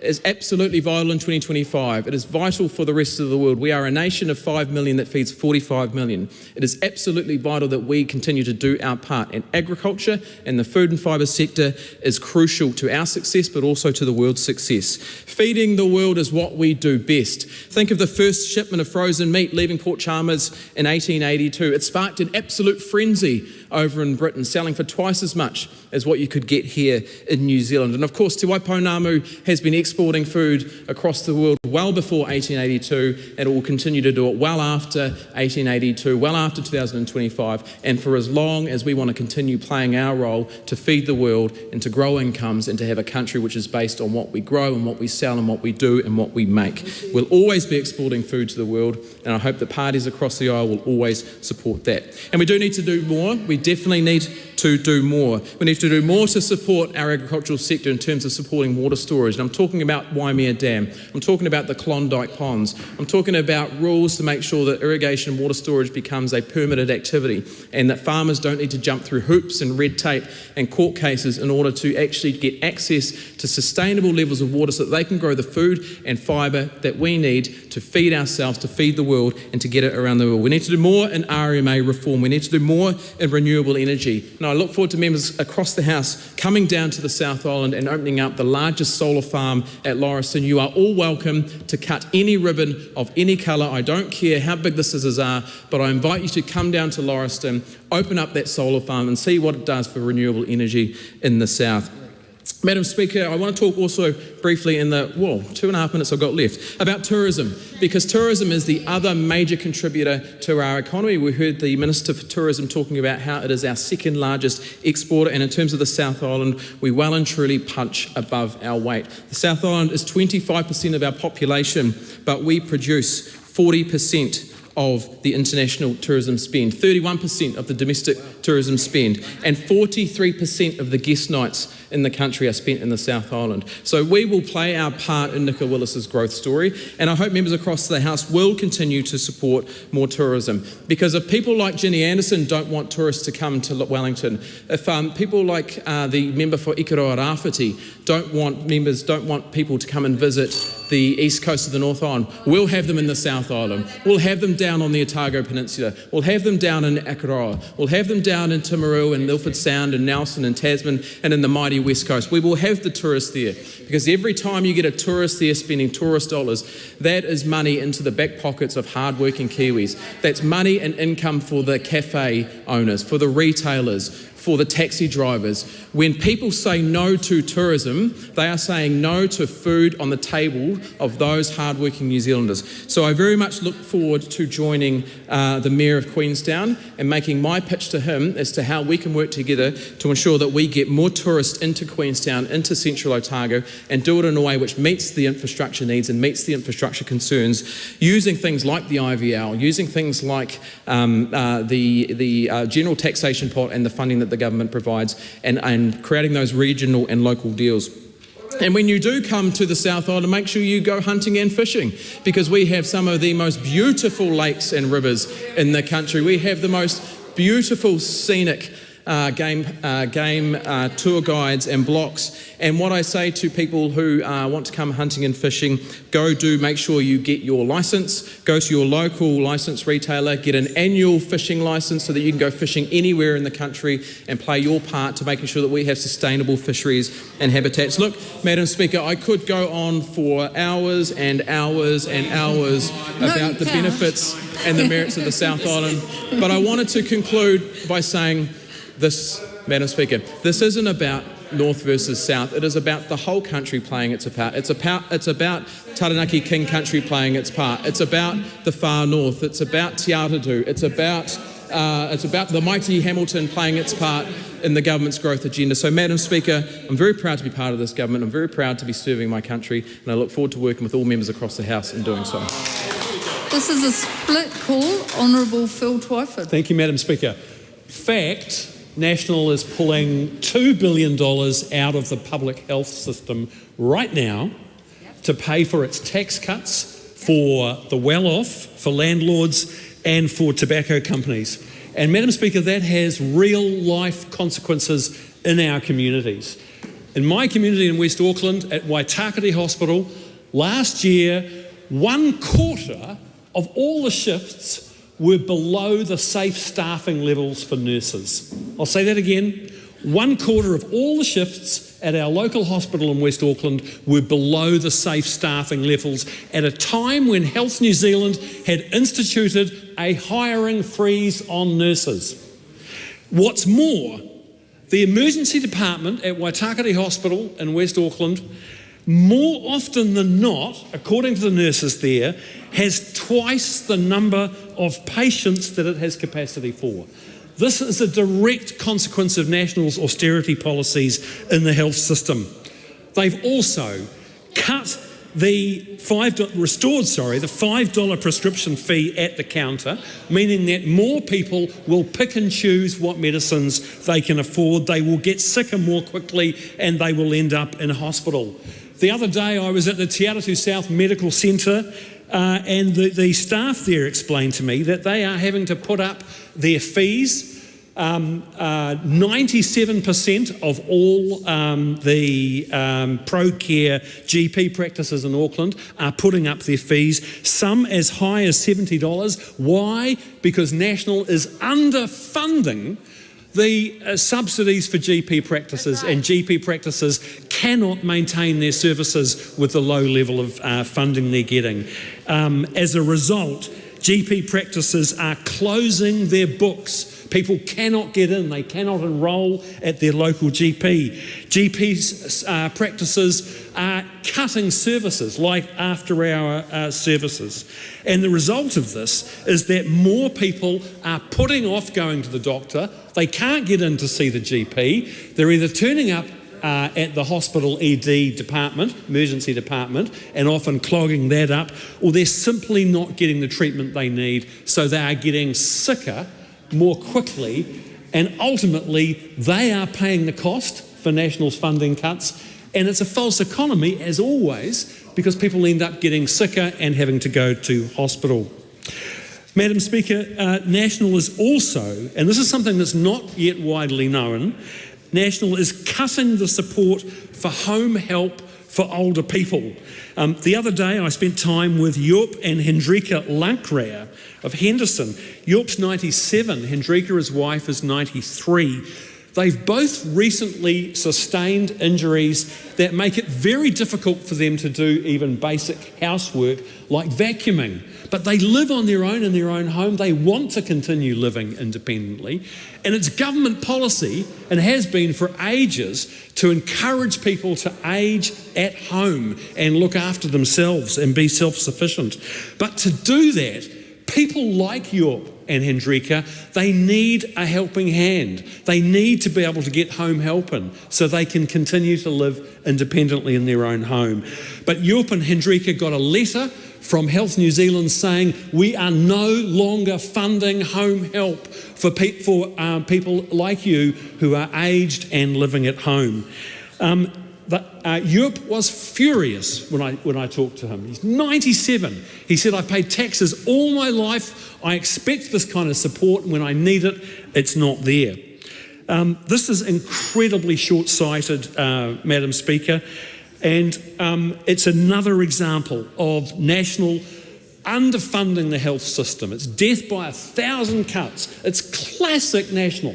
Run down the public health system, introduce fees, cut the services that are available, and then when the service is on its knees, you start talking about privatisation. And only the other day, we had the man who will be the next Deputy Prime Minister raising the prospect of privatisation of the public health system. We have, Madam Speaker, a public health system that by international standards delivers high quality care with fair access for all. It's not perfect, but we have to look after it. And these economic geniuses on that side of the House are putting the public health system at risk. And I want to say this, Madam Speaker, the people of New Zealand will not stand for it. Helen White. Thank you, Madam Speaker.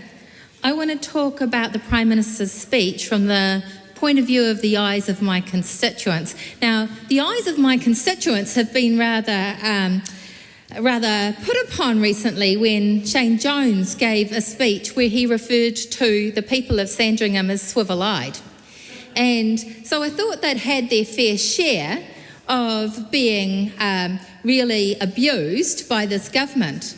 But in the Prime Minister's speech and repeatedly before, there were comments made by the Prime Minister about his intention or his wish that we run roughshod over the views and the actual needs of my community at Eden Park.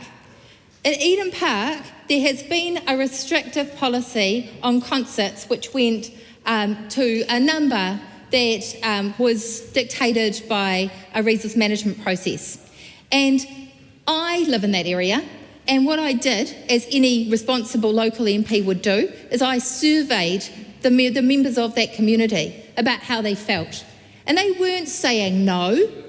They weren't saying no.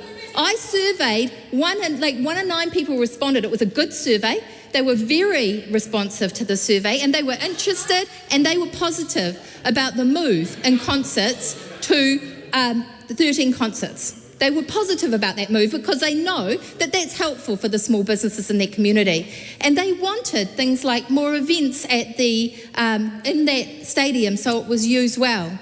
But what I don't expect is that their interests are utterly ignored. That the Prime Minister, when he's down in the polls, will ignore any interest they've got. He's not putting it next to his beach home in Onutangi Beach, and he's not putting it next to his house either. He's putting it next to my community and saying that they must pay a price without thinking about that community because he's down in the polls. It's not necessarily a logical thing to do for small business, which is suffering in Auckland. We have a recession in Auckland that's very serious. But if we want to help small businesses, I suggest that we do some things that are really active. A, we involve the community in our decisions. And B, we think about the things that happened last year when this government actually steamrolled through and retracted a law that would have meant that the small businesses in my area got paid without delay by big businesses. We had an act which did that. And what happened last year was, for some reason, it was urgent that was taken away. So now our big businesses can delay payment to our small ones. Xero did really good research on this, and it warned in July last year that people were paying a price for this. There was an exponential growth in the delay of payment to our small businesses. It cost our small businesses last year $827 million in 1 year because our big businesses are using our small businesses as banks because they cynically can. And what did this government do to protect the small businesses in Sandringham? It did nothing. It said a voluntary code was coming, which, by the way, doesn't work in Australia. And when I've asked questions of the minister, I have found that it's just been, New Zealand Business New Zealand's doing something. And at the moment, I cannot see that any work has happened on even a voluntary code. What is wrong with a government that favours big business actually taking the money that it's not owed from small businesses? What is wrong with them? What is wrong with a business that will do that rather than look after those small businesses? Instead, it would rather trade the rights of an area and trade any kind of cooperation and localism, which, by the way, it promised when it was going into government. It trades that, it disrespects that, it doesn't involve people. It runs the risk of a community that was saying yes to more concerts, that was involved and active and engaged in it. It runs the risk of souring its relationship with all those people. And quite frankly, it's as contemptuous as a statement which called my constituents swivel-eyed. That's how contemptuous it is. It is not okay. It is arrogant behaviour, it is out of touch, and it says that the people in my area don't count. It doesn't help the Auckland economy, it is ham-fisted, and it is very, very unfair on my community. I'll be standing up for them. David McLeod. Madam Speaker, I am pleased to provide my comments on the significant strides our government has made over the past year and our bold plans for the future. The last few years have been very challenging for New Zealand, there's no doubt about that, and it is still tough for very many people in our communities today. But we are seeing now the early signs, the green shoots, as Cameron Brewer puts it, of recovery and growth directly as a result of the very busy 2024 that this coalition government has had. When we were elected, the government inherited a New Zealand that faced high inflation, high interest rates and rapidly rising debt. However, since our government took office, we have been acutely focused on reducing the cost of living pressures and implemented policies that have led to a drop in inflation, interest rates falling, and quelled the rapidly increasing debt on our balance sheet. The Budget 2024 provided much needed relief to families across our country, and particularly to middle income earners, and the Family Boost program, which has been taken up by so many, has helped also. There's also good news ahead with business confidence for consumers and businesses on the rise, and growth is expected to rise to a healthy level this year. Our focus this year has been clearly articulated as unleashing economic growth, or as once again the MP for Upper North says, growth, growth and growth. We aim to create an environment where businesses can grow and thrive, hire more staff and invest in their future. This includes comprehensive reforms such as the fast-track legislation and reforming the RMA and changes to the health and safety rules. In 2025, we have already in what must be a record time, signed a trade deal with the UAE, eliminating tariffs on 98.5% of our exports. And along with recently announced changes, we are working on attracting more investment in science and technology for it to deliver what New Zealanders want and what New Zealand businesses need. Madam Speaker, we know that high quality infrastructure is also critical for economic growth. As already mentioned, we have passed the fast track legislation, which is to expedite 149 nationally and regionally significant projects. These include new homes, roads and renewable electricity projects. As I've also mentioned, we are overhauling the Resource Management Act to make it easier and cheaper to build and get things done. Doesn't that make sense? Our Going for Housing growth plan aims at increasing housing availability by strengthening planning rules and removing unnecessary barriers that frustrate so many. And thank you to the Honourable Chris Pink for your work on that space.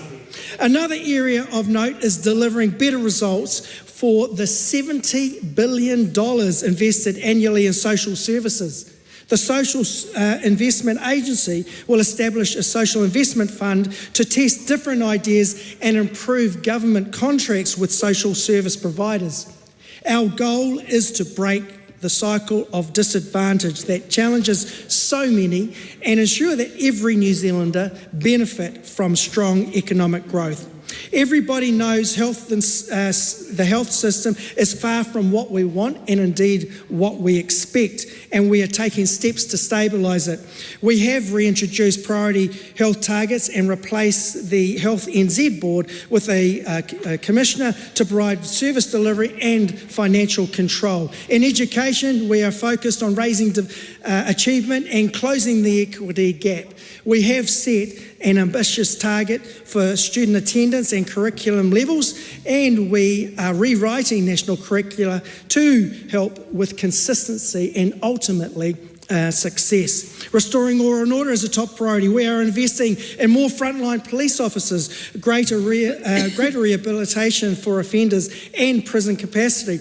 We have also passed legislation to crack down on criminal gangs and introduce measures to introduce or reduce youth offending. Our goal is clearly centred on safer communities for all. Our government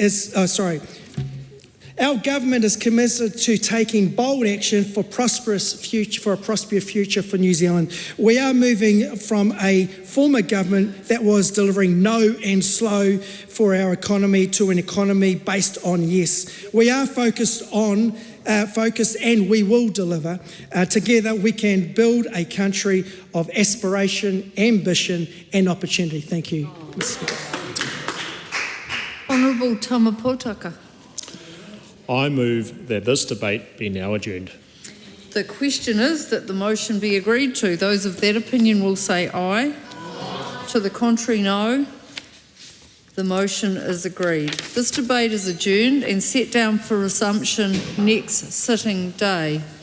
The House will resume at 7:30 p.m. this evening.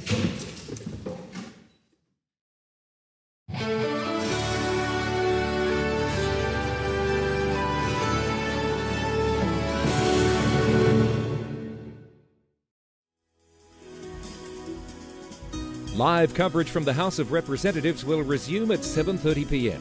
Until then, some of today's earlier proceedings will be repeated.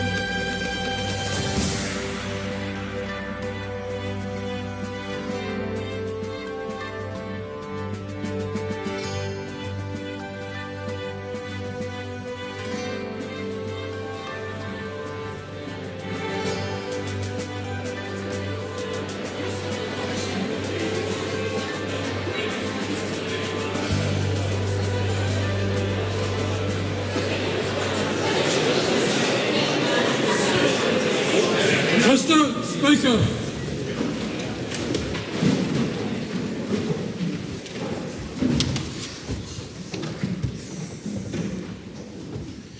Almighty God, we give thanks for the blessings which have been bestowed on us. Laying aside all personal interests, we acknowledge the King and pray for guidance in our deliberations, that we may conduct the affairs of this House with wisdom, justice, mercy and humility for the welfare and peace of New Zealand. Amen. 6 petitions have been delivered to the Clerk for presentation. Petition of Naire Hoko requesting that the House amend the KiwiSaver Act 2006 in relation to the purchase of first homes to allow withdrawal for the purchase of a home on wheels. Petition of Bowel Cancer New Zealand requesting that the House ask the Government to lower the bowel screening age in New Zealand to 35. Petition of Brian Webb requesting that the House express no confidence in the Government and its actions. Petition of Ara Alum Simmons requesting that the House urge the Government to actively collect racial incidents data across schools. Petition of Yasmin Altaha requesting that the House urge the Government to change the Social Security Child Assistance Regulations 2004 so that the age the work and income child care subsidy is cut is the same age a child is legally required to start school. Petition of Gareth Lowndes requesting that the House urgently resource the Health and Disability Commissioner to address its backlog of complaints. Those petitions stand referred to the Petitions Committee. Ministers have delivered 8 papers. 2023-24 Annual Report for the Classification Office, Government Response to the Report of the Finance and Expenditure Committee, Inquiry on Climate Adaptation and the Climate Change Commission Report on the National Adaptation Plan, Agreement between New Zealand and the Republic of Slovenia for the elimination of double taxation with respect to taxes on income and the prevention of tax evasion and avoidance, Agreement under the United Nations Convention on the Law of the Sea on conservation and sustainable use of marine biological diversity of areas beyond national jurisdiction. New Zealand United Arab Emirates Comprehensive Economic Partnership Agreement and Agreement on the Promotion and Protection of Investments, Reserve Bank of New Zealand Financial Stability Report November 2024 and 2025 to 29 Strategic Intentions for the Ministry of Education. Those papers are published under the authority of the House. 8 Select Committee papers have been delivered for presentation. Reports of the Economic Development, Science and Innovation Committee on the Customer and Product Data Bill, review briefing on the 2022-23 Annual Review of New Zealand Growth Capital Partners Limited, review briefing on the 2022-23 Annual Review of the Retirement Commissioner, and review briefing on the 2022-23 Annual Review of the Takeovers Panel. Report of the Environment Committee on the Minister's response to the Emissions Reduction Monitoring Report for 2024, reports of the Finance and Expenditure Committee on the Reserve Bank of New Zealand Financial Stability Report November 2024 and Reserve Bank of New Zealand Monetary Policy Statement November 2024, report of the Officers of Parliament Committee on the inquiry into the recruitment of the next Chief Ombudsman. The bill is set down for second reading. The other reports are set down for consideration. The Clerk has been informed of the introduction of 3 bills. Crimes, Coward Punch Causing Injury or Death Amendment Bill, introduction. Juries, Age of Excusal Amendment Bill, introduction. Auckland Council, Auckland Future Fund Bill, introduction. Those bills are set down for first reading. The House comes to oral questions. Call on Cameron Brewer. Thank you, Mr. Speaker. My question is to the Minister for Economic Growth and asks, what are her priorities for the economic growth portfolio? The Honourable Nicola Willis. Mr. Speaker, the economic growth portfolio is a significant shift from the previous economic development portfolio. It will have a much greater emphasis on driving and strengthening efforts underway across government to deliver increased economic growth in the years ahead. It will also take responsibility for new initiatives designed to promote growth and productivity in the New Zealand economy. Greater prioritisation and speed of activities across multiple portfolios will help deliver longer-term improvements in productivity and therefore economic growth. Mr. Speaker, we can't just spend our way to growth. We have to renew our focus on how to earn it. Supplementary. Why is economic growth important? Well, Mr. Speaker, while I would hope it would be self-evident, that's enough. It has become clear Sorry, from the... you do not hear me. It has become clear from the naysaying and no's of many members of this House that they do not understand the importance of economic growth, which is the only way New Zealand can sustainably raise its standard of living. The only way. Economic growth means more opportunities and choices, better paying jobs. Point of order, the Right Honourable Chris Hipkins. Mr Speaker, I don't think a minister can begin their answer by attacking the questioner like that, by saying that they don't understand something that's self-evident. No, hang on. We're not, excuse me, we're not getting... This is not going to be a great way to start the year, because a couple of people could be on their way shortly. We'll resume the question, but we'll keep it concise. The answer is... Better paying jobs and the ability to pay for things New Zealanders want and deserve. Healthcare, law and order, education, amongst many others. Economic growth means our children will want to stay here because they see opportunities right here in New Zealand. It doesn't mean working harder or working more hours. Most New Zealanders already do that. It means making our economy more productive. Supplementary. What recent announcements has she made regarding economic growth? Mr Speaker, on Monday I joined Immigration Minister Erica Stanford and Tourism Minister Louise Upston to announce the relaxation of visitor visa requirements to allow tourists to work remotely while visiting New Zealand. This means that digital nomads will be able to work remotely for up to 9 months for a foreign employer while they are holidaying here. Mr Speaker, tourism is New Zealand's second largest export earner, generating revenue of almost $11 billion and creating nearly 200,000 jobs. This change will enable visitors to extend their stays and lead to more money being spent in New Zealand. That's good for our businesses and for incomes, and it's good for growth. Supplementary. What reaction has she seen to the recent economic growth announcement? Well, Mr Speaker, I'm pleased to report that the message is getting out on the world stage that New Zealand is open for business. The BBC and New York Times carried the digital nomad story, and I'm informed that the BBC's Instagram post has had over 100,000 likes within just a few hours. Brett O'Reilly, an APEC Business Advisory Council member, says he has been contacted by people interested in taking up the opportunity, including Americans affected by fires around LA. I've also, Mr Speaker, seen a report from a commentator stating that in 2024 the New Zealand economy will be strong and resilient. Sorry, someone calling out over there. We'll have the whole question answer repeated if we're just going to keep barracking like that. Mr Speaker, the quote continues, and that part of that will come from digital nomads calling New Zealand home while using the international time difference to work productively and remotely. Mr Speaker, that insightful view is from none other than the leader of the Labour Party, Chris Hipkins, in a speech to a Labour Party regional conference. His support is welcome too.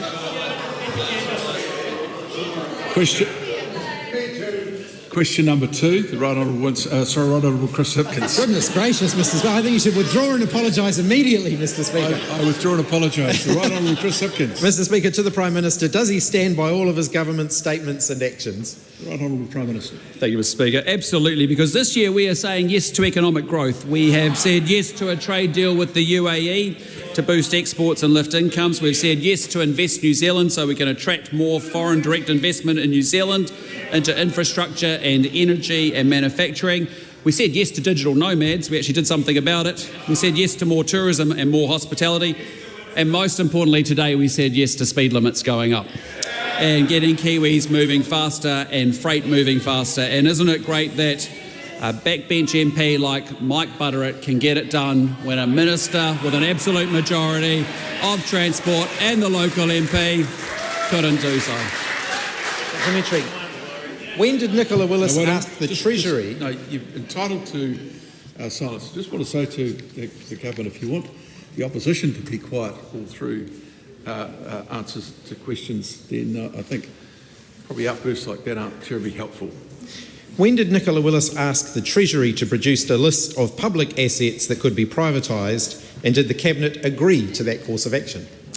Well, again, as I've said very clearly, asset sales are off the table for this term. What we're focused on is economic growth. Of course, we will look at the performance of our state-owned enterprises because many of them are underperforming and they need a good curry up and they need to deliver. Order, Mr Speaker. Point of order. Mr Speaker, I asked the Prime Minister when Nicola Willis asked the Treasury to produce the list. The Prime Minister and Nicola Willis both said to the media yesterday that they had done that. I don't think it's unreasonable to ask him to answer the question that I actually asked. Point of order. Nicola Willis.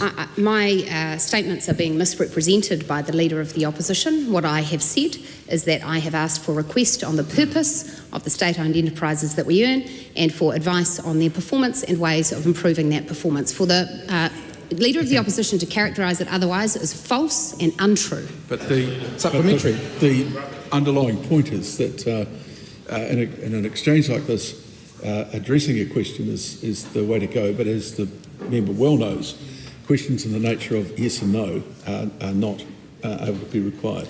A supplementary question to the Prime Minister. When did Nicola Willis ask for the list that she just referred to in her point of order, and did the Cabinet agree to that course of action? What we're focused on is making sure we get better performance out of those state-owned enterprises. It's quite normal, as we want to make sure we've got excellence, that capital is being well deployed and that the performance of those organisations is improving. There'll be a range of us about their performance. That's all that's happened here. Point of order, Mr Speaker. Point of order. I think that's pretty straightforward. You can't answer with any argue with any assertions in the question, given I'm using Nicola Willis's own words. I simply asked him when it was asked for. And the Prime Minister might like to expand on his answer. I'm not aware of when it's asked for. You could ask that question to the Minister of Economic Growth if you wish. Why should the public have confidence that he knows what's going on in his government, that when he tells them that asset sales aren't something that are being actively considered, that they believe him, when he doesn't actually know? Asset sales are not being discussed, debated or delivered in this parliamentary term. I don't know how to be any clearer with the member of the opposition. I've said very, very clearly there will be no asset sales this term, period. Supplementary question. Right Honourable Winston Peters. Does the Prime Minister mean that there's been something learnt from the privatisation of a Labor regime that sold BNZ part sale and went bankrupt? The Qualityns deal, totally corrupt. The KiwiRail deal, they went bankrupt as well. And Electricorp, which was sold, and no, sunshine. Electricorp. Excuse me. I'll explain that. Sorry, this is not student politics. This is reality here. Questions are asked in silence. It doesn't matter who is interrupting. If they do it again, they'll be gone. Mr Speaker. No, he's going to get to ask his question with silence. Well, point of order, Mr Speaker. A point of order. That question cannot contain an assertion that is factually incorrect. The sale of railway, which Mr Peters just referred to, happened under a government that he was a minister in. Correct. I think he should let him finish his question entirely. If he's rather more patient, he will remember that the Labour Party's position was on KiwiRail circa 1992. Good. So listen here. I got it. That they said they agreed with. Okay, here we go. Learned anything from the part sale, never went to tender in 1987 of BNZ, which went bankrupt by 1990. The Qualityns deal, which was totally corrupt. The KiwiRail deal, which was 1992, but the Labour Party said they agreed with the sale, but not its timing, for Electricorp, which sold for 8 months' earnings. Have we learned nothing from that?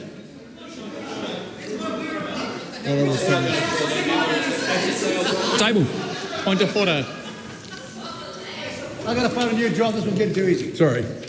One of the things that might fascinate people a little bit, or possibly won't fascinate them, but it will, I think, be useful information, is that while I've got pretty good hearing, I've been worried about missing stuff in the house. So I've now got these hearing aids in, and I'm hearing far too much. But a consequence of that is I'm going to hear some things from both sides that'll probably cause a reaction from me that would be somewhat untypical. So let's just calm everything down. Point of order. Point of order. Point of order. Can I just bring your attention to Speaker's Ruling 1975? Can you start again? I was still talking when you started. Can I bring your attention to Speaker's Rulings 1975, particularly since the member who asked or stood up earlier cares a lot about parliamentary standards, that the whole idea of supplementary questions is not to make a range of political statements about an issue, but to dig into an issue to test the minister's answers. And I seek guidance on how you would move forward with that specific Speaker's ruling. Good as gold. I'll come back to you. The Right Honourable Chris Hipkins. Supplementary question, Mr. Speaker. Mr. Speaker, why should New Zealanders believe him when he says that asset sales aren't something the government's considering when Nicola Willis is currently preparing the catalogue for the fire sale? Factorisation of that question. As I've said consistently before the election, asset sales are off the table over this government. But it is quite appropriate and entirely appropriate that we have state-owned enterprise ministers, a Minister for Finance, that want to make sure that we have high-performing state-owned enterprises. When they haven't been delivering properly, we want to make sure there's excellence. We want to make sure the New Zealand taxpayer who has capital tied up in those assets, that they are delivering well for those taxpayers. I would just point out to the member asking the question that assertions and questions are just as inappropriate as they are in answers. Oh, well, if you're going to set that as the standard, Mr. Speaker, I'm sure it will be evenly applied across the House. Why should Kiwis believe privatisation and asset sales will leave them better off, given the last national government's privatisation of energy companies led to higher power prices, bigger profits and less investment in electricity generation? Look, I think the Leader of the Opposition has gone down the rabbit hole, and actually, I don't know how to be any clearer. Asset sales are off the table for this government. Supplementary question. Why should New Zealanders believe the answer he's just given when asked the question of asset sales in the House last year? He accused the person asking it of being a conspiracy theorist, only to admit that the government has actually been considering it. That's right. The government has been looking at the performance and the excellence and the management of our state-owned enterprises to make sure that the public is getting good return on the capital being employed. The comment I made to the Green member was the idea that you would actually run an organisation down before you sell it. That makes no sense.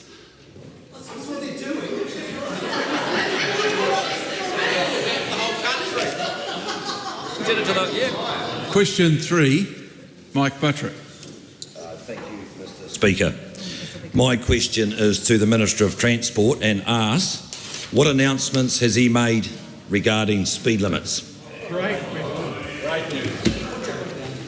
Mr. Speaker, pleased to say this morning the Prime Minister and I announced another commitment of this government has been met, with reversals to the last government's blanket speed limit reductions beginning tonight. They will be in place by the middle of this year. We're focused on speeding up New Zealand's economic growth, and in this case we mean it literally. Mr. Speaker, the last government was obsessed with imposing illogical and untargeted speed limit reductions on state highways and local roads. We are reversing that. Order, Mr. Speaker. Point of order, the Right Honourable Chris Hipkins. How can it possibly be in order for a government minister to use a patsy question from one of their backbenchers to talk about the previous government being obsessed with something? That's nothing to do with what the situation that the minister inherited or any factual or objective reasoning as to the challenges they may have had in their portfolio. Previous speakers have been very clear that patsy questions can't be used to attack the other side. Word it, Mr. Speaker. I just want to make the comment. You're quite right. I was busy trying to work out what the response should be to the point of order that was previously occurring. We're only three questions now into things. One sup on, not even one sup on the third question, and there are multiple points of order that have to be considered. I'm in the process of considering it. I missed that. If the member could stick to I'll reword it. The bounds of standing orders. The previous government was very interested in imposing untargeted speed limits. Mr. Speaker. I agree. That's statement of fact. Assert what the previous government was interested in at all. He wasn't a member of that government. He cannot speak for that government. I think, no, we're not going to have any more on this. Just do what has been asked, which is stick to the bounds of standing orders when you're answering a question. Mr. Speaker, we are focused on making it easier for people to get from A to B as quickly and as efficiently as possible to help drive economic growth and productivity. How will this benefit the people of Aotearoa? Well, Mr. Speaker, not after this morning's announcement, he isn't. We have announced this morning, Mr. Speaker, that the speed limit on State Highway 2 between Featherston and Masterton will return to 100 kilometres per hour tonight or overnight. Mr. Speaker, previous members of this House, including Associate Ministers of Transport, have claimed this is not able to be done. We changed the rule in relation to the setting of speeds, and it will now happen. Point of order, Dr. Duncan Webb. The member is once again taking a swipe at members of the House in his answer. What former associate ministers may or may not have done is entirely irrelevant to the question of speed limits in the Wairarapa. No, I don't think so, because the continuity of any ministry goes beyond the individuals who are in it. And for a government not to be able to refer to past decisions, or one parliament not be able to refer to past decisions as was referred, would be unacceptable. So I think you're being a little bit too concerned, and perhaps even going to a point of identification that was not in the answer being given. Well, no, because he actually made statements about what the former minister had said and whether things could be done or not, which had nothing to do with the answer whatsoever. Well, but it does have a lot to do with the reason for the action, which is the basis of the question. Mike Banter. What other areas will benefit from quicker and more efficient travel? Well, Mr Speaker, we've announced 38 roads for which the speed limits will revert back to what they were pre-2020. That will take effect in relation to Wairarapa from tonight and in relation to the other 37 between now and the 1st of July. There are also 49 further sections of state highways that will go out for public consultation. These will run for 6 weeks. In relation to local roads, councils have until the 1st of May 2025 to advise NZTA of the roads subject to reversal under the new rules. And I should note in passing, Mr Speaker, I want to thank the Honourable Simeon Brown, the former Minister, for his hard work in this area. Supplementary. Mike Banter. How has the Minister taken into account safety? Mr Speaker, safety is important, and the new rule requires variable speed limits outside schools during pick-up and drop-off times. And that is important, but we're also focused on the leading factors in road deaths, which is drugs and alcohol. And so the Land Transport Drug Driving Bill passed its second reading last night, which brings New Zealand into line with other jurisdictions in which we will be able to test people by the roadside for whether or not they have recently used drugs. And I believe we will look back in a few years' time and regard this move in a similar way to the way in which we regard blood alcohol testing, which is a perfectly normal part of life, controversial when first introduced amongst some, but actually par for the course. And the idea that you can drive on our roads and not be tested regularly, or at least have the chance of being tested regularly whilst being high, is nuts. And we are changing that, and at the same time we are increasing the amount of breath tests done by the police, and that is an extremely important move. Just in response to the point of order by Karamitis March, it would be useful if all those who are asking supplementary questions did have a look at 197.5 of Speaker's rulings. Question.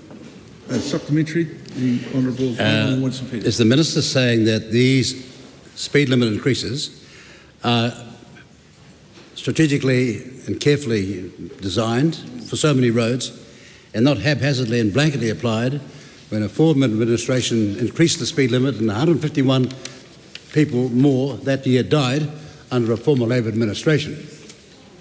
It's fair to say, sir, that the blanket approach has been changed, and NZTA is now far more targeted about the particular sections of state highway that are dangerous, and the consultation on some of those roads begins right away. There will be some sections that stay where they're at, but there will be big chunks of state highways that revert back to what they were. Question 4, Chloe Swarbrick. To the Prime Minister, e tautoko ana ia I ngā kōrero me ngā mahi katoa a tōna kāwanatanga? Yes, and especially our action to increase speed limits so that Kiwis can get to where they need to go to faster. If we want to go for growth, we need to get serious about powering up our regions. That's why we're so pleased with the changes that the Minister has just outlined in the Wairarapa this morning. It's all part of our plan to end a culture of no and the culture of slow. And my message on the other side, if you're serious about growth and getting Kiwis moving faster, back our changes and back the communities who are sick of being slowed down.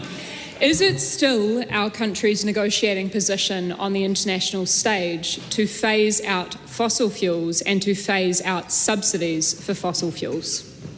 We have not had a discussion about subsidies for fossil fuels, a debate, discussion or decisions being made in Cabinet at all. Is the Prime Minister aware that the agreement on climate change, trade and sustainability, which his Trade Minister announced we'd signed last year, requires that we do not subsidise, de-risk or provide any backstop support whatsoever for fossil fuel exploration or import? Well, we honour our trade obligations, and as I said, there hasn't been any discussion or debate happening in Cabinet on that topic. So then can the Prime Minister rule out that his government will be underwriting or providing any form of subsidy for fossil fuel exploration or import? What I can rule in is that we're going to be a government that actually doubles the amount of renewable energy in this country, and we'll make sure that we also can keep the lights on and keep electricity abundant and affordable for New Zealanders. And we are going to use gas, whether it's domestically or imported. Can the Prime Minister be straight up with the country and tell us whether he will rule out subsidising fossil fuels? As I said, we haven't had any debate, discussion or decisions made in Cabinet on that subject. Can the Prime Minister be straight up with the country and tell us whether he is open to subsidising fossil fuel exploration or import in this country?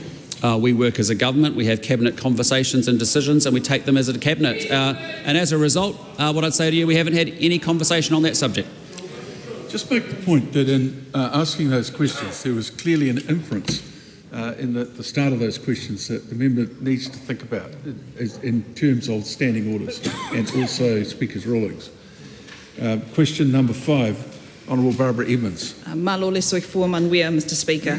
My question is to the Minister of Finance. What responsibility, if any, does she have for economic growth, and does the current recession reflect on her execution of that responsibility?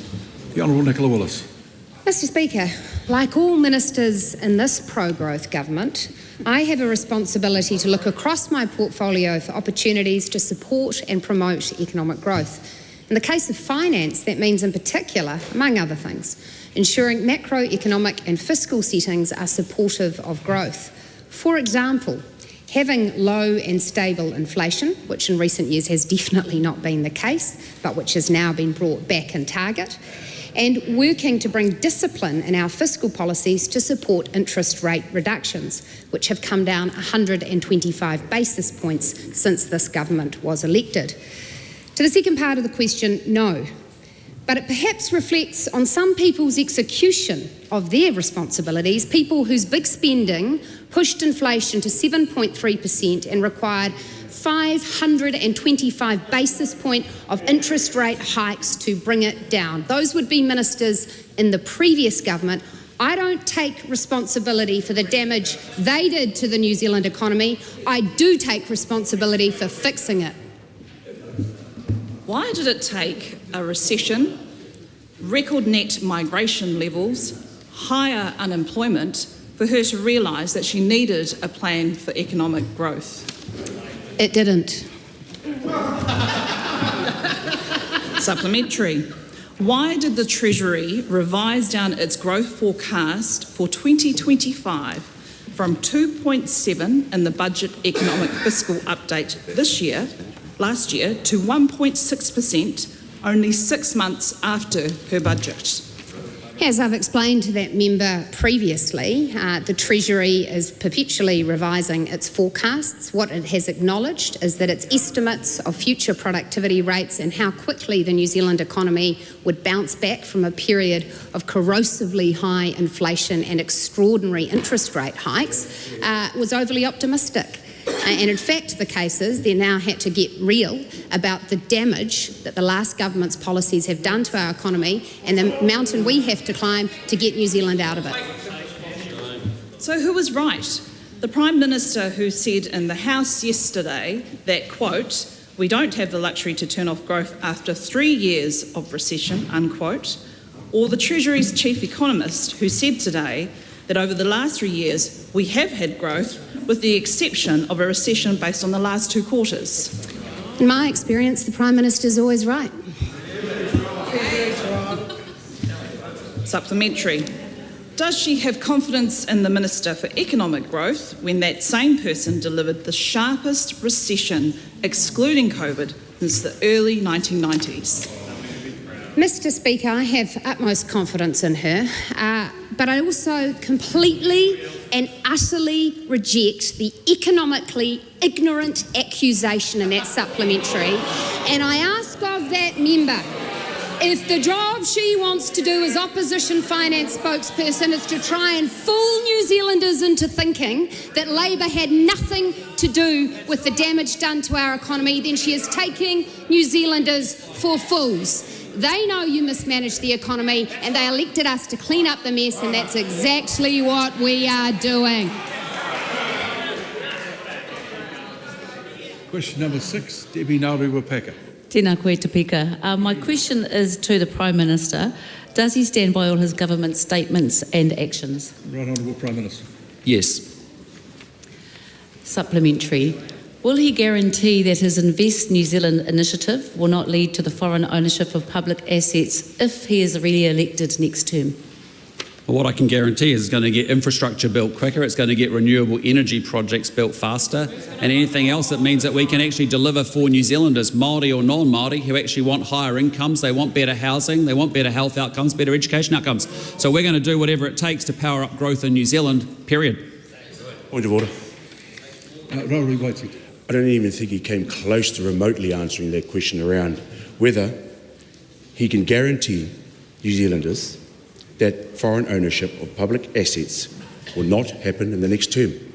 Not once. The problem is, it's a very political question, if you think about it, because it would simply mean that the opposition can require a minister to guarantee something that was their policy, not the minister's, and that would put the whole point of question time somewhat into question. So I think the answer was acceptable. Catch up. Supplementary. What role will Te Tiriti o Waitangi play in his plan Open Up Aotearoa to foreign corporate exploitation through Invest New Zealand? No, you can't. No, start again. Kapan. He patai anō. What role will Te Tiriti o Waitangi play in his plan Open Up Aotearoa through Invest New Zealand? Well, this is a government that will honour the treaty, but what I'd say is that the iwi partners that we have talked to are very open to partnering and working with pools of international capital and domestic capital to build infrastructure and to do things that advance the well-being of their hapu and whānau. Supplementary. Does it make a difference that he is voting against the Treaty Principles Bill when he has already guaranteed his support for the Regulatory Standards Bill, which will limit treaty clauses in future legislation? Doesn't do that. Well, our position is very well understood on the Treaty Principles Bill, and I refute the assertion that that's what the Regulatory Standards Bill is doing. Supplementary. Does he agree with the Police Commissioner that scrapping the top iwi police role does not diminish the importance of that role? Sorry, can you repeat the question? Does he agree with his Police Commissioner that scrapping the top iwi police role does not diminish the importance of that role? All I'd say is I fully support our excellent Police Commissioner, and I back the police and what they're doing, and I think he's doing an exceptionally good job to make sure that he's cracking down on crime, and I back all of our police, including the Police Commissioner. Given that answer, given that iwi police partnerships are the only successful police initiative at reducing family violence in Māori communities, such as in Te Hiku and Te Tairāwhiti, which have seen a 15 to 19% decrease against all trends, how can he justify his government scrapping such a vital role? Well, I reject the characterisation of that question and the accusation in it. What I'd say to you is what I said before. I back the Police Commissioner. He's an outstanding individual. He's leading incredibly strongly, and he's backing the frontline officers who are doing a very difficult job. Point of order, Mr Speaker. Point of order, Rauri Waititi. Can you clarify what accusation I have made when the facts and the data are clear in that particular question? Well, I think the accusation was that it was a government decision. And iwi the only clearly on police matters it's not. Supplementary question. Honourable Winston Peters. Does that mean the Prime Minister and his ministers and his government support the police's Operation Trolley in Rotorua against thieves and against the views of Mr Rawa, who supports them? No. Absolutely. We back the police on that issue as well. That's not a reasonable question. No, they're not. They're just like you. Point of order, Debbie Nauru-Wapaka. 197/5. I remind and seek your guidance The whole idea of supplementary questions is not to make a range of political statements about an issue, but to dig into an issue to test a minister's answer. Yes, I've reiterated that today. Well, sorry, if I could speak again seeking your guidance. I'm the second. Now, hang on. Just to make it clear, Mr. Waititi's question asked about a decision that had been made and suggested the decision to be made by the government. It clearly hasn't been made by the government. Just through the Speaker, my question was actually in regards to the Deputy Prime Minister's statement, specifically directed at Rawiri Waititi. Now, there is not, and I just want to remind, and I know that my colleague beside me has also sought your guidance, is the whole idea of a supplementary question is not to make a range of political statements. He made a statement about Rawiri Waititi and Aotearoa, which is factually incorrect, not to say, but also wasn't used to dig to the issue of the question we laid. So I'm seeking your guidance. And I rejected the question at the time, and I think you've now made very clear why it was rejected. Point of order, Honourable Kieran McAnulty. Thank you very much. You did indeed attempt to indicate that that question was inappropriate, but by the time you had tried that, the question had been asked and answered. And so, in effect, there was nothing done about it. No, that's and not so true. It won't appear in the Hansard record. It's ruled out. The issue I have, sir, is that unless the point is made clearly, because I would have heard it and seen it because I'm right here, but many of the members in the House were unaware, hence the point of order. If members in this House are unaware of your attempt to, in your words, shut the question down, given that the Prime Minister actually answered it in full, members of the public watching would be unaware. Now, whilst technically it might be stripped from the Hansard, no one else knows that you took action against that question. And our concern is, sir, that even if it had been completed, if the point is not made, then it's just going to be repeated as we saw pretty much through the entirety of last year. Right, well, thank you for that accusation. I'll take it on board. Penny Henare. Thank you, Mr. Speaker. My question is to the Minister of Health. Is he committed to equitable health care for all New Zealanders? If not, why not? Mr. Speaker. The Honourable Simeon Brown. Mr. Speaker, my priority as the Minister of Health is ensuring that all New Zealanders have access to timely, quality health care. This government has invested more in health services than ever before, an additional $16.88 billion, and my expectation is that those services are delivered based on the need.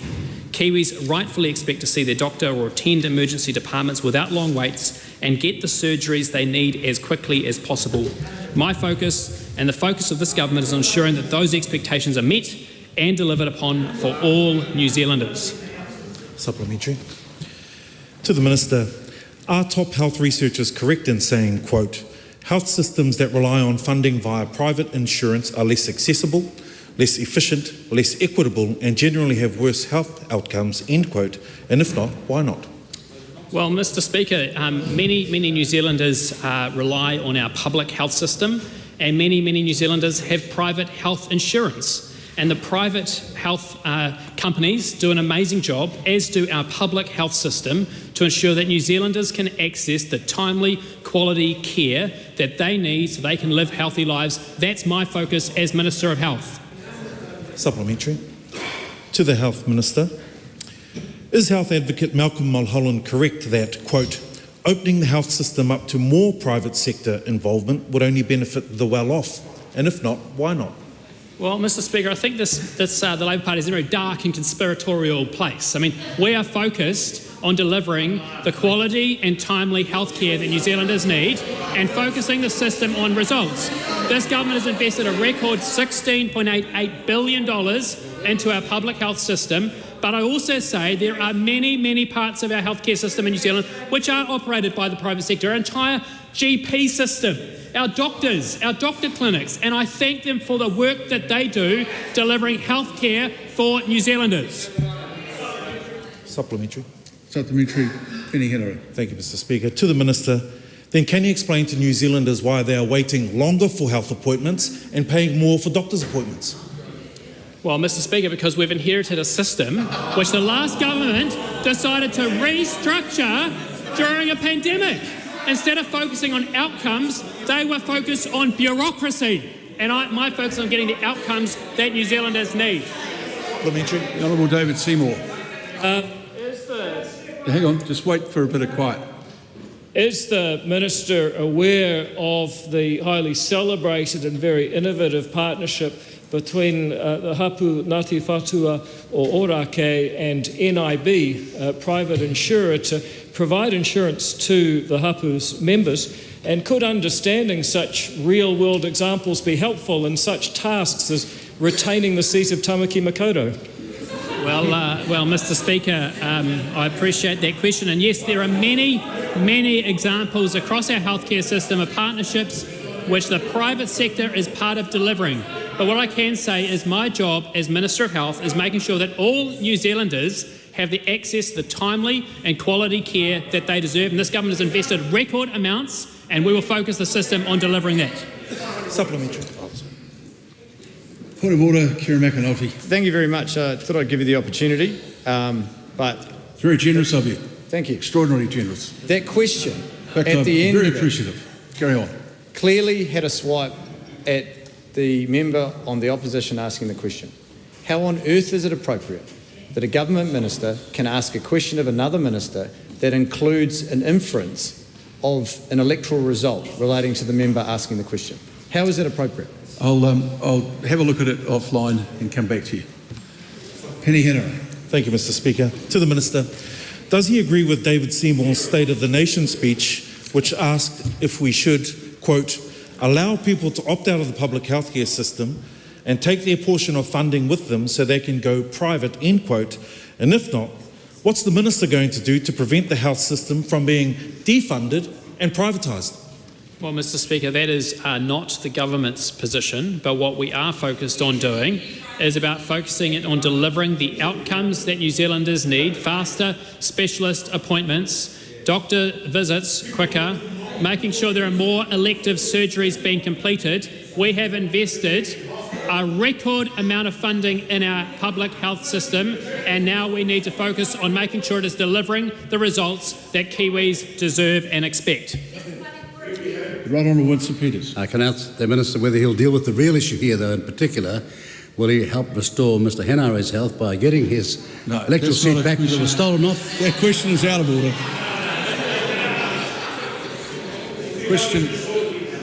Question 8, Carl Bates. Thank you, Mr Speaker. My question is to the Minister of Education and asks, what actions has the government taken to lift achievement in literacy and numeracy as part of its plan to teach the basics brilliantly? The Honourable Erica Stanford. Mr Speaker, with the 2025 school year kicking off, this government is relentlessly focused on lifting student achievement and closing the equity gap in classrooms by teaching the basics brilliantly. From this term, parents can expect their children to benefit from a new year-by-year knowledge-rich curriculum grounded in the science of learning, structured approach to literacy and numeracy, new classroom resources, targeted interventions for kids who need extra help, teachers' professional learning and development, and the rollout of a phonics check. Supplementary. What changes have been made to the curriculum? Mr Speaker, this year 65,000 young New Zealanders starting school will benefit from an internationally comparable, knowledge-rich and structured curriculum in English and maths that has been very well received by the sector. Parents will know exactly what their children are learning each year in school in English and maths, and they will no matter which school or classroom in the country they are a part of, they will receive exactly the same teaching and learning from the same high-quality curriculum. Supplementary. What changes can parents expect for how their kids are learning to read and write? Mr Speaker, every single child in year 0 to 3 learning to read will start school this year being taught to read using structured literacy, including the young 6-year-old Angus Bates, who's in the gallery today. 18,000 teachers have already been trained or are in training. Phonics checks are available after 20 and 40 weeks at school to catch our young learners who are falling behind. Schools across the country are getting up to $5,000 for additional structured literacy resources each year for 4 years. And finally, Mr Speaker, 970 schools applied for and received staffing allocations for reading intervention teachers for young learners who are falling behind in their reading. Supplementary. What changes can parents expect for how their kids are learning mathematics this year? Mr Speaker, nearly 500,000 maths workbooks, textbooks and teacher guides are being shipped to primary and intermediate schools around New Zealand, where they will benefit over 430,000 students as they engage with their new maths curriculum this year. High-quality curriculum-aligned resources will not only support teachers to implement the new curriculum, but increase the consistency of teaching and learning. They are supplemented by teacher professional learning and development in maths, and our Maths Acceleration trial for Years 7 and 8 students set to benefit 3,000 of them. Mr Speaker, a world-leading education system is a key driver for our economic growth, and we need all children to be proficient in reading, writing and maths, which is why we are so unashamedly focused on teaching the basics brilliantly. Question 9, the Honourable Kieran McAnulty. Thank you, Mr Speaker. To the Associate Minister of Housing, does he agree with Andrew Crisp, Chief Executive of the Ministry of Housing and Urban Development, who said that, quote, both the register and people that apply does not represent effectively severe housing deprivation, end quote? If so, is he confident that the need for emergency housing has reduced? The Honourable Tama Potaka. E te maunga o te whare, I acknowledge that tens of thousands of New Zealanders, disproportionately Māori, are doing it tough with the cost of living crisis and severe housing challenges. Limb 1 of the question is unnecessarily ambiguous because it conflates the social housing waitlist with emergency housing and severe housing deprivation, all of which have different characteristics. In relation to Limb 2, blue sheets, Mr Speaker, the country has reached the government target 8, reducing by 81% the number of households living in emergency housing. Emergency housing, I remain confident, remains an option for New Zealanders with genuine need for short-term stay, temporary accommodation in most towns and cities. Point of order, sir. Point of order, the Honourable Kieran McAnulty. The Minister made reference to the first leg of that question. This is a question on notice and has been verified by the Clerk's office. If the quote used was ambiguous or disingenuous, as the Minister alluded to, the Clerk's office wouldn't have allowed it. It is a direct quote from the annual report annual review of housing and the social services report. It was a direct response to questions about social housing and emergency housing, and that was provided in the verification. There's no need, I think, at this stage. You can decide in a minute. But the point here is that the question certainly is verified as being correct. The answer from the Minister suggested that there was a conflation in the assertions in the question, and that he attempted to answer that, or he did answer it with answering to two parts of it in explanation. I don't think there was a problem with that. He dismissed the quote, that's the point. I don't think he dismissed the quote. What he said is that it could be taken in different ways, which is not an unreasonable answer. Give another supplementary. Supplementary. Does he seriously think that the need for emergency housing in this country has been reduced to only 591 households? E te maunga o te whare, I'm very proud that this government has taken serious action to ensure that the number of households in emergency housing have reduced by over 80%. And I'm particularly comfortable and enthusiastic that over 2,500 children have left emergency housing since we came into administration. And I'm very serious about that. There are members over there asking questions. They can stand and take a supplementary if they want, but not by barracking across the House. The Minister will start his answer again. Mr Speaker, can I have the question again, please? Supplementary. Will he admit that by stopping people from entering emergency housing, as frontline agencies have told him is happening, he is masking the true need for housing and overseeing a growing homelessness crisis in this country? Mr Speaker, in most towns and cities in this country, those people who have a genuine need for short-term stay and temporary accommodation known as emergency housing have a pathway to do that. Yes, there is a responsibility framework that goes with that, but there are also a number of other support products and brokering services that enables people to stay out of emergency housing and be placed in social service, transitional housing and social housing and other options. Supplementary. Point of order. Supplementary. Supplementary, the Honourable Chris Bishop. To the Associate Minister of Housing, can you explain to the House how the Priority 1 policy, which says that if you are in emergency housing for a long period of time and have kids, you should get a first preference into a social house, works in practice? It's among Aotearoa. In April last year, we took the decision, known as Priority 1, to fast-track those people who have children and living in emergency housing for longer than 12 weeks into essentially a priority on the social housing waitlist. That has resulted in over 900 families and around 2,000 tamariki who have now been moved from that moral, fiscal, social, dank, dark catastrophe that was curated prior to us coming into administration. Supplementary. Supplementary, the Honourable Kieran McAnulty. Who should New Zealanders believe?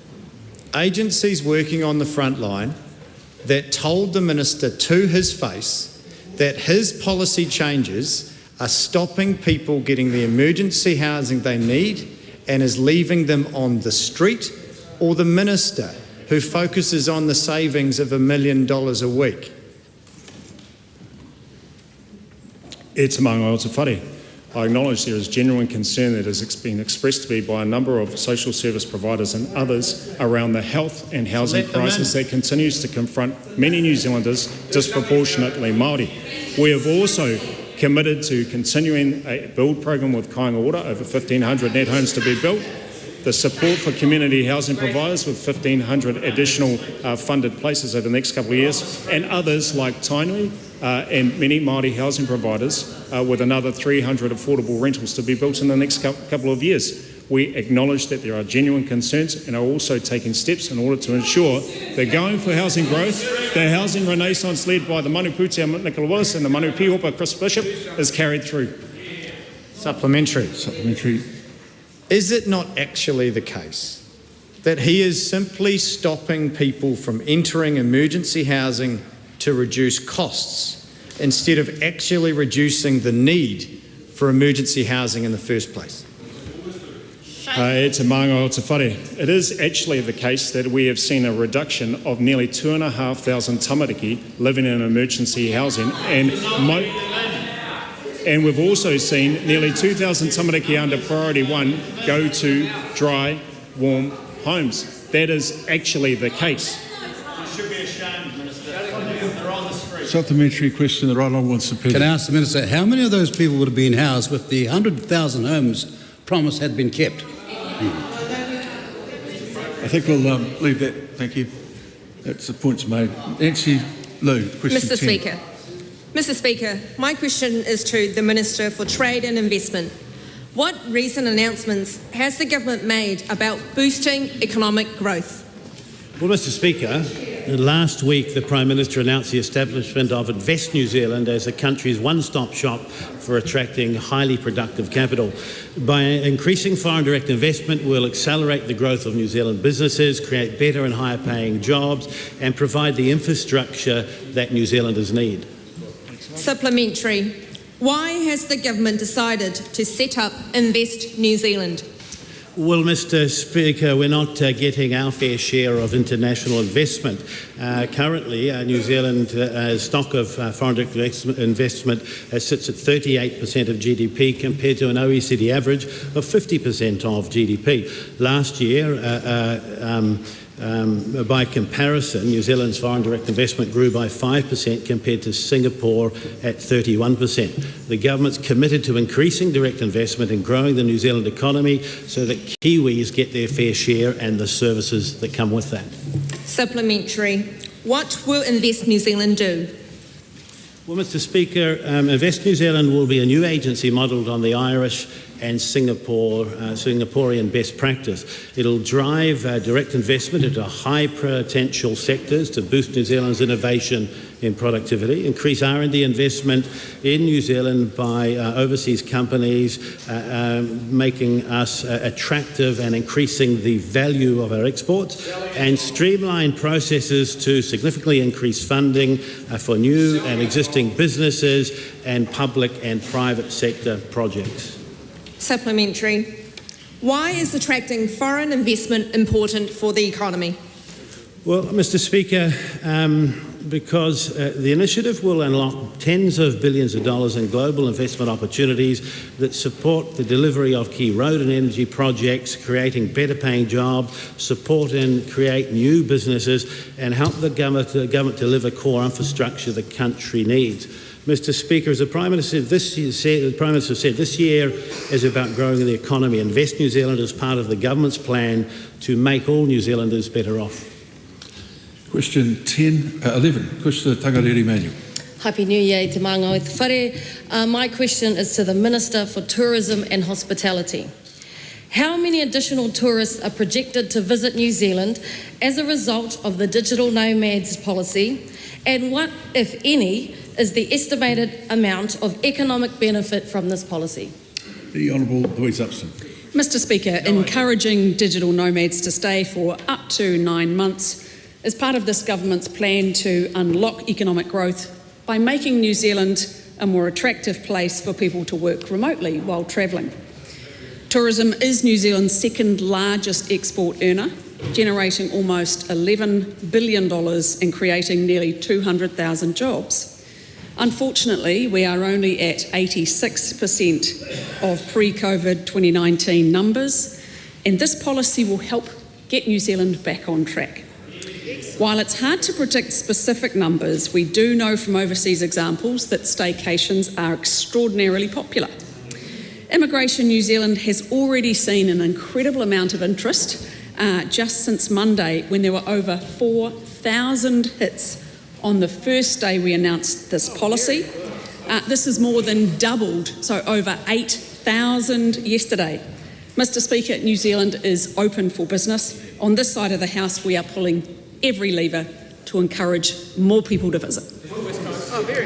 Point of order, the Right Honourable Chris Sipton. Mr. Speaker, it was a question on notice. I think the Minister had two parts. I think the Minister effectively argued that she couldn't answer the first part, she didn't know, but she didn't address the second part at all. It is a question on notice.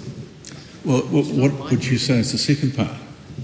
Well, Mr. Speaker, I haven't read it out for you if you'd like. I need to know. I know what's in it. It asked her how many you're concerned about. Asked her how many people were going to visit. She said she didn't know, and what the economic benefit of the policy was going to, what the estimated amount of economic benefit from the policy was going to be. She didn't address that. Well, I think in talking about trying to bridge the gap between pre-COVID numbers and current numbers, that would be a reasonable attempt. Getting a dollar amount is pretty darn difficult if you've already said you're not sure how many might end up coming here. Do we have another question?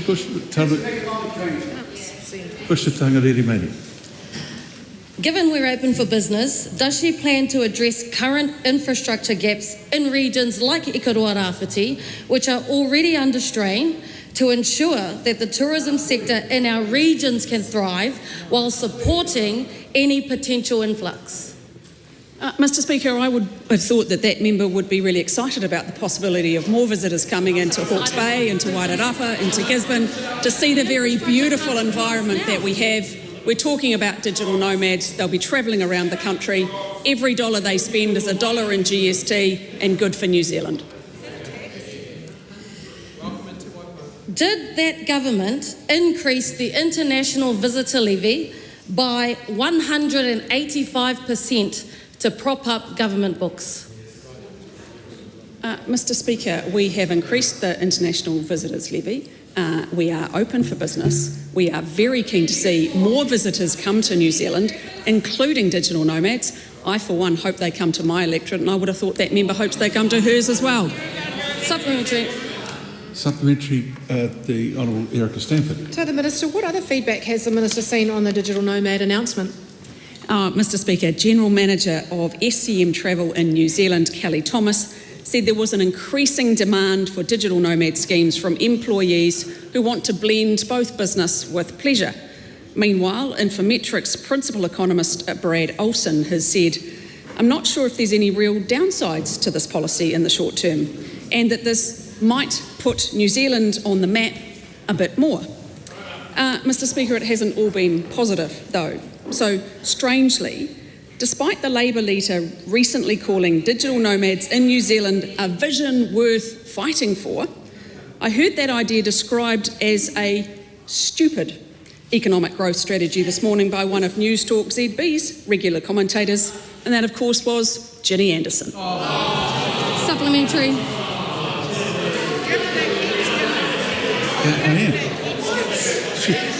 Hang on a minute. Sorry. We've had a lot of discussion today about the way in which questions shouldn't be used to attack the opposition. I think when it comes to answering a question about comments that were made, talking about a comment that has been made, even on this day, is not unreasonable. Kusha tangariri manu. Mr. Speaker, while obviously being a great supporter of tourism, I'm gravely aware of how fragile our infrastructure is. So, has all the income from the levy since October 1st, 2024 been invested back into infrastructure and conservation? Good question. Mr. Speaker, that member will have to just wait and see where the investment goes, and I'm sure she'll be pleased when we say so. Kusha tangariri manu. Does she hope any potential tourists will fill the gap left by 128,000 Kiwis who left the country in the year ended November 24, which was the highest on record? Mr. Speaker, I'm very excited to be the Minister for Tourism and Hospitality and welcoming visitors to New Zealand with open arms. It's unfortunate that side doesn't seem to want them. Question number 12, Ricardo Mendes March. Thank you, Mr. Speaker. My question is to the Minister for Child Poverty Reduction. Does she accept that children living in material hardship are more likely to do poor in school due to a lack of food? If so, why did the government remove food insecurity from the child poverty-related indicators? Mr. Speaker, to the first part of the question, yes. And that's why our government has continued to invest in the things that reduce material hardship, lift educational achievement and help families get ahead. Food insecurity continues to be measured and remains an indicator under our Children's Child and Youth Strategy. I'm also proud that we have extended the Healthy School Lunches program to 10,000 children, so more students will have access to food. Our efforts to help more parents into work will also lift household incomes and improve their ability to put food on the table. Reducing material hardship is a key priority in our Child and Youth Strategy, which is why we have a target to lift 17,000 more children out of material hardship by 2027. Supplementary. Will the number of children living in material hardship decrease at the same or higher rate than the Prime Minister's promised economic growth? If not, are children living in poverty not going to benefit from economic growth at the same rate as the rest of the population? Mr. Speaker, economic growth is a fantastic opportunity because, of course, we will see jobs being created and we will see more parents in work, which means fewer children in hardship.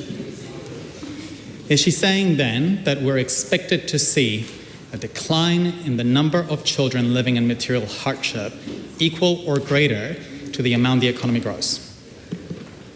Well, they go together because the more the economy grows, the more jobs there are, the more opportunities there are for parents, the fewer parents that we will have on benefit. They'll have greater incomes and have better ability to provide for their children, which will mean fewer children in material hardship.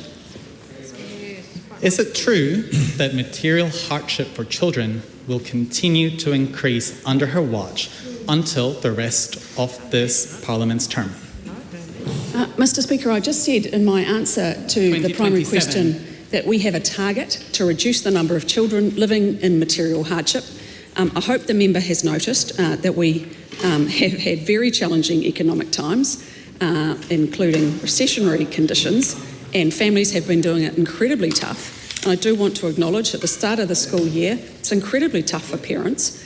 That's why we are focused on economic growth. That's why we are focused on creating more jobs and enabling more families to look after their children so that there will be fewer children in material hardship. Will the government continue referring people to food banks while denying ongoing funding to food banks like the Auckland City Mission, or are kids going hungry just the necessary casualty of the government outsourcing basic social services to underfunded charities in the private sector? Mr Speaker, the government is continuing to fund organisations like the Auckland City Mission. As I said, I accept that it is incredibly challenging right now. I would like to stand here and say that we didn't inherit a period of prolific government spending that has led to incredibly challenging economic times that mean more families are doing it tough. But our focus on this side of the House is fixing it. That concludes oral questions.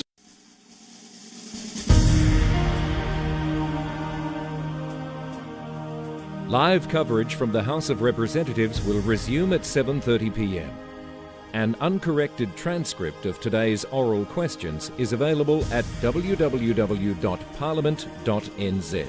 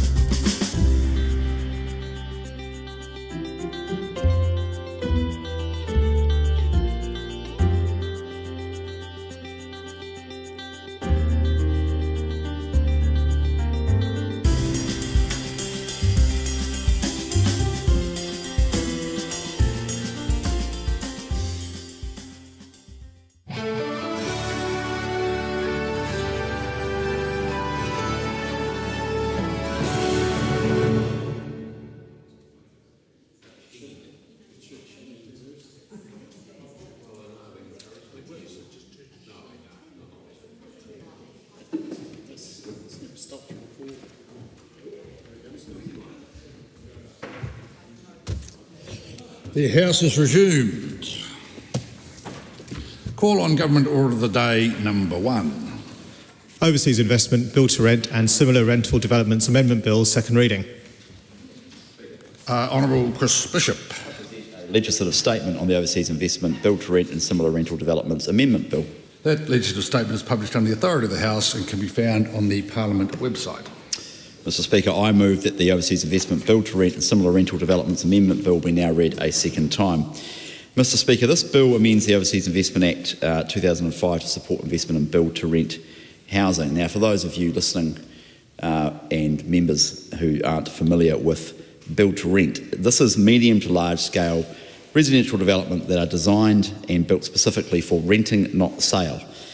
And encouraging investment in build-to-rent is one part of our program of work to increase the supply of housing and housing choice in New Zealand, making it easier for Kiwis to get into a warm and dry home. And I would be the first to say that this is not the sole answer to New Zealand's housing woes, but it is part of the solution.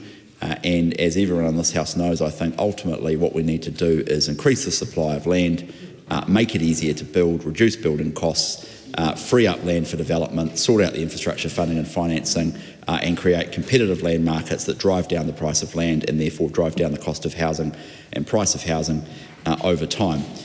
Build to rent can, and I believe eventually will, make a difference. We're seeing a little bit of it in New Zealand already. Last year, the Prime Minister and I opened Resido, which is Kiwi Properties development in Auckland, and indeed there is quite a lot of interest in build to rent. So what the bill does is introduce a streamlined consent pathway under the Overseas Investment Act, which enables investors to purchase established large-scale rental developments if they intend to continue to operate them as rental properties. And the reason the bill does this is it responds to concerns raised by stakeholders that the Overseas Investment Act is a barrier to selling established build-to-rent assets to overseas investors, and the uncertainty over the ability to on-sell the assets creates liquidity concerns for developers, which may discourage them from building housing. So the changes in the bill will boost housing supply by providing certainty for international developers that if they build a build-to-rent development, they can on-sell the development to domestic or overseas investors. The pathway for build-to-rent will complement existing pathways under the Act, such as the increased housing test, which enables overseas investors to develop new housing. I want to stress, Mr Speaker, that the bill retains the foreign buyers ban. The pathway is only available for investors seeking to operate large rental developments of 20 dwellings or more. Small-scale investors and overseas persons will, in most cases, continue to be unable to acquire residential property, and the bill has been very carefully calibrated to make sure that the so-called, or it's called in the vernacular, the foreign buyers ban is protected. So this is a relatively small change in and amongst quite a complicated piece of legislation, actually, Mr Speaker, that will assist in growing housing supply. Can I thank the Finance and Expenditure Committee for their work on the bill? As I say, it's a small one, but it's important to get it right. It's a complex piece of legislation, and it's important we provide clarity to overseas investors about the conditions they can invest. I'm advised there were 27 submissions on the bill. The submitters included groups and individuals who build housing, provide community housing, people who represent renters. There were a variety of views. Some were sceptical that international investors can or should play a role in addressing the housing crisis. I suppose the point I would make to that, Mr Speaker, is that globally, international investment has been important in ensuring that countries have high-quality infrastructure that meets people's needs, and that capital plays a similar role in housing. And I just simply take the view that if someone wants to turn up here with some money and build houses for, let's face it, predominantly Kiwis, and deploy it, then I think we should be pretty welcoming of that. Investors looking for long-term stable returns can help ensure New Zealanders have access to high-quality rentals as they have in other countries. There were quite a lot of submissions in favour of the bill, people welcoming the move as a positive step to unlocking further investment. There were some submissions from developers that the bill will make a practical difference to helping them build more large-scale housing. The committee, as I understand it, has recommended one very sensible change to the bill, One developer raised concerns it was unclear whether the existing increased housing test and the new pathway adequately provide for developments operated by intermediaries. It's important to get this right, as operating facilities like build to rent through an intermediary is likely to be a common arrangement for institutional investors like super funds, for example. These could also include community housing providers, and we want to make sure the legislation is fit for purpose for a range of potential business models and partnerships. The officials' advice to the committee confirmed that the drafting of the new test would adequately provide for these scenarios, but the existing increased housing test for new build-to-rent developments may not. This means that investors who have built new build-to-rent could be required to sell these assets if they decided to contract a third party, such as a local tenancy management company, to manage the properties. As such, the committee's recommended a change to the existing Clause 20 of Schedule 2 of the Act. This change aligns the provisions for build-to-rent under the existing increased housing test with the new pathway, which does provide for operation by third parties. I understand the committee discussed the 20 dwelling threshold, which is both the minimum number of dwellings that a development must have for the new pathway to apply and the minimum number of dwellings an investor must continue to make available for lease in order to retain their interest in the development under the Act. A minimum was required to ensure the pathway was not used by small-scale landlords, which wouldn't be consistent with the foreign buyers ban. 20 dwellings was chosen as it reflected the existing treatment of build-to-rent developments under the Act, as well as the definition of build-to-rent land in the Income Tax Act, which is largely how the market has defined it to date. An alternative minimum, such as a proportionate approach, would have resulted in similar owners and assets being treated differently under the Act, compromising fairness in the regime. So we're not going to do that. As I said at the outset of this speech, Mr. Speaker, the build-to-rent market's small at the moment. Property Council figures suggest there's around 1,900 build-to-rent developments in the country, or build-to-rent units. But as I said at the start, it is a sector that has the potential for substantial growth.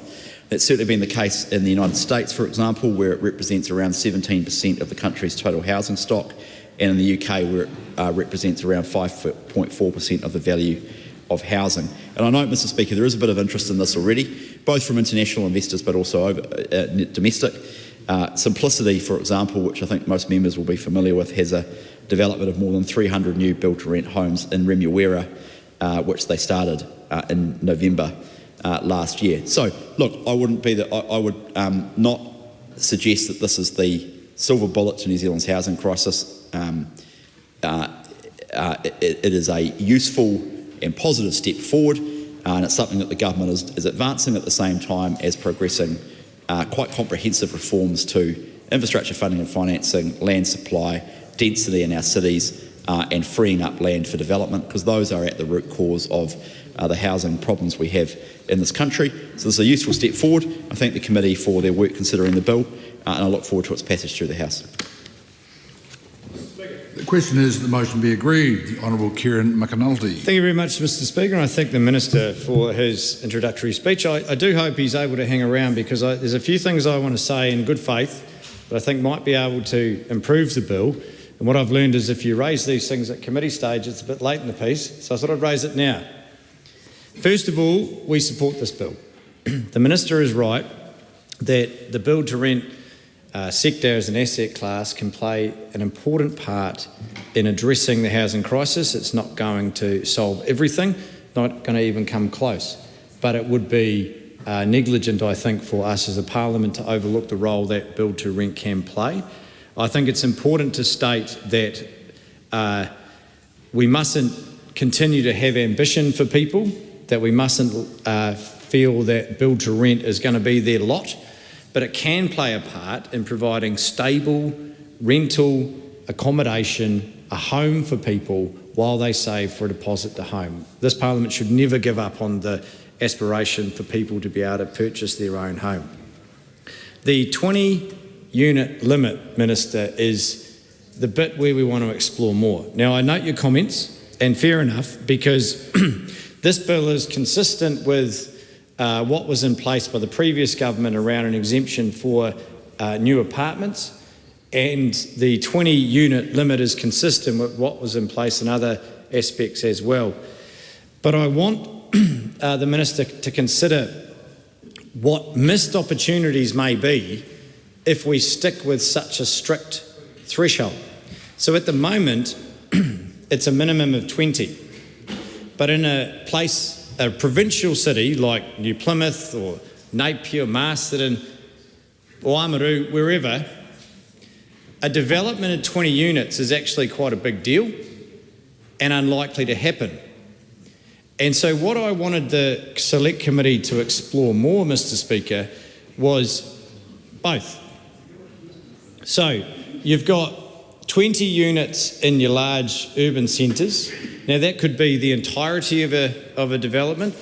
Actually, it might be 10% of a development, which is another discussion. But let's try and keep this constructive. If we were to make changes that said that in large urban centres, the threshold is 20 units, but in smaller provincial centres, it is, say, 100% of the units in that development, then it would qualify for the exemption proposed in this bill. So what I mean is that if someone was going to go and build a 6-unit build-to-rent development in the west coast of the South Island, they would still benefit from the exemption proposed under this bill. But at the moment, as it's currently drafted, they wouldn't. And so it probably wouldn't happen. And I do hope that the Minister considers this, because including the either or, whatever's higher, whatever's lower, doesn't actually take away from what the Minister's outlined as the objective of this, because we accept the premise of this, that we need build-to-rent homes, that at the moment there is a barrier to these developments happening because the on-sale potential is restricted if it is only limited to domestic buyers. And obviously we would not want to see the changes to the overseas investment rule for residential property. But given that this is a designated asset class and can only be purchased if these are kept as build to rent, we are comfortable with that. But if the intent, Minister, is to build as many of these as possible, why wouldn't we consider that? A 2-tier change. So it doesn't affect your larger centres like Auckland, your 20-unit threshold is maintained. But if another developer in a different area can demonstrate that it is 100% of the development, 6, 8, 12 units, why would they miss out on this? And what was disappointing was that we tried to raise this at the Select Committee, not, resolute that this is the answer, just explore it. And we didn't get anywhere. And I think that was disappointing because we were entering that into good faith. We were trying to be constructive. And I hope that at the very least the Minister will say to his officials, well, look, why don't we just go away and look at this? And if we come to the committee stage and stand up and say, well, look, we looked at it and it doesn't work because of this, fine. But what I don't want is when we're, as a parliament, we're trying to make the rules right to see as much development as possible, that we miss an opportunity only to have to come back in 3 or 4 years because we've found out from many developers in provincial centres that it doesn't work for them. So let's try and work together, go and explore that. If it doesn't work, fine, but if it does, that's great. And I would like to think that that's what people would expect of this parliament. So we support the bill. The Honourable Julianne Genter. Tēnā koe, Mr Speaker. Tēnā koutou te whare. Housing is a human right, and that should first and foremost be the basis of our housing policy. It's our opportunity and responsibility as a nation to ensure that every single person in our country is able to live in a warm, dry, healthy, stable home. And we have failed that for many generations now. New Zealand, Aotearoa New Zealand once led the world in providing housing in the 30s, 40s, and 50s, but no longer. And I have to say the previous government, Labour government, actually did start to make steps in the right direction of increasing the supply of public housing, but that has totally come to a standstill now because this coalition government has halted new builds that were planned by Kāinga Ora. So it is totally difficult for me to understand how they could be serious about increasing the supply of housing, about increasing security for renters, when this very government is proposing to bring back insecurity for renters through bringing back no-cause evictions. So the whole basis, really, for this government's approach to housing, and I accept that the minister does have some genuine commitment to cities and to increasing the supply through a better approach to zoning. But when it comes to increasing the supply of housing in our country, there is no question that there's an incredibly important role for the public. Whether that's at a central government level or local government level, we need for public good housing being built, not just the private sector, not just the community sector. It needs government underwrite and support. And in every country in the world that has reasonable access to housing, you see a really strong role, if not entirely the role of local or central government or a partnership of the two to build and develop new housing. So what this bill does, and the reason the Green Party won't be supporting it, is because it is not clear that restrictions on selling large rental developments to overseas investors is a substantial barrier to investments in new rental housing. Now, we're huge supporters of build to rent. I'm a huge fan of what Simplicity is doing. I think it's incredibly important and useful, but Simplicity is kind of doing the job that government should be doing, and good on Sam Stubbs for doing that.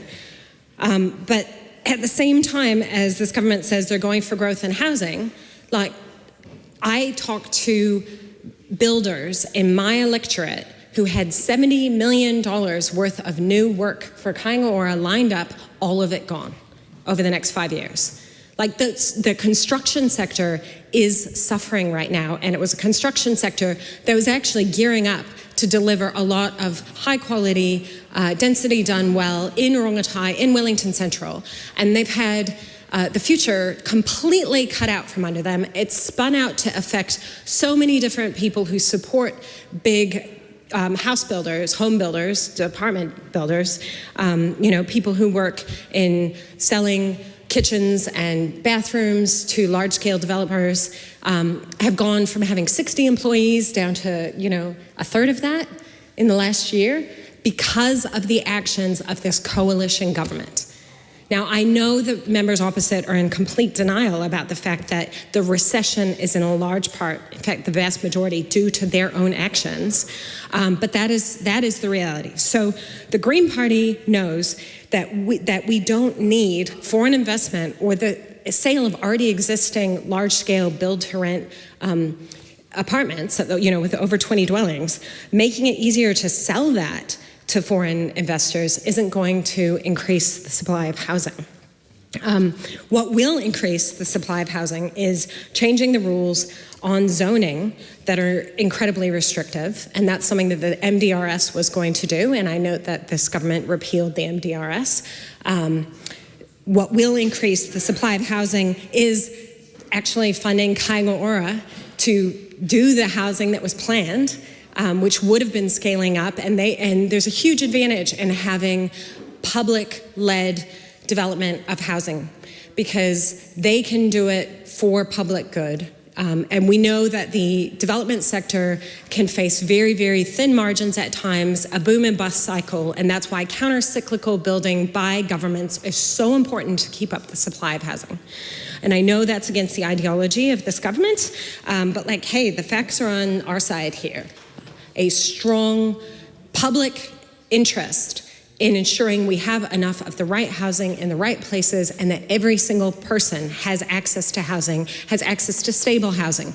Because when kids are growing up in a family where they might be booted out from their rental property at any moment, that introduces a huge amount of insecurity for them, inability to develop community and relationships, maybe having to change school multiple times a year. We know that's not good for their educational development, that's not good for their emotional development, and it's not good for the strength of our communities. And it's our communities that need to be able to put down roots, not to mention, have access to affordable housing and healthy housing, because we know that there's a lot of properties in New Zealand that are not really up to scratch, and that puts stress on our public health system.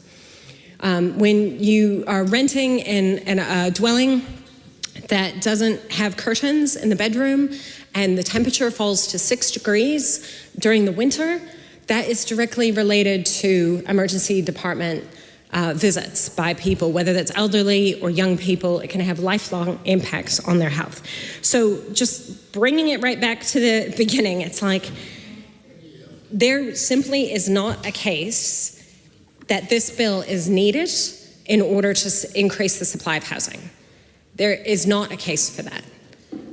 And this is a government who have demonstrated that because their number one priority is letting those who already have the most wealth and power accumulate more. They've spent billions of dollars giving tax cuts to landlords who those dwellings already exist. Those dwellings already exist, so that billions of dollars does nothing to increase the supply of housing. Zero. But it does enrich their donors. So we can understand why they would do that, but it's not what we do if we want to increase the supply of homes in this country. And opening up for foreign investment is not how we grow and develop productively as a country. It just means we're owned by other people. So there's nothing in this bill is actually going to contribute to a more sustainable, a more equitable country. And it's really sad because there's such an opportunity for New Zealand to have a more thriving society, one we can address so many of our health costs, our public health costs of inequality, to do all of that. And we had a plan. There was a plan in place that was gearing up to increase the supply of housing. Now that's been sent backwards. We're like at record low consent applications, I believe, or it's certainly been a huge crash from a few years ago. And that is directly related to government policy choices to prioritize letting the wealthiest people in the country become wealthier rather than using our collective resources to build more homes, which helps everyone in the country. And to reduce the security for renters at this time just is like mask off. Who are these people governing for? They're governing for the property owners who are making a passive income off owning property, often heavily leveraged, and they can just keep acquiring more property, goes up in value. They have no real accountability to their tenants. We have we already had some of the worst tenant protections in the world, and this government's going to make it worse. So don't come to this house and pretend that you actually care about renters. It's very obvious you don't care. The government members do not care about renters. They do not actually care about doing the effective things to increase the supply of housing. And when they say, we couldn't afford it, we didn't have any money, we had to cut all those planned housing developments that Kaingoa was going to build that were actually going to result in more housing, but we are going to borrow billions and billions of dollars to build a few motorways that will not pay for themselves in tolls. So that's the extent of it. Let landlords get richer, but borrow tons of money that will make the climate crisis worse, that will make transport affordability worse for the country. They're quite willing to bankrupt the country for their ideological pet projects, but building more housing and protecting renters is not one of them. The Green Party does not commend this bill. Cameron Luxton. Thank you, Mr. Speaker. It's a privilege to rise and speak on this bill, and I would like to start by saying I'm not actually a member of the committee that examined this bill, so acknowledging Todd Stevenson, who does a great job on that bill on that committee for the ACT Party, and I'm sure contribute greatly to some of the changes we saw in there. And well done to the Minister for adopting the commentary and taking that on board. I'd also like to say, there was some great contributions from around the House. Kieran McAnulty's done a good job opening up a discussion about whether this is enough. The limit is set at the right place to enable enough housing to be built around the country, and I think it's a fair conversation to have. But as I say, I wasn't in the select committee, and I'm sure it was discussed quite vigorously, and that the decision was made for the best interest of New Zealand.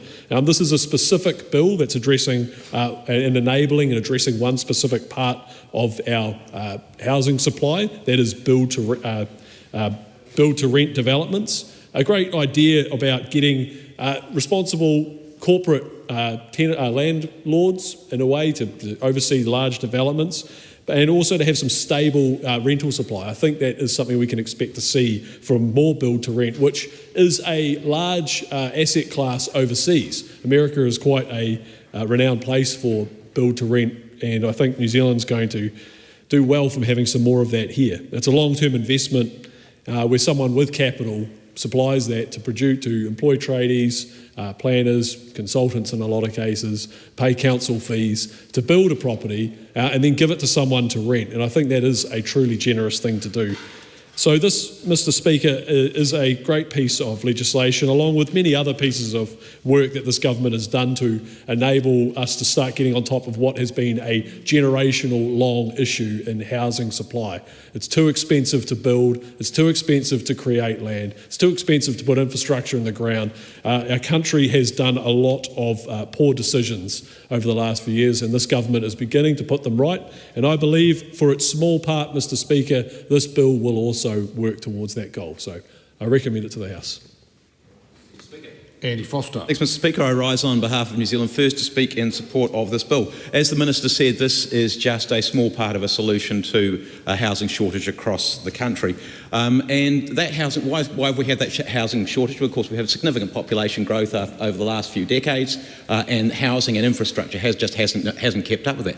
The other part, which is interesting too, is actually we're getting smaller and smaller household sizes. In the 1980s, we had a household size average of 3.2. It's now down to 2.7. The difference that makes alone is about 300,000 houses. So it is quite significant.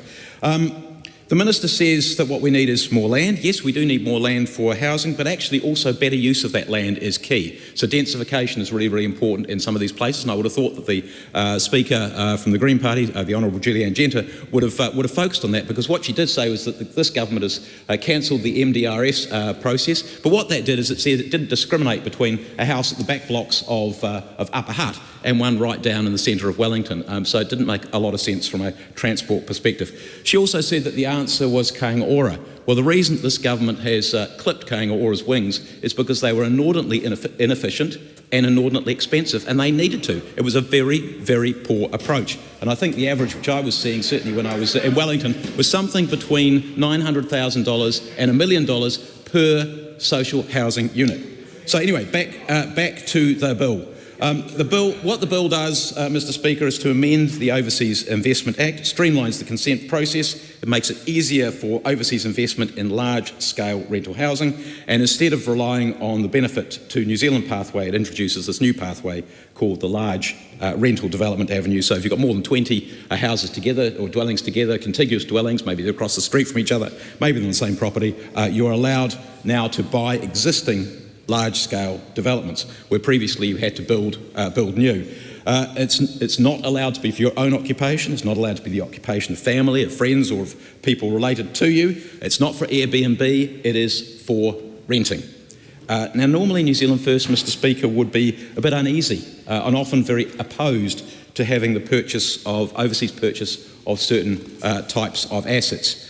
We do need overseas capital. That is not in question. We've always needed it. This country's needed it since, in the last 180 odd years. It's needed overseas capital. But we're always very interested in making sure that that overseas investment is more about creating new assets, improved assets, not just about buying existing ones. Because all that does is it puts us further into hock to other countries. And one of our biggest challenges in terms of our balance of payments is the fact that we owe so much in debt, and we also owe so much in effect in dividends and returns to people who have bought stakes in New Zealand. We are, as a party, we are economic nationalists. In fact, it is in our name. In fact, it is our name. We put New Zealand first. So we need to make sure that we get good value from our foreign investment, or from foreign investment here. Kieran McAnulty said that he wanted Labor, and I read the report. I'm not on that committee either. I read the report, and they obviously had this discussion about whether 20 was the right number.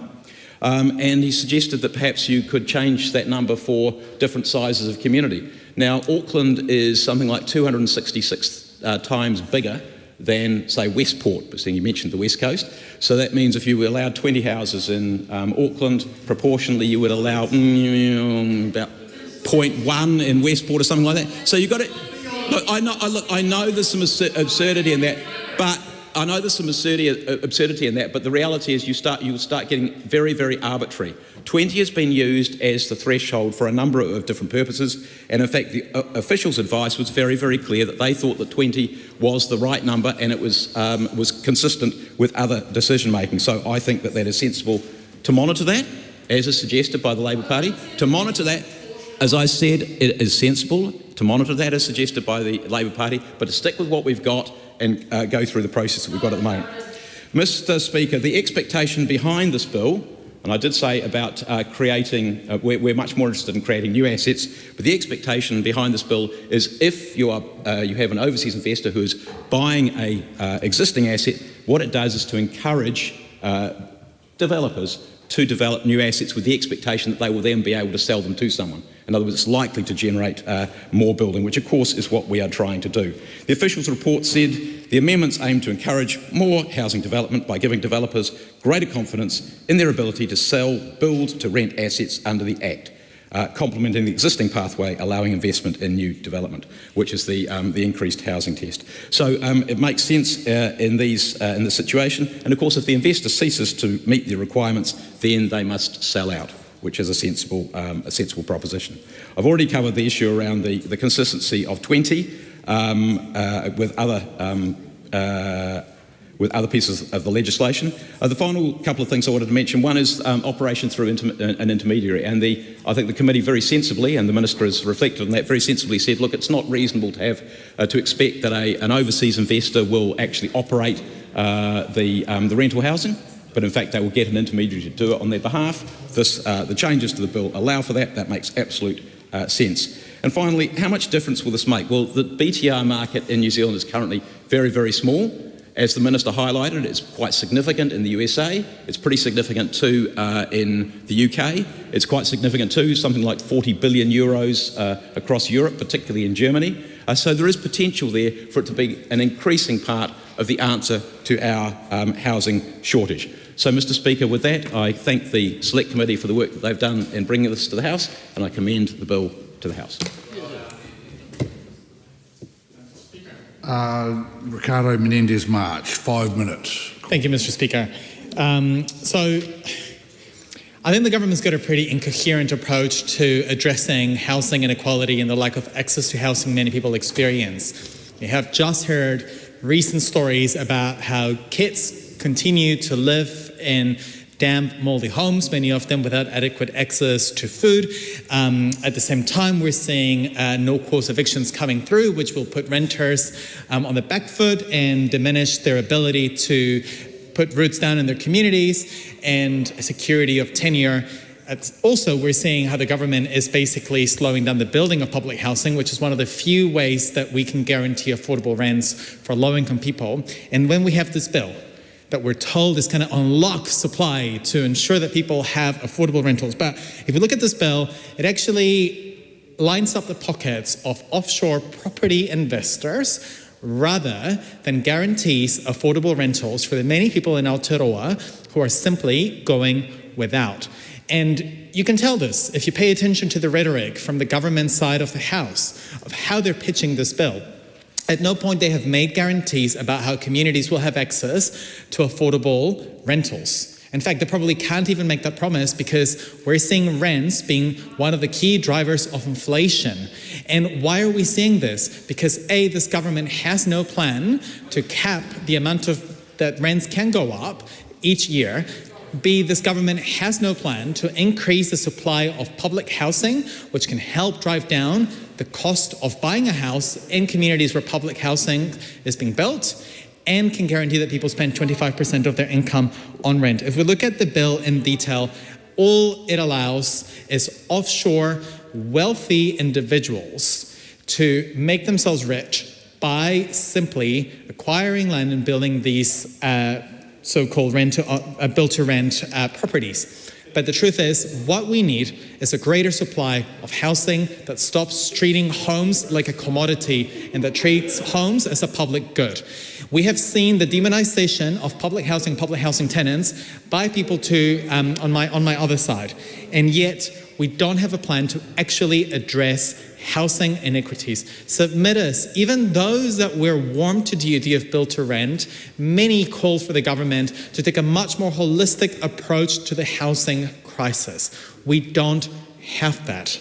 And yet, we have this bill juxtaposed with everything else that the government is doing, and I just simply cannot see how this bill will meaningfully contribute to actually, A, genuinely increasing the supply of affordable housing that is, as I mentioned earlier, not a commodity. B, how this bill will give security of tenure for renters. Because what we will have now are renters that are being displaced more and more as a result of policies from this government, being told that don't worry, they can move in an unspecified amount of years to these build-to-rent apartments, only for them to be at the mercy of landlords that could kick them out for absolutely no reason.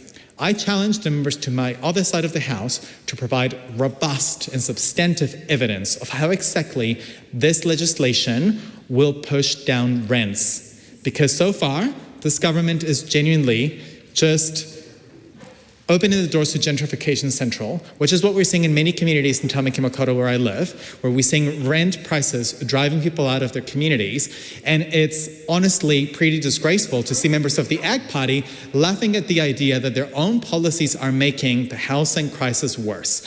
This is not a policy that has the well-being of our local communities, nor has Tiriti centered in how this bill is being developed. Because at the end of the day, we've got to remember that many of the so-called build-to-rent developments that we'll see from offshore investors will actually be in places that have been previously confiscated, and it will make Tiriti justice actually far, far harder.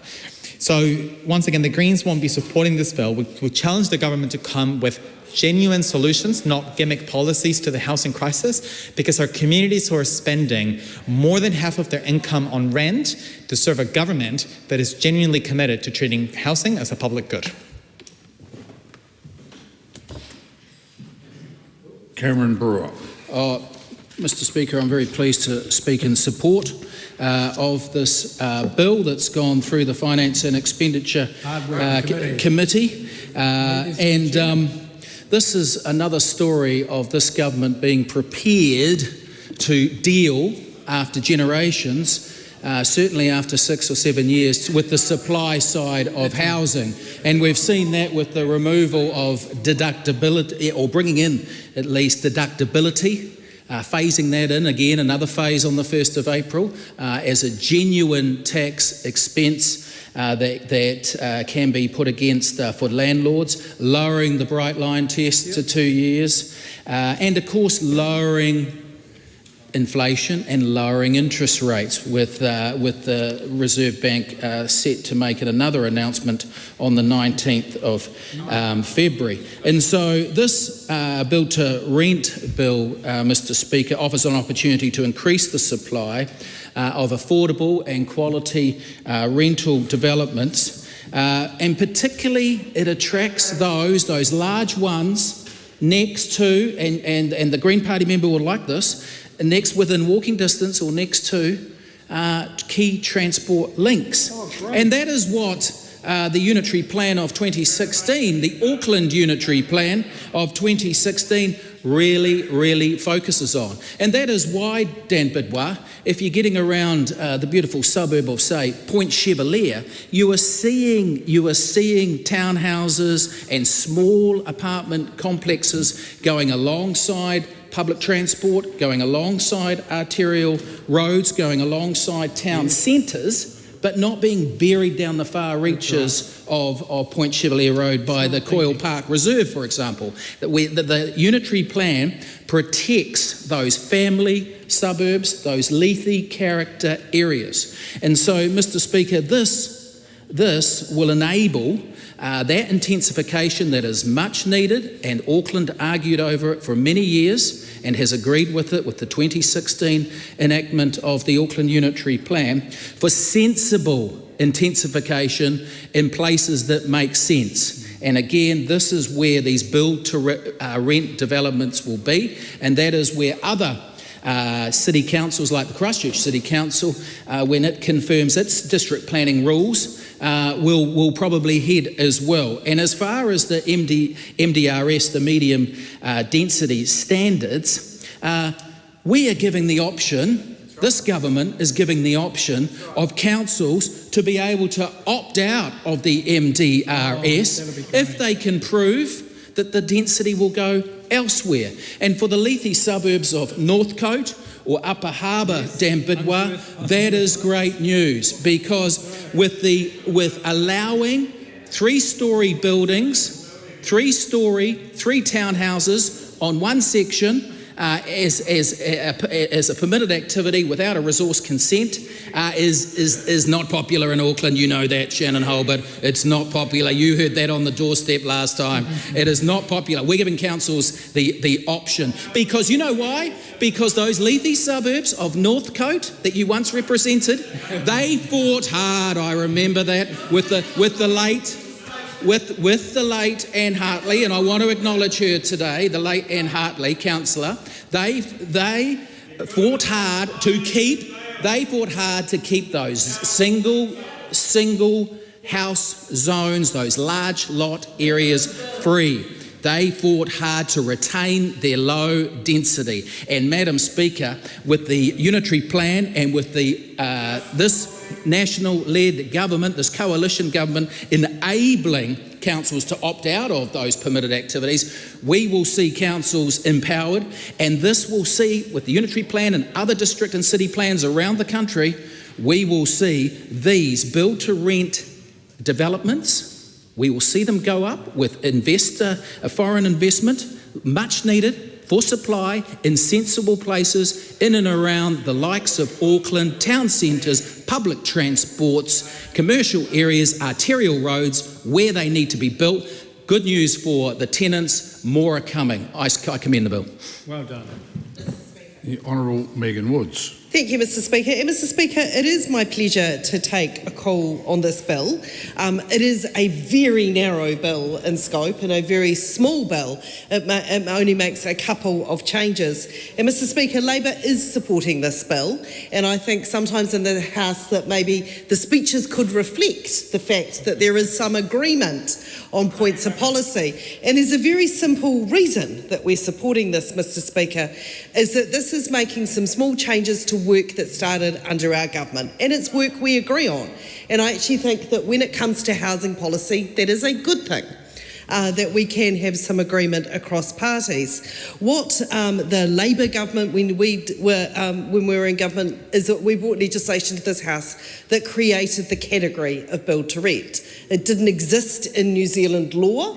As it was a relatively new phenomenon. Well, phenomena in New Zealand, it was new. Of course, we've seen build to rent around the world for decades now, but not a category of housing that existed in New Zealand. So we needed to establish a definition of what is a build to rent development.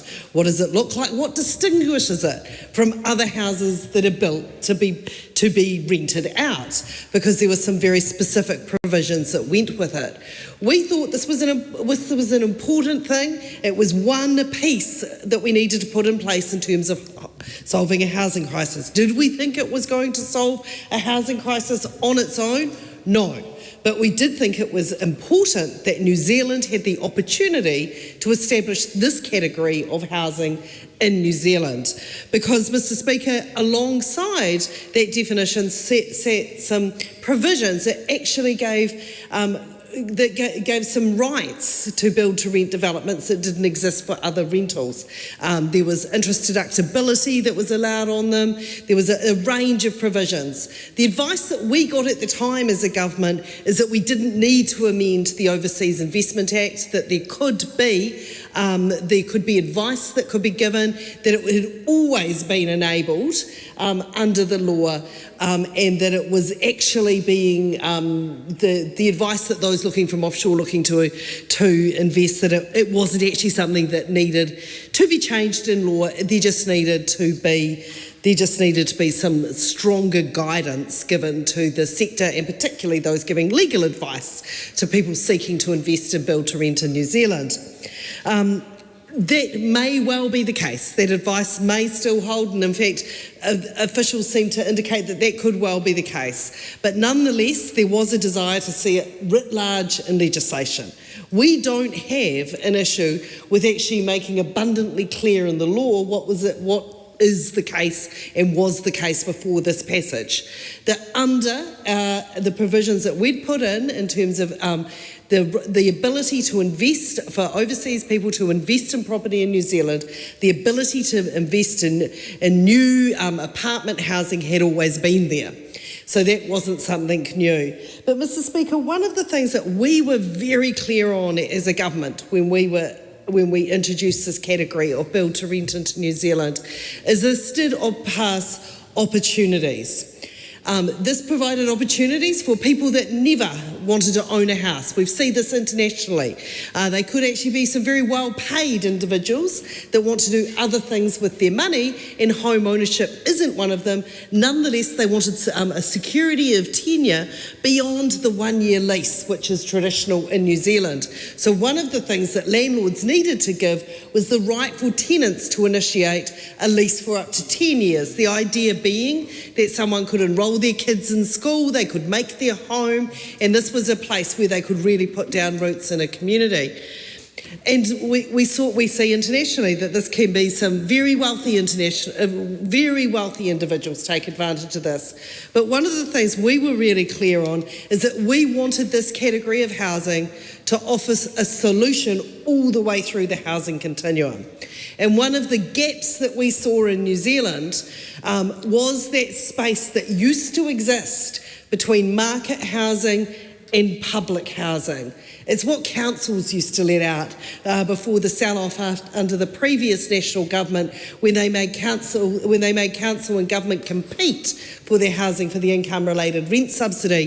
There used to be affordable rental housing that was usually around 75–80% of a market rent. It would be someone that wasn't eligible for a state house or for the income-related rent subsidy, but nonetheless couldn't survive in the rental market, the private rental market. So we saw an opportunity to work with iwi, to work with councils around actually building community-focused build-to-rent developments, and that is why we put in place the Affordable Housing Fund and put in place the Affordable Rental Pathway.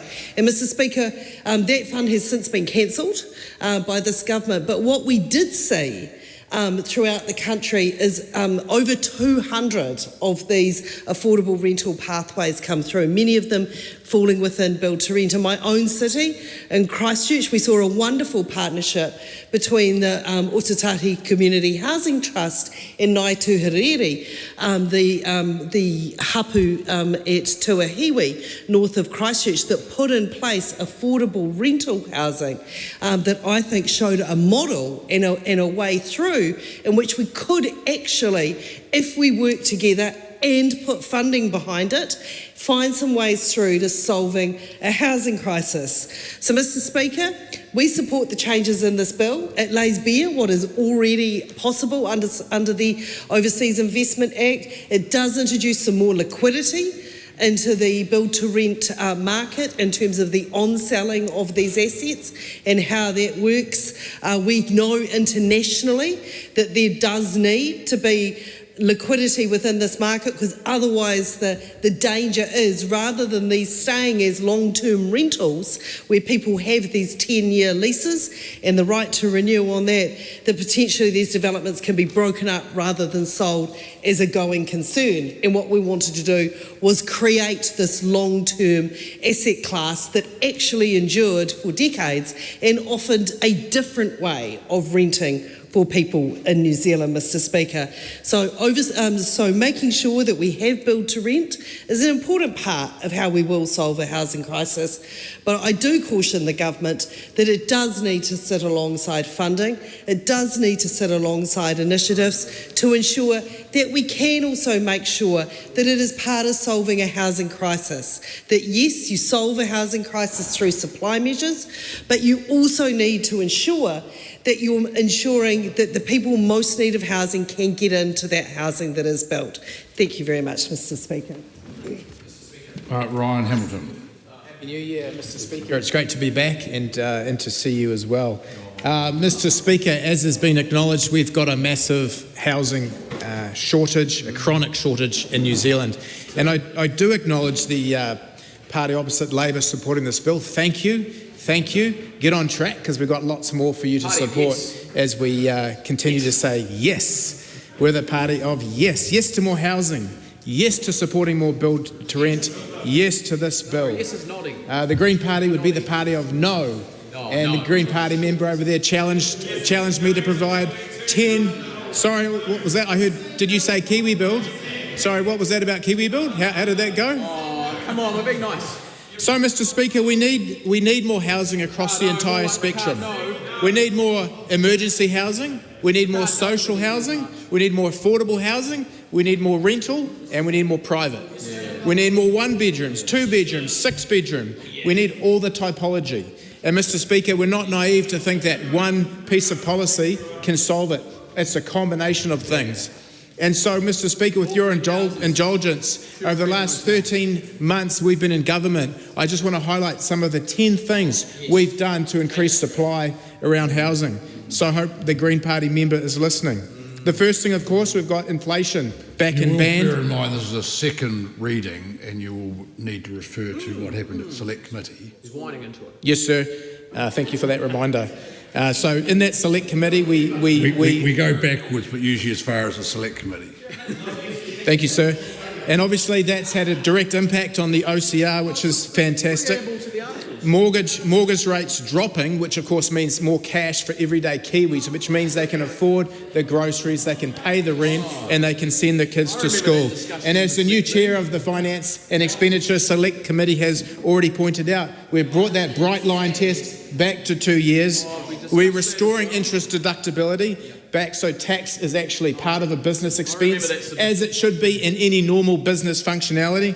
And when people say tax cuts for landlords, I must remind them that 80% of landlords only own 1 rental. So that's your mum and dad investors. That's your brothers and sisters. The fifth thing is fast track. The legislation is just... The sixth thing better be the bill. Actually, Mr. Speaker, it's the 10th thing, which is build to rent overseas investment bill, which goes to my point, Mr. Speaker, of supply and demand. And the former Speaker, Mr. Speaker, from the Labor Party was very clear that the issue is around supply. And it is supply and demand. And it's a bit like going fishing as New Zealanders. We like to go fishing up around my way on the west coast and the east coast. We like to go snapper fishing. And you know when you go snapper fishing and your friends say, well, can you drop some off on the way back home? And you know if they don't drop any by on the way back home, it's because they haven't caught enough. But, Mr. Speaker, if they have got enough snapper, you're surely to get some. And the reason is because they've got enough to share, because the supply is large. They don't need to stack up the supply of fish at home with bread. Instead of having 1 fillet, they can have 2 fillets. And, Mr. Speaker, if they've got enough supply, they can even put some in the freezer. So I'm really drawing the analogy to this bill to rent second reading, Mr. Speaker. It's about increasing supply. And it's not one silver bullet, it's not one thing, but layer upon layer of the housing support legislations. In fact, I'd use the words proactive and enabling legislation, Mr. Speaker. And this is another thing which just layers up in 13 months to get more housing supply in New Zealand. And so, Mr. Speaker, I commend this bill to the House. The Honourable Deborah Russell, 5-minute call. Thank you, Mr. Speaker. Mr. Speaker, I wish to start by addressing something that the previous speaker raised.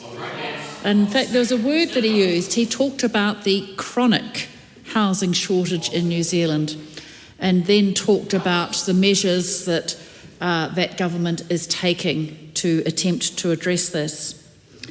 In that context, I just want to remind the House of what the last Labor government did to address the chronic housing shortage. By June 2023... You can only get to 6. Yep. By June 2023, the previous Labor government had delivered 12,000 new public homes. Over the course of 5.5 years, we had delivered 12,000 1,000 new public homes, a real supply-side measure ensuring that there were houses available. In fact, by June 2023, 1 in 7 public homes in this country had been built by Jacinda Ardern's and Chris Hipkins' Labour government, despite the upheavals of a global pandemic. That is a record of delivering houses and taking real positive action to address a chronic housing shortage. I want to turn to this particular bill, and I agree, it is another measure that goes to help with respect to ensuring that people are housed and housed in stable homes, homes that they can rely on to be there for up to 10 years because they have that right of renewal. So we do support this bill because we think that this is a space where we do need to have more investment in New Zealand. We're having more build to rent, more long-term rentals would be really, really helpful for all sorts of people. Now, we've addressed the fact that some of these new types of, this new type of housing for us, and it is new for us, can go right across the spectrum in terms of the sorts of housing it can supply. And people have talked about perhaps very wealthy people wanting to have build-to-rent these types of apartments that they can rent for a long time. Perhaps people, perhaps with some form of income insecurity, might find it easier to be in that space. I'm particularly delighted to see this type of investment being facilitated for family friends of ours whose 2 children, who both have autism, nevertheless have their own simplicity apartments in a build-to-rent apartment. So those young people now have guaranteed accommodation, a place to live for the next 10 years, and they can't be kicked out. That is an extraordinary thing to supply, and you can see that this type of housing can supply all sorts of gaps in the market, and for people who might otherwise find it hard to be housed on the private rental market, but also might not find it so easy to be able to buy a house of their own. It just fills that gap rather nicely. It also filled another gap rather nicely too, in that one of the things that we would hope to see over time is that our own perhaps our KiwiSaver funds, perhaps our insurance companies might get involved in this sort of market too, perhaps with the leverage of overseas investment, creating that long-term steady income stream that we know that investors like to have. So there's all sorts of good reasons to promote this type of housing. So on those grounds, this is a good reason to support this particular bill. I do want to add just a little bit to what my colleague Karen McAnulty said about perhaps considering whether it might be possible to adjust these rules somewhat for smaller centres. I want to point out that Mr McAnulty never ever suggested a proportional measure, but was suggesting that perhaps in the smaller centres that perhaps there could be a lower absolute limit, but with a proportion saying that maybe as long as your entire development fitted into this category, so none of it was going to be sold, none of it was going to be off to investors or whatever, individual investors, then perhaps it might be appropriate to have a lower absolute number of houses. So maybe 6 houses provided 100% of the development fitted into this category of housing. I think that is an idea worth exploring, and if perhaps in the committee stage, but perhaps the Minister will take it upon himself to investigate that further. So a good piece of legislation, and I'm glad to see it progressing further. Nancy Liu. Mr Speaker, I am so glad I can speak to this bill because we've been through the Select Committee. I've been out there to talk to different developers and people who are interested in this very build-to-rent idea. It is new to New Zealand, but it is not new internationally around the world. But the beauty of democracy is that we can also listen to different perspectives, like Minister Bishop, who have said this is not all of the solution to the housing shortage in New Zealand. It is only one of the many solutions. Just like the Labour members opposite to us tonight, who have said that they will be supporting this bill. And in my head, I thought, oh my God, Labour is right for once, finally. But guess what? I continued, I went and talked to many people around the country, particularly who are interested in the build to rent. And particularly, I know that there are a number of developers who are actually watching us live because they are so interested in this topic. And what they want to hear from us is whether we are giving them the green light and the full support from government to make sure that they can hire people, they can build for New Zealand. And I know, for example, Ken and Frank are currently watching live on TV, and they sent me this quote, which I find very interesting. Cost of creation of new lands are expensive. Therefore, maintaining a healthy density for BTR developments are essential. This hopefully will answer to Karen McNulty for your concern. But what they are trying to say is they want to build, they want to provide new houses for New Zealand, but they are now waiting because they are uncertain about the government's direction. They want to know that we are fully in behind the construction and the housing sector, that we are here for them to build. Now, the Prime Minister, Right Honourable Christopher Luxon, have said just over a week ago in his State of Nation speech that we are a country with the culture of saying no. So, in 2025, a national-led government is about the country for growth. We are about growth. So we are saying yes, not only to building new houses for our country, but we are also saying yes to the developers for recruiting more people to go onto construction sites. We are saying yes to people who are looking for jobs. We are saying yes to economic developments locally, regionally, and around the country. So we are a government about growth. And BTR, this very bill, is one of the pillars that proves that we are serious about growing New Zealand in 2025. Therefore, I commend the bill to the House. The Honourable Barbara Edmonds. Thank you, Mr. Speaker. See, this is why I believe that Nancy Liu could have been a great chair for the Finance and Expenditure Select Committee. She's got a financial background and she follows all the government key lines to the T. So I applaud Nancy Liu. And my apologies to my new mate, Cameron Brewer, who was the chair of the, nominated as chair of the Finance Expenditure Select Committee. Take your learnings from Nancy Liu. She is qualified in this space, and so that's why I believe, and also follows those key lines. So I just want to pay acknowledgement to Nancy Liu for her speech there. So, Mr. Speaker, I was on the Finance Expenditure Select Committee and we had submissions on this bill. As the Minister had said, this is not a silver bullet for the undersupply of housing in New Zealand. We acknowledge the Minister for his comments, and again, Labor is supporting this particular bill.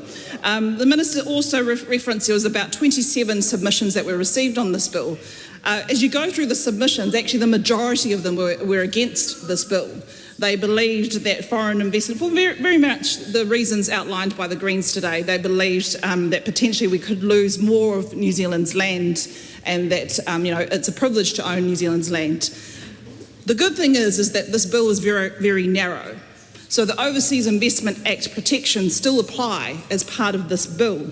And some of those particular protections, which are part of this new streamlined test, which is if you're going to build 20 houses or more, you go through this new test, is that consistent with the Act's intention to prevent overseas investors from purchasing land for speculation purposes or other intended uses, the pathway still requires investors to not occupy the land or have individuals connected with them occupy it.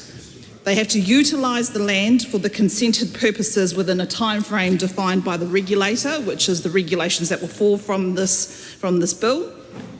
They must divest their interest in the asset if the asset is no longer operated for consented purposes. So if the consented purpose was build to rent the 20 dwellings, then they could actually have that consent stripped from them if that's not what they're going to do when they divest of the properties to those occupiers. And they also must pay the fee. The bill also sets a fee for this particular new streamlined test.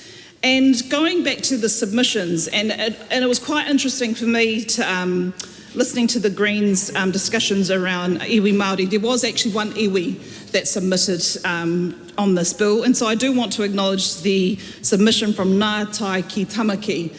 They are an iwi that cover some of my favourite parts of Tamaki Makaurau, in particular Maraetai, so my apologies to my whānau in Northcote. and the North Shore. Maraetai is definitely one of the better places in Auckland. But why they supported this bill quite surprisingly in principle. And that's because Ngātai ki Tamaki had been to a seminar session that KPMG had held, and they were really interested that there were a number of foreign investors who wanted to invest in New Zealand and also wanted to partner with some iwi and with some community partners in order to build these build-to-rent homes. So they bring that out as part of their submission. But they also wanted to make sure that those protections within the Overseas Investment Act, within the wider Act, were still there. This bill does not change that. And they also wanted a condition on, as their support for this bill, which is that the cherry picking of tenants couldn't be allowed. Unfortunately, that's out of scope of this bill, but I do want to acknowledge Ngātai ki Tamaki for their submission on this. Mr. Speaker, a number of members have spoken in support of the House, this bill, various reasons for it. I do want to reaffirm the comments by our housing spokesperson, Kieran McAnulty. I would have thought maybe New Zealand First Party, given their focus on the regions, might take into account some of the suggestions that our housing spokesperson had talked about, which is just giving a bit more work, and there is time. We are in the second reading. We still have the Committee of the Whole. There could be opportunities for supplementary order papers. So for them to reconsider whether there needs to be a test for some of those regions where actually 20 units is actually quite large. So I do want to implore the other side of the Minister to reconsider that, but in particular the New Zealand First Party, given that they have a really strong focus on the regions. I think this would be something that would actually fall within those elements of which your focus is as a party. So, Mr. Speaker, want to thank Treasury officials for their support on this bill. LINZ will be implementing a large part of it. It's really important that that process and implementation is strong, but I also want to acknowledge the work done by the previous Housing Minister, the Honourable Dr. Megan Woods. In her earlier speech today on the second reading, she went through the history of build-to-rent. There was no definition of build-to-rent. We put in the definition of build-to-rent. In 2021, that test was slightly changed around a liquidity asset test. That has then again been changed because as work has progressed. So I commend this bill to the House, but I do again urge the Government Minister as well as New Zealand First to consider that regional aspect to it.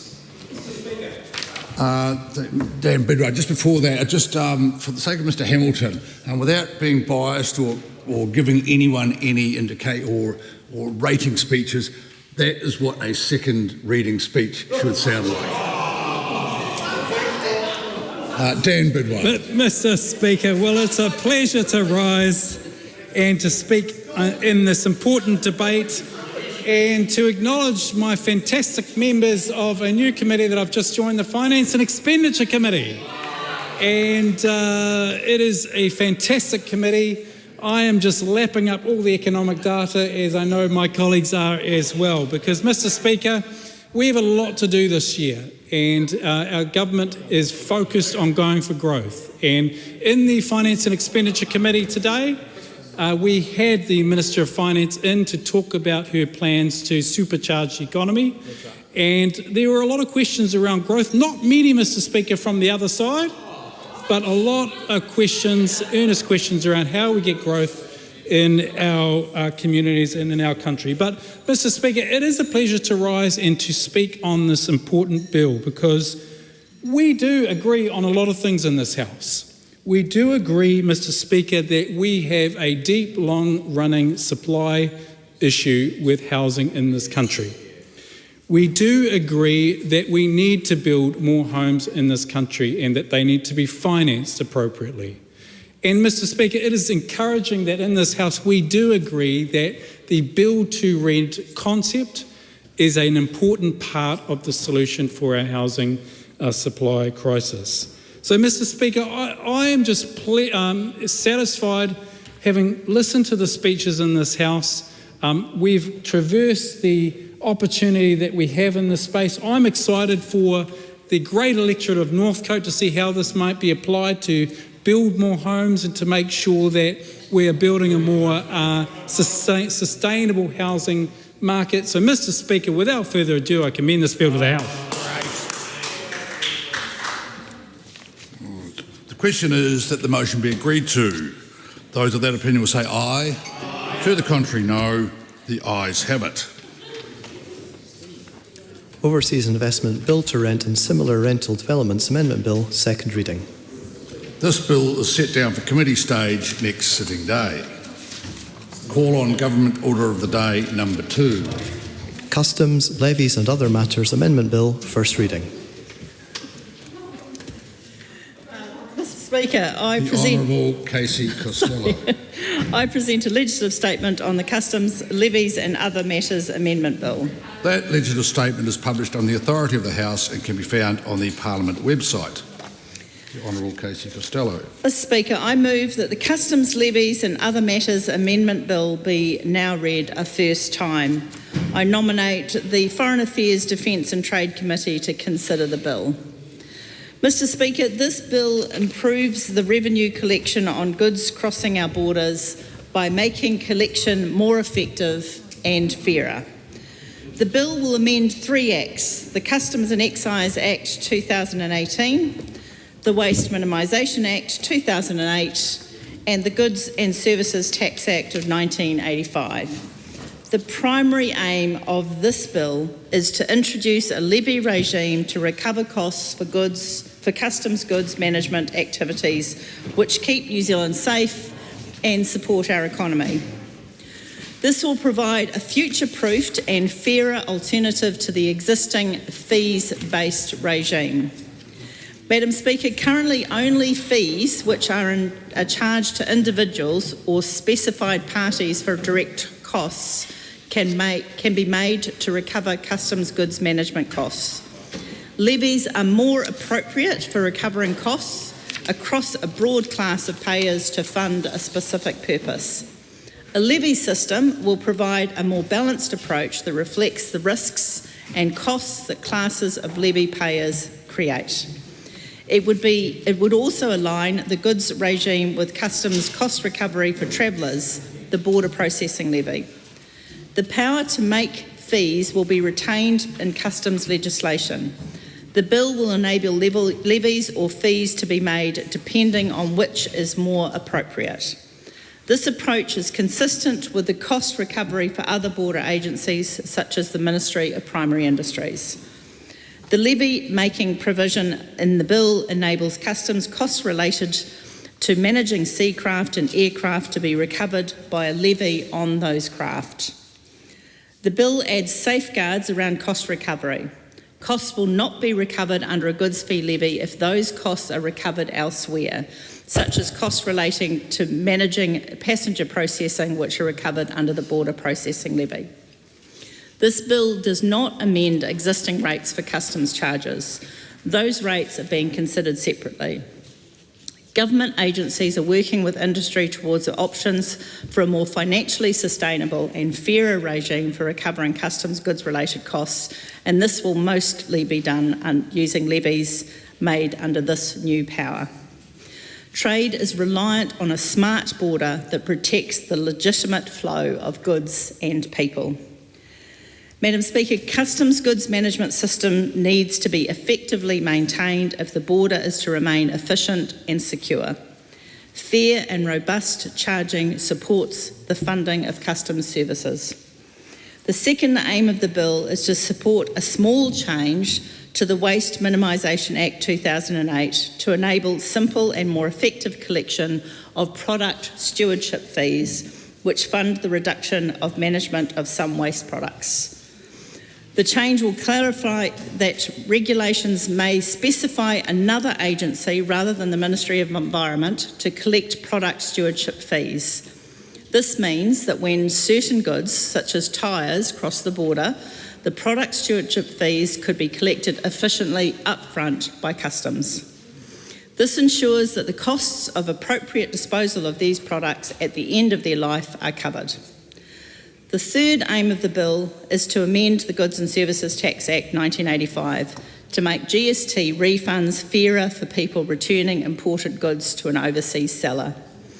Madam Speaker, about 300 importers will be able to get a GST refund each year where currently they are not able to do so. These are usually people who have bought an item which is faulty or not as specified. Currently, if imported goods are returned overseas, the importer can get other types of duty back, but not the GST, unless they can prove that the goods are faulty or that the goods were not as specified. All importers returning goods overseas will now have up to a maximum of 12 months to claim back GST instead of the 2 months as it currently exists. The bill also ensures people receiving repaired or replacement goods back under warranty will only pay GST once. Madam Speaker, I ask Parliament to support this bill. It is important to help customs and other government agencies to collect revenue efficiently and make our system fairer. I am pleased to commend this bill to the House. The question is that the motion be agreed to. Honourable Jenny Salisa. Madam Speaker, I would like to wish you and all the members of Parliament a wonderful new year in 2025. Thank you. Before I give my speech, Madam Speaker, I would like to acknowledge and thank Robert Gallagher, former Senior Vice President of the Labour Party and one of the best people that I know, who has mentored and advised so many of us. We laid him to rest today. Moe mai rā, moe mai rā, moe mai rā. It is my honour, Madam Speaker, to speak as opposition spokesperson for Customs on this bill, the Customs Levies and Other Matters Amendment Bill, and Labour supports this bill.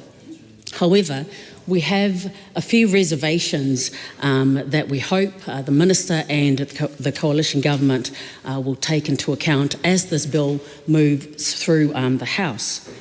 The bill has a focus on improving and enhancing the efficiency as well as the fairness of our customs revenue collection system.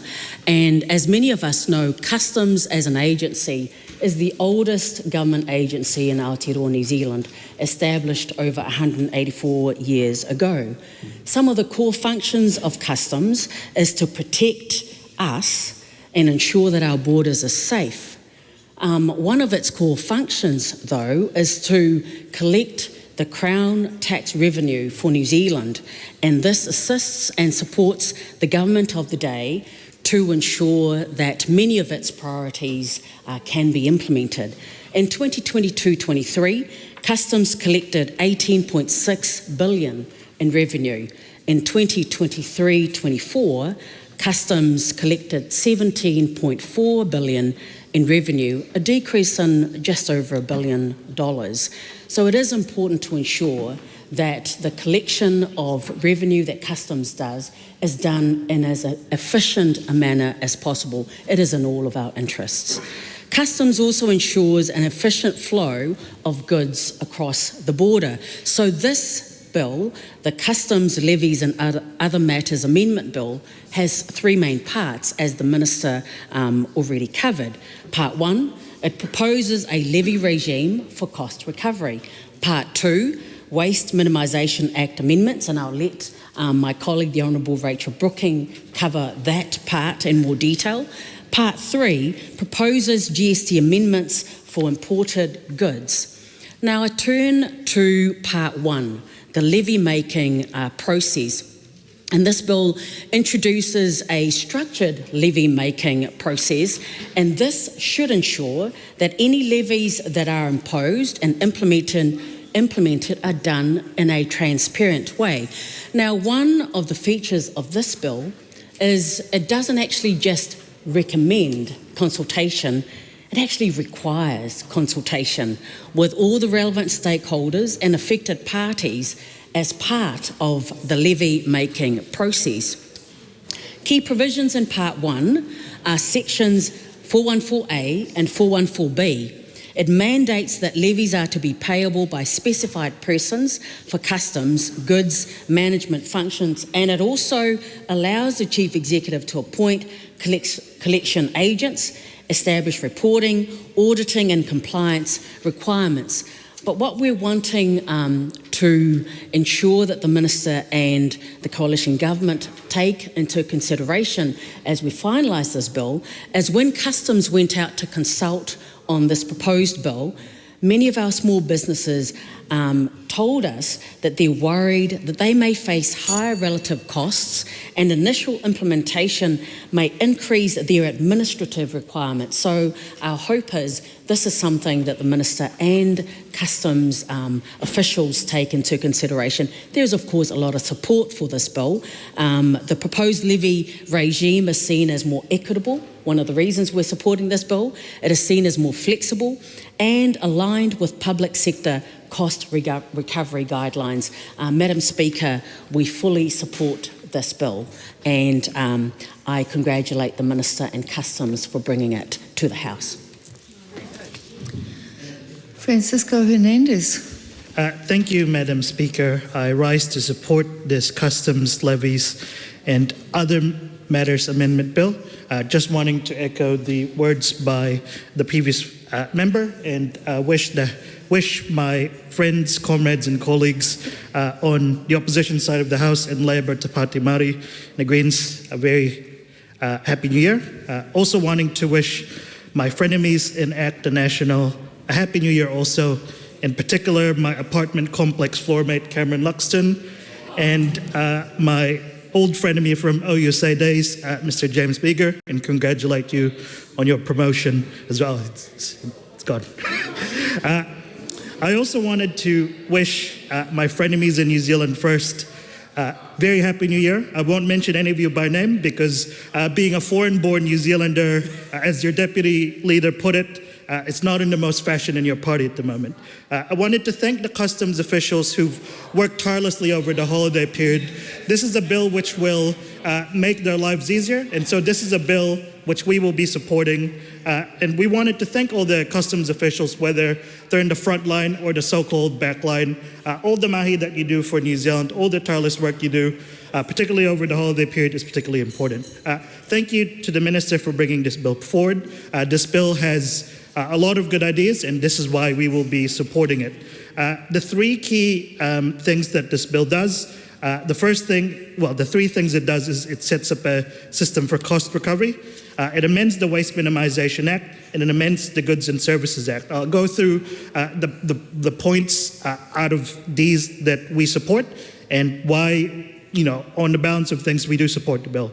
Now, the system for cost recovery enables the people who benefit directly from the goods that they order to pay for it, to essentially pay for it by enabling customs to collect fees.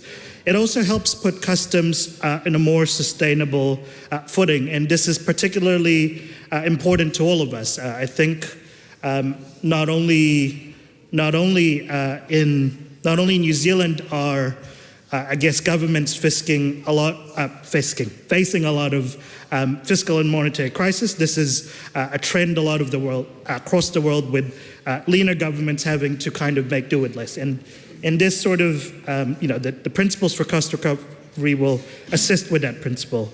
It also amends the Waste Minimisation Act to enable orders to be set via council and gives customs the power to collect these in relation to products. And this is particularly important for the product stewardship scheme. And just wanted to remind the colleagues, all the colleagues across the House, that the Waste Minimisation Act is very much the baby of the Green Party of Aotearoa. The Waste Minimisation Act was a brainchild of Nando Tankos. This was a member's bill, and prior to that, it was something that the Greens are passionate about and still passionate about, the zero waste principles and moving to a circular economy where no waste is generated. So it's particularly important to us that that product stewardship, which was something that previous government was working towards, and this government looks set to continue with, by passing this legislation, will continue. So thank you for progressing that cross-party work. It's really important that we do carry on this work together, because all New Zealanders, well, most New Zealanders would agree that a waste-free New Zealand is a better New Zealand. Now, the last thing it does is amends in the Goods and Services Act, and this is something that We like from the perspective of the consumer rights advocacy, consumers will not have to pay goods for twice for, if it gets fixed. But it's also important from the waste minimization perspective, because it means that if you've already paid GST on a product and you send it overseas and it gets repaired and it gets sent back to New Zealand, you don't have to pay that taxation twice. And it's particularly important to support that repair economy because that kind of culture of take, make, waste is not a very sustainable one. And, we've got a lot of great ideas along those lines. I believe my colleague, Marama Davidson, has a right to repair bill that was drawn from the members' ballot and which has been carried on by my colleague, Ricardo Menendez-March. And so thank you so much for this bill. We will be supporting it. Thanks. Laura McClure. Madam Speaker, firstly I just want to say thank you, Fran. Happy New Year to you also and to everybody else in the House. Happy New Year to those that are keeping our borders safe. Would have been extremely busy. Well, some of us had a really nice break. I'm sure a lot of you guys have not had any break at all. It's been a really good season for New Zealand tourism coming through the borders, and I'm sure you're very, very busy. So this bill, being an omnibus bill, is pretty straightforward. They're quite small amendments, but they may have some significant impacts. The levies that do help keep our borders safe are really important. Like we've seen the increase in trans organised crime and the likes of drugs and contraband and all kinds of things coming through our border. So it is really important that we do have some revenue in order to tackle some of these huge problems. The first part of that bill I think is really important. I also like the fact that we're trying to find some efficiencies. I mean, isn't this what this government's about, finding efficiencies? So it's great that we're seeing this happening. The amendments made will have the provisions to relate to customs cost recovery charges, refunding goods and services tax, the GST on collection of environmental products and stewardship fees. This is also good for those businesses that do need to return things that they're importing. So there are very few businesses that do this, but sometimes they need to return them back overseas. So that's a really important step for those businesses as well. Some of the other little bits and pieces that this legislation does as well, it also engages existing levy regime provisions within the C&E Act relating to trust accounts, collection agents, audits, auditors and offences. The support effective fee collection clarifies that regulations may specify agencies that will collect fees to fund product stewardship.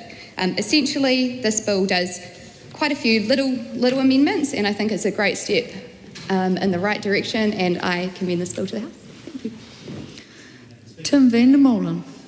Thank you, Madam Speaker. Happy to rise and take a call on the first reading of the Customs, Levies and Other Matters Amendment Bill. Here we are at 9 p.m. debating the details of a custom bill. It doesn't get much more exciting than this, Madam Speaker. This government is firmly focused, though, on economic growth this year.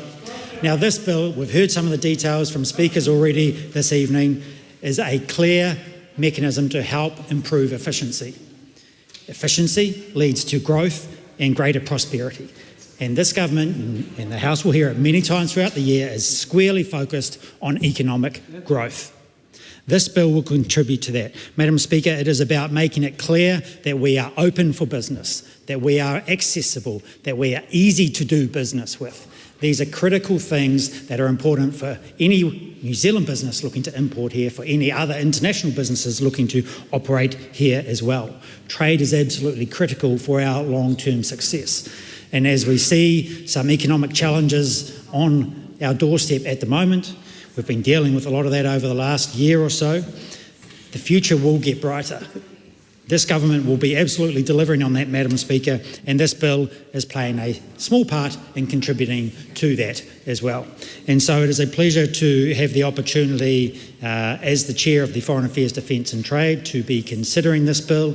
Our committee, I am sure, will delve into the detail with great gusto, look for any opportunities to further improve the proposals put forward under this bill, and to ultimately deliver back to the House a good piece of legislation that I think will make some meaningful changes. I'm not going to delve in the details of each of those particular aspects, but it's clear that we're talking around looking at those efficiency gains where we can, I think, have a more practical, more workable system that will ultimately give greater confidence to those businesses looking to import products. Particularly the one that I think stood out for me, though, Madam Speaker, was around the GST period for those warranty claim aspects. If there's an issue and it's having to go back, then of course you should not be paying GST twice on that, and indeed extending that period from 2 out to 12 months to allow for that, or indeed even longer if the warranty period is beyond that 12-month window, is an appropriate measure, I think, that again is all about efficiency gains, streamlining the system and just making it easier to get things done.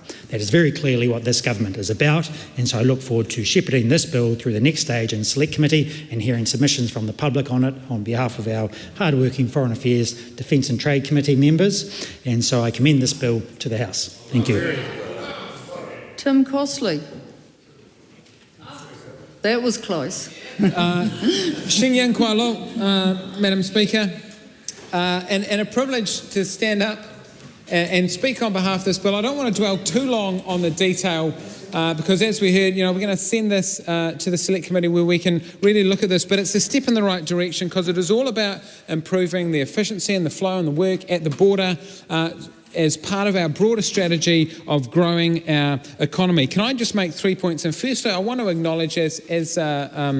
McClure did, the hard-working customs staff. I've had the privilege of working with a few both in and out of New Zealand during my career, and particularly, I'm just going to mention PC, we don't need to use his full name, but PC, working on the other side of the world, doing a great job for New Zealand's customs. They do fantastic work, and we need to provide them with the tools and the framework to do that. That's what this bill is about. Secondly, I think one of the key points, and maybe I'll let Dana Kirkpatrick, that great MP for East Coast, dig a little more into the levy versus the fees, but this is an enabling piece of legislation because it sets up the framework that's needed for secondary legislation to go and set the framework for the various levies that are going to be used. Because at the moment the fee structure can be a bit of a blunt tool. We're all about a more nuanced approach, a more sophisticated approach, just like these speed limits that we're reversing from today. Wairarapa will be happy, so will the people in Otaki as they change, because we can be a bit more precise with what we do. We don't want to slow down our country, we want to speed them up, and that starts at the border as we look to grow this economy, to bring a bit of equity. And I note that this is backed up by the regulatory impact statement there on page 5, talking about the need for more equitable outcomes, which is what this legislation does. And thirdly, when I think about this enabling legislation, setting up secondary legislation, and I just note some of the provisions that are in there that the Governor-General now able by order in council to set what these various levies and things will be, but the need for consultation, to consult persons, representative groups, government departments and Crown agencies that it considers are reasonable and appropriate. That's directly from this bill, and I think that's good. And again, the regulatory impact statement notes that actually, although this is enabling legislation for secondary, that it has got a sound process in place that enable fair consultation. I look forward to some of that consultation at the Select Committee stage, and until then I commend this bill to the House. Honourable Dr Deborah Russell. Madam Speaker, as we've already said, we are supporting this bill, but there are some issues to explore at Select Committee. Now, as the previous speaker noted, in the regulatory impact statement, there has been no consultation, as the statement says that there has been no consultation on this so far, and normally that would be a bit of a red alert to us here in this House. But the consultation will happen in the Select Committee process, and more particularly in the fee and levy setting process. So I think for once it has been appropriate to have no consultation at this stage. It will come later. I do think there is something that we do need to explore a little bit at the Select Committee stage, and that is the difference between a fee and a levy, and the circumstances in which we charge a fee and the circumstances in which we charge a levy. Now, it's interesting because the Customs Act is, in terms of collecting customs revenue, it's based on fees. But ordinarily to charge a fee, you have to have, there has to be quite good line of sight, quite a line that you can trace easily between the service that is provided and the fee that is charged. I suspect that this is a hangover from the user pays frenzy of the 80s and 90s. Whereas a levy is something that is charged when you need to maintain, when a service needs to be maintained, but it can't quite directly be linked to particular goods, particular services and so on. So we need to maintain a customs service. We need that border protection, but we can't quite charge the fees appropriate because we can't link them up correctly to the overall customs service. So there's a little bit of something for us to explore there in the select committee stage as to whether it is appropriate to go to a fee. Now, from the face of it, that certainly looks to be the case. And the reasoning in the bill itself and in the regulatory impact statement and the departmental disclosure statement and so on does look on the face to say, yes, it probably is appropriate to go to a levy. But we do need to explore that and have a little bit of a check on it and run a bit of a sense check on it. Having said that, once we get to that stage, I think we will need to have a bit of a discussion too about the nature of the consultation that will take place in terms of actually setting those levies. One of the things we want to be sure about is that those levies will be set in an appropriate level, that they will be set in a way that the people who are being charged to them feel that it is fair. Now, of course, most of us prefer to pay less for goods and services. Most of us prefer to keep a little bit of control over our pocket. Most of us do get a bit concerned about a levy and we say, well, hang on a second, what is this going to? And want to know about it. So there will be a consultation process for setting these levies. What I would be like to explore in the select committee process is just how rigorous that consultation process will be, what opportunity there will be for people to push back on the levies, what will happen in cases of dispute and so on. So there's some issues there to be explored. So despite the fact that there's sort of I wouldn't say a roar of agreement from across the House because we're all being quite measured about this, but despite the fact that there seems to be quite a degree of agreement across the House about the appropriateness of this legislation, there are issues to be explored at select committee. And so there is another set of issues to be explored around the waste management fees, but I understand my colleague Rachel Brooking is to speak on this bill, and she has a fair amount of knowledge in that area, so I will leave that particular issue to her, and I will simply end by commending this bill onwards to the next stage of the legislative process. Dana Kirkpatrick. Thank you, Madam Speaker. Look, before I start with the terribly exciting Customs, Levies and Other Matters Amendment Bill, I'd just like to, if I may, make a note to the two Gisborne teams competing in the 6-day 400-kilometre adventure race in the depths of the South Island. Sitting in 13th place, 300 Ks in the Gizzy Gully runners, George, Guy, Pete and Caroline are going really well. And I just want to wish them all the very best. It's a great race, and I want to wish that they got, and now to the bill. Yes, quite right. The issue was mentioning the South Island. Oh, the South Island. Yes, fantastic place. Yes, got a wonderful new minister as well. Very pleased about that. You know, he's awesome. He's going to be great.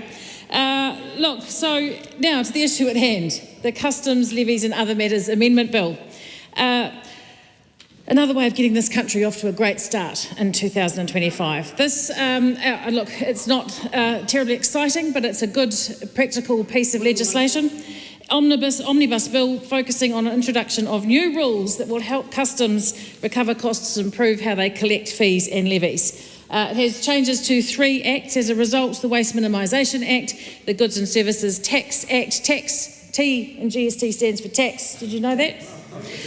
Customs and Excise Act, and I think it's been pretty well explained already. It's pretty simple, but it's worth noting just a few things that it will achieve. The policy objective, Madam Speaker, is to improve revenue collection on goods by making collection fairer and more effective. Currently, Customs only has legal authority for goods fees, and this bill will create a new levy-making power.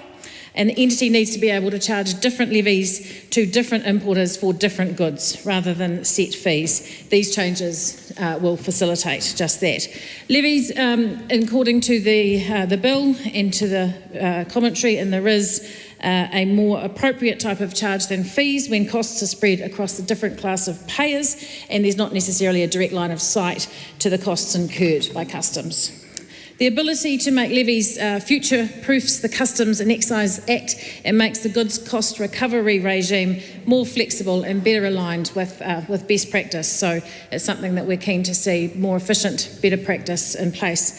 In addition, the Customs Goods Management System approach is best supported by a levy regime. In Part 2, the bill enables Customs to collect a product stewardship fee as if the fee were a duty under the Customs and Excise Act.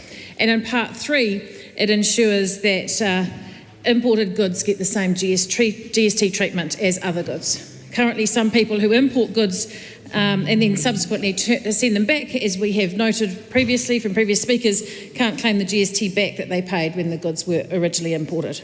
So I look forward to working through the bill in the Foreign Affairs, Defence and Trade Select Committee and to hear the consultation process that comes through that, and particularly around some of the issues that have been raised here, and therefore, Madam Speaker, I commend the bill to the House. Honourable Rachel Brooking. Thank you, Madam Speaker, and it's with quite some delight that we have heard from not just the past speaker but the speaker before that as well, the difference between fees and levies. That is a great way to start 2025 in the House. And I'm interested in this because, of course, a difference between a fee and a levy is a tax. And there's always that discussion, when does it get so broad that it becomes a tax? And we had that debate, Madam Speaker, in the House at the budget when the Waste Minimisation Act 2008 was amended so that the waste levy could be spent on anything environmental, not tied to waste. So what happened in that debate was that the purpose of that part of the Waste Minimisation Act was repealed, and that has said that that levy was to be imposed on waste disposal to raise revenue for promoting and achieving waste minimisation and increase the cost of waste disposal to recognise that disposal imposes costs on the environment, society and the economy. And what a great statement that is, but of course that was repealed in the budget urgency debates last year, which really makes the waste levy more of a tax. So I do want to talk, Madam Speaker, about this Part 2 of the Customs Levies and Other Matters Amendment Act, which relates to the Waste Minimisation Act. And it is about the regulation setting aspects of it related to product stewardship. And we heard from the Minister that when you have a product stewardship regime for something like tyres, obviously tyres are not manufactured in New Zealand. We want to make sure that tyres don't just go to waste and end up on farms and get burnt or something like that has a very bad environmental impact. And so we have the tyre-wise scheme. But those tyres come into the country at some point, and so this is why there's now going to be a mechanism in the Waste Minimisation Act to enable specification of the person responsible for collecting the fees. So that's a change to Section 23 of the Waste Minimisation Act, which is regulations in relation to products, and it comes at 1D, which is the setting fees payable for the management of a product and specifying the class or classes of person who must pay, the stages in the life of the product when the fee must be paid, and the purpose to which the fee must be applied, and then the persons responsible for collecting the fee. So that seems to make some good sense, Madam Speaker. And then one of those people can be the Chief Executive of Customs. That also seems to make some good sense. And I want to note, of course, one of the final things we did when we were in government was to get through that tyre-wise scheme, and that's something that we're very proud of. A number of ministers have been working on that for a long time, up to a decade even. But of course the Waste Minimisation Act is an old act and it doesn't work that well. It's quite clunky, along with the Litter Act of 1979. And the previous government was going to update that so that we can have this circular economy that my colleague Francisco Hernandez was talking about before, and the importance of that, which is the exact opposite of what the chair of this select committee was talking about when he introduced in his speech and said that this bill was all about growth, and this government is all about growth. But in fact, product stewardship is very important, and it's not about growth, it's about a circular economy. It's certainly about being efficient, and it's not doing wasteful, having to dispose of products and all that goes with that, but it is the opposite of just growing for growth's sake. So I wanted to point that out. I think it would be very important for the Select Committee. Clearly, it's not the Environment Select Committee, and I would advise when consulting and asking for submissions that there are some great groups like Wastemans, and also there's groups like Wanaka Waste Busters and the Repair Cafe, and I hope that those groups will be engaged on this and that the government continues to do much more work in this product stewardship area, and so that we can work together in a bipartisan way for a circular economy. Dr. Hamish Campbell. Madam Speaker, it's a great honour to rise as the last speaker on the Customs Levy and Other Matters Amendment Bill.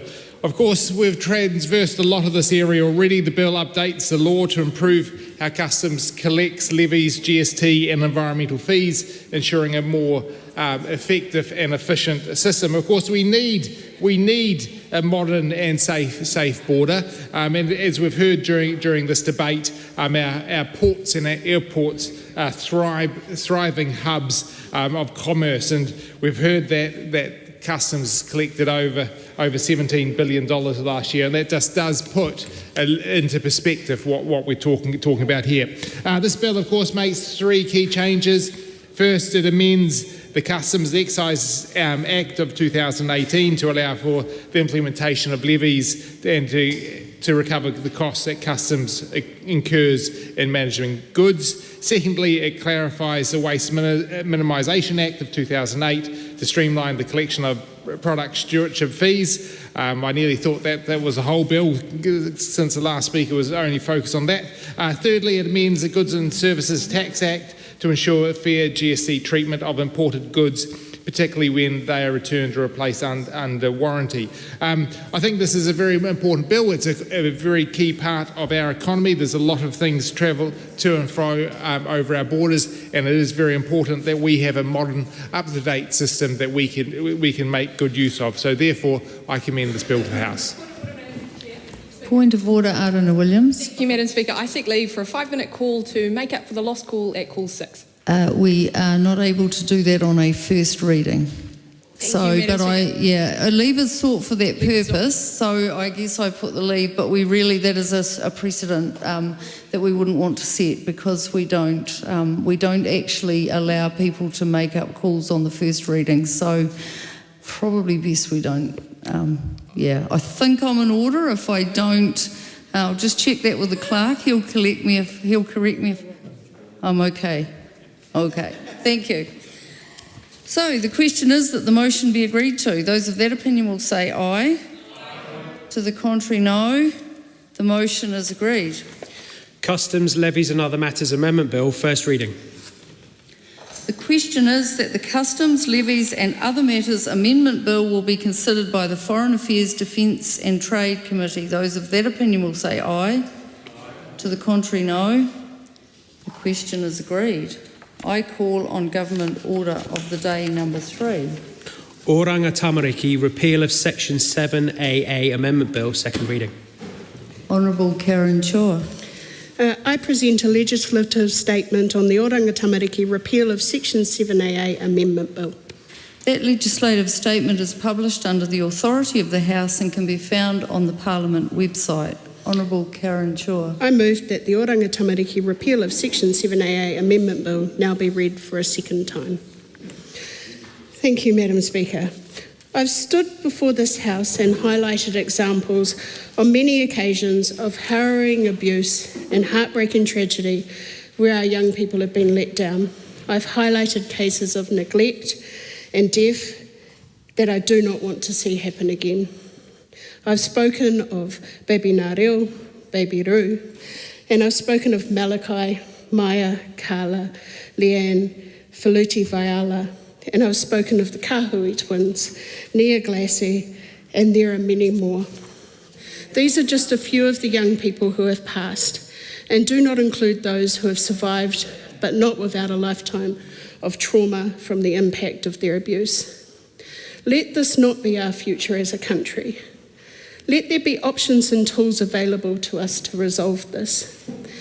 This is why I am so motivated, Madam Speaker, to put the safety and well-being of young people front and centre in all our decision making. And removing Section 7AA is just one of the components of helping to ensure this. I've seen firsthand the devastations on caregivers' faces and heard the pain in their voices after being told a forever home does not necessarily mean that. I've spoken previously of a family that managed to go back to a few generations and find a Māori relative to avoid a reverse uplift after they were told their child might be removed from them because they were not Māori. The system has not been working as well as it can, and it needs some real change. My responsibility and my mission is to do everything I possibly can to help young people and to ensure their well-being and to provide the best outcomes for our young people in care. I want our system to ensure that every child in this country is raised in a loving and stable home that sets them up to succeed in life, regardless of their race or culture. I would like to thank the Social Services and Community Committee for its examination of this bill.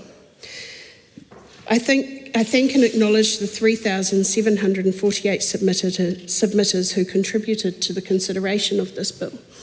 And I especially acknowledge the submitters who spoke from personal experiences in the care system, including those who also contributed to the Royal Commission of Inquiry into Abuse in State Care and in the care of faith-based institutions.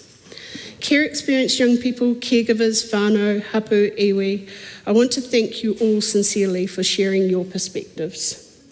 By majority, the Social Services and Community Committee recommends the passing of the bill, with amendments aimed at preserving the strategic partnerships Oranga Tamariki has with iwi and Māori organisations. This change is set out in the legislative statement. When I became Minister for Children, I made it clear that my intention was to focus the children's system on the well-being and individual needs of children. Of all the submissions on this bill, the importance of a child's well-being and safety was the most prevalent theme throughout.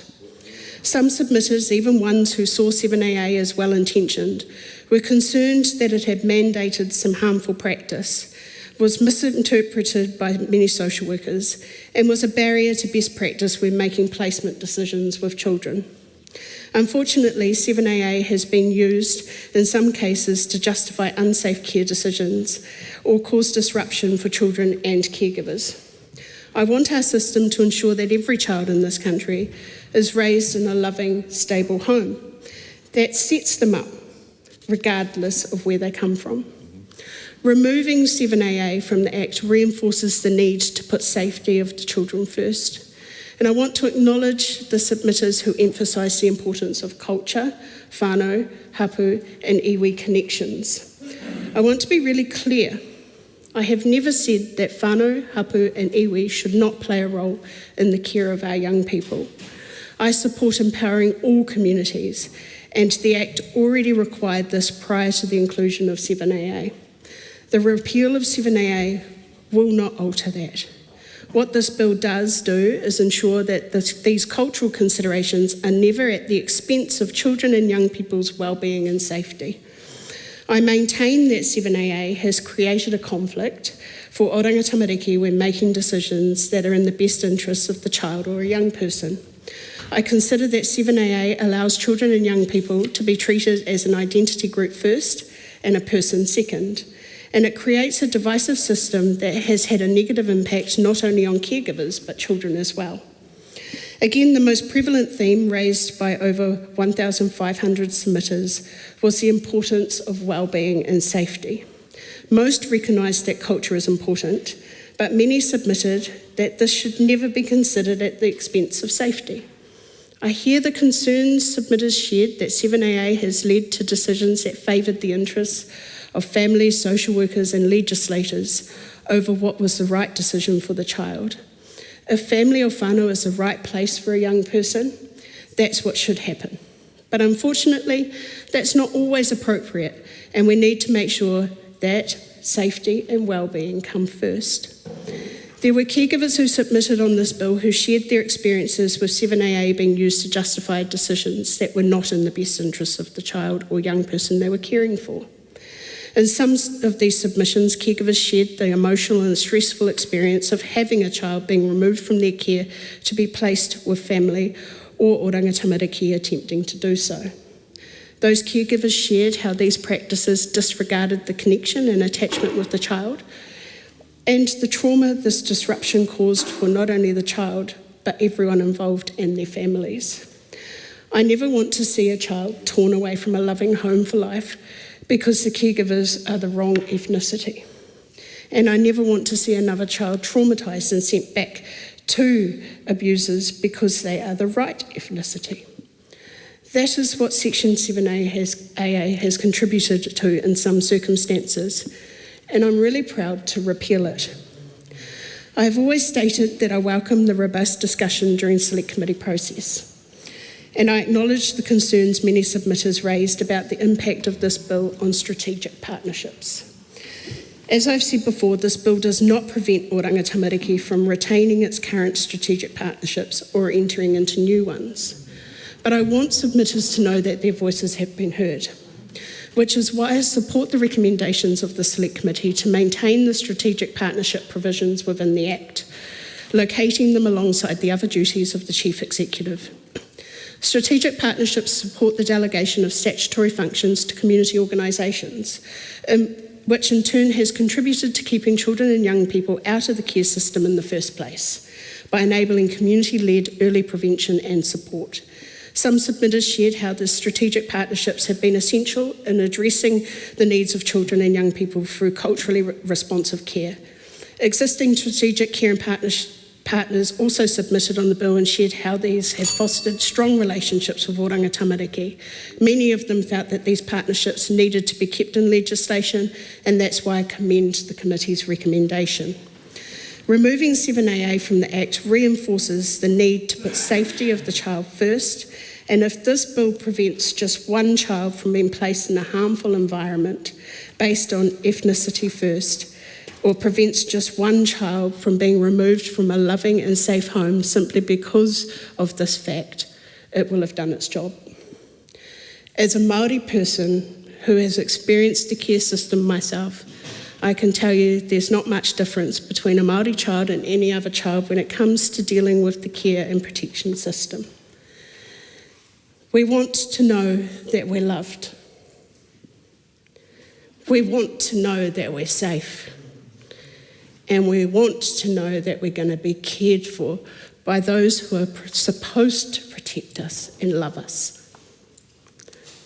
This is why it's so important to treat children as a child first, as an identity second, so that all children can have a chance for a better future and a better life. I will continue to provide the best tools and options to support them to help protect all children from harm, because abuse and neglect does not discriminate.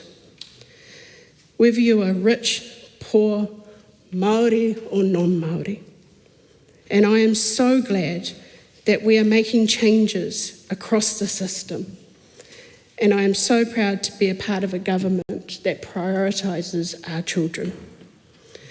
I am pleased that this bill will help provide another option to help safeguard our children and keep them together with loving, caring families in safe homes. Thank you, Madam Speaker. The question is that the motion be agreed to. Honourable Willow Jean Prime. E te mangai o te whare. It is a truly sad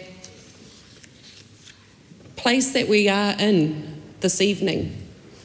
I listened to the minister's speech and I don't even know where to begin on addressing a number of the things that she said in her speech that are just not correct. They are not substantiated by evidence, by experts, by the many submitters that submitted to our select committee. She started by making what Tupua Ehrlich described when we had the first reading, an emotional plea, naming a harrowing list of children who have been harmed in state care. And that is absolutely tragic. However, it is not related to Section 7AA. So why does the minister do that? It is disgusting to make connections between those who have been harmed and died in state care before Section 7AA even came into force when we are discussing and debating the removal of Section 7AA. The removal of Section 7AA is driven by political ideology. There has been no substantive evidence to substantiate any of the minister's claims that there is some kind of conflict here. No empirical evidence. The Waitangi Tribunal ruled that. The submitters said that. The officials also said no empirical evidence to support the minister's problem definition that this bill is seeking to achieve. It is purely political ideology. It is absolutely disgusting that we are allowing the removal of Section 7AA, which was put in, the very purpose of it was to reduce disparities for tamariki Māori in the care and protection system, because the history and the evidence shows that this mechanism was necessary to put a legislative requirement on the CEO of Oranga Tamariki to ensure that its policies, its practices, through strategic partnerships, through accountability and reporting, that it would reduce disparities for tamariki Māori. The minister says that she wanted robust debate and was prepared to listen to the submissions, while she has cherry-picked some submitters that support her views, and she has taken one of the recommendations, but importantly has left out, in my view, the most important mechanism in that provision in that section, which was the requirement of the CEO to reduce disparities for tamariki Māori. So on the one hand, to keep strategic partnerships but not remain committed to that very outcome, what is the point? And then further to that, we had robust debate at the Select Committee about the accountability provisions, and the majority, as in the government side, voted to remove the legislative accountability requirements of Oranga Tamariki, of the Chief Executive. The member heckling knows, because the official said what is there is not like for like. It is not a replacement. They are not the same thing. Madam Speaker, let me be absolutely clear. What is there now is not what was there before. And so we have taken away the requirement of the CEO to reduce disparities and the accountability, legislative accountability of the CEO to that. Tupua Ehrlich, a survivor of abuse in state care and an advocate for those in state care and rangatahi, said, If Section 7AA is repealed, it's a green light for this government to continue to sever our ties to whakapapa and culture, the most important connections to have throughout life. We are going to see more isolated, disconnected young people emerge from the care system, struggling to move forward. Madam Speaker, there were many submitters, and I want to acknowledge the submitters. It was very emotional to listen to those thoughtful submissions that were being made from a wide range of submitters, a wide range of sectors and organisations, from survivors of abuse in state care to iwi organisations and Māori organisations to paediatricians, health experts, hauora Māori providers, Māori Women's Welfare League, even on social investment. There was a wide range of submitters, and the majority of them in oral submissions were against what is proposed in this bill, and they gave so much good evidence to support their positions. Madam Speaker, there were a number of men who cried, making their submissions about the removal of Section 7AA and the harm, the actual harm that this will do to tamariki Māori.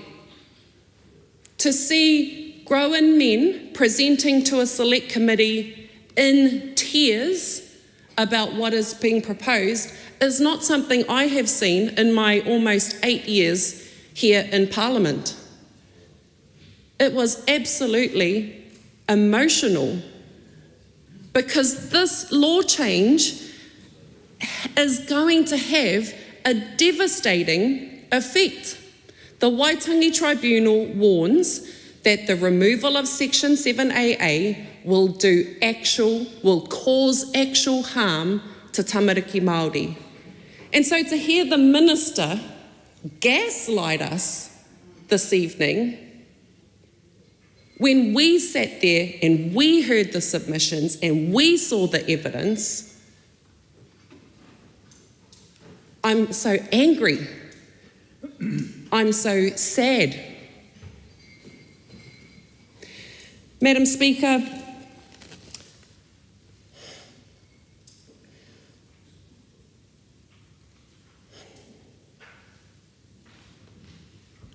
I can't understand how the Minister can stand here this evening, having received the Royal Commission's report into abuse in state care, which shows historically the very issues that Section 7AA is trying to address, the very harm that not having something like Section 7AA did to real people. Chapters of evidence, many survivors who presented to the Royal Commission talking about their disconnection from their whānau, their hapu, their iwi, their reo, their culture, and the real impact and harm that that did to them. The Minister was here for the tabling of that report. She was here for the apology, and yet that all meant nothing, because days after the tabling, here we are hearing submissions on the repeal of Section 7AA.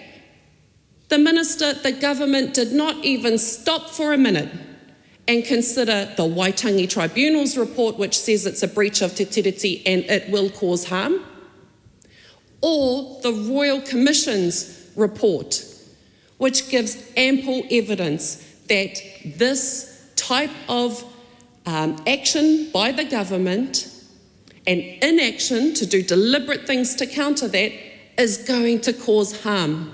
And the Minister stands up here tonight and says she's so proud. Well, I don't think she should be proud. This government is letting political ideology be put ahead of the safety of our tamariki and mokapuna, and don't believe a word that the Minister said because she doesn't have the evidence to tautoko it. I do not commend this bill to the House. Kaharangi Carter. Kia ora, Madam Speaker. I rise on behalf of the Green Party of Aotearoa to completely and fully oppose this abhorrent bill. Back in the day, when a beautiful baba, our precious taonga, were born into an iwi, a hapu, a whānau, they were cherished and revered. Māori understood then, as we do now, that tamariki, our precious taonga, come from the heavens, from the stars. Their mothers were understood to be portals who bring a soul into this world. There is an unbreakable connection, one that extends beyond immediate whānau, to hapu, to iwi, and the world around them.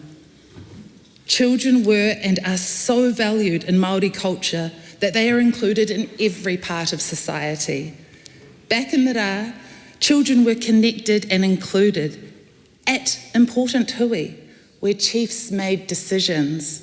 Children sat right on their laps and listened. And not only that, they participated and interjected because they knew that their voice was so valued that they would be listened to as vital members of their whānau, of their community, of nature. Children are te pito o te ao, the centre of the universe, intrinsically linked to their whānau and environment. That was the world they were nurtured in, a world where their voices matter. This callous bill is a direct attack on that worldview. It is an attempt to erase the place of whakapapa and to sever Māori children from the cultural roots that nourish them. The Minister persistently claims that removing Section 7AA is about safety. Yet their entire justification hinges on just two cherry-picked anecdotes. There is a massive difference between anecdotal evidence and empirical evidence. Again, today, the Minister replied on those two anecdotal cases. The Minister of Children's argument lacks intellectual integrity. The Minister wants to simplify, but I believe in the ability of all of us to understand the difference between anecdotal evidence and empirical evidence. Madam Speaker, whilst the submissions were opened, I travelled across the motu from Auckland, Tauranga, down to Christchurch and listened to the voices of those who have care experience, who were taken from their culture. And those are the people that I stand with today. Those are the people whose voices I uplift today. Child safety is paramount, and they live and breathe that. The Social Services Committee received 3,748 written submissions. The Minister might not want to listen, but the experts were clear.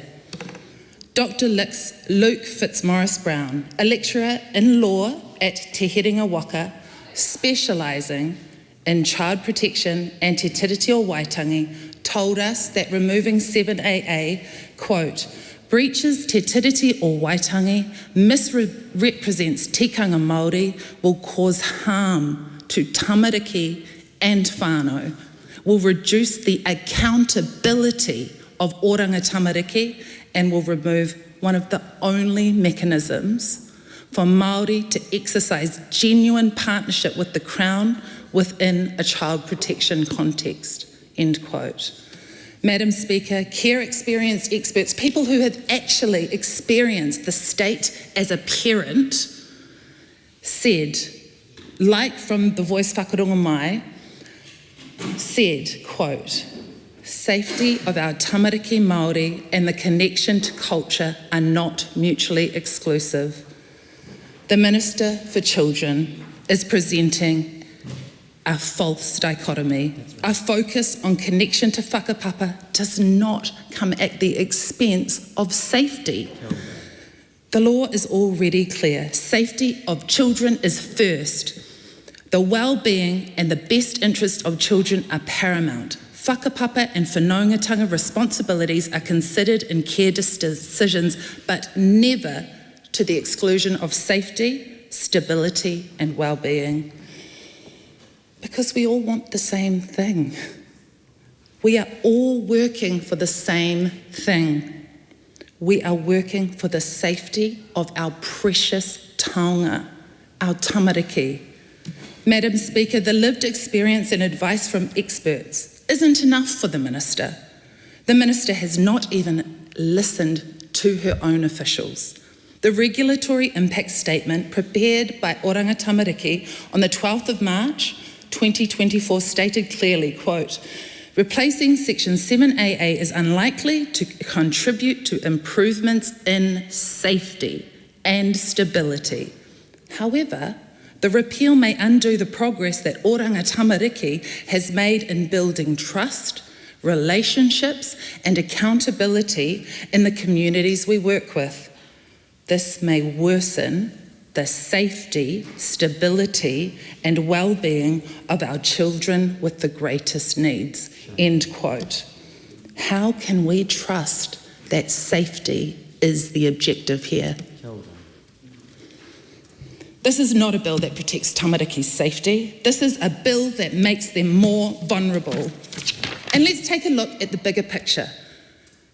Let's take that eagle-eye view, because the Minister of Children is not just removing Section 7AA, she is gutting prevention by $120 million over 4 years. And the result of this will be funneling more children into Oranga Tamariki care, into state care. Simultaneously, removing the only legal protection that protects them from being torn from their whakapapa. In Te Ao Māori, we know that intrinsically everything is connected.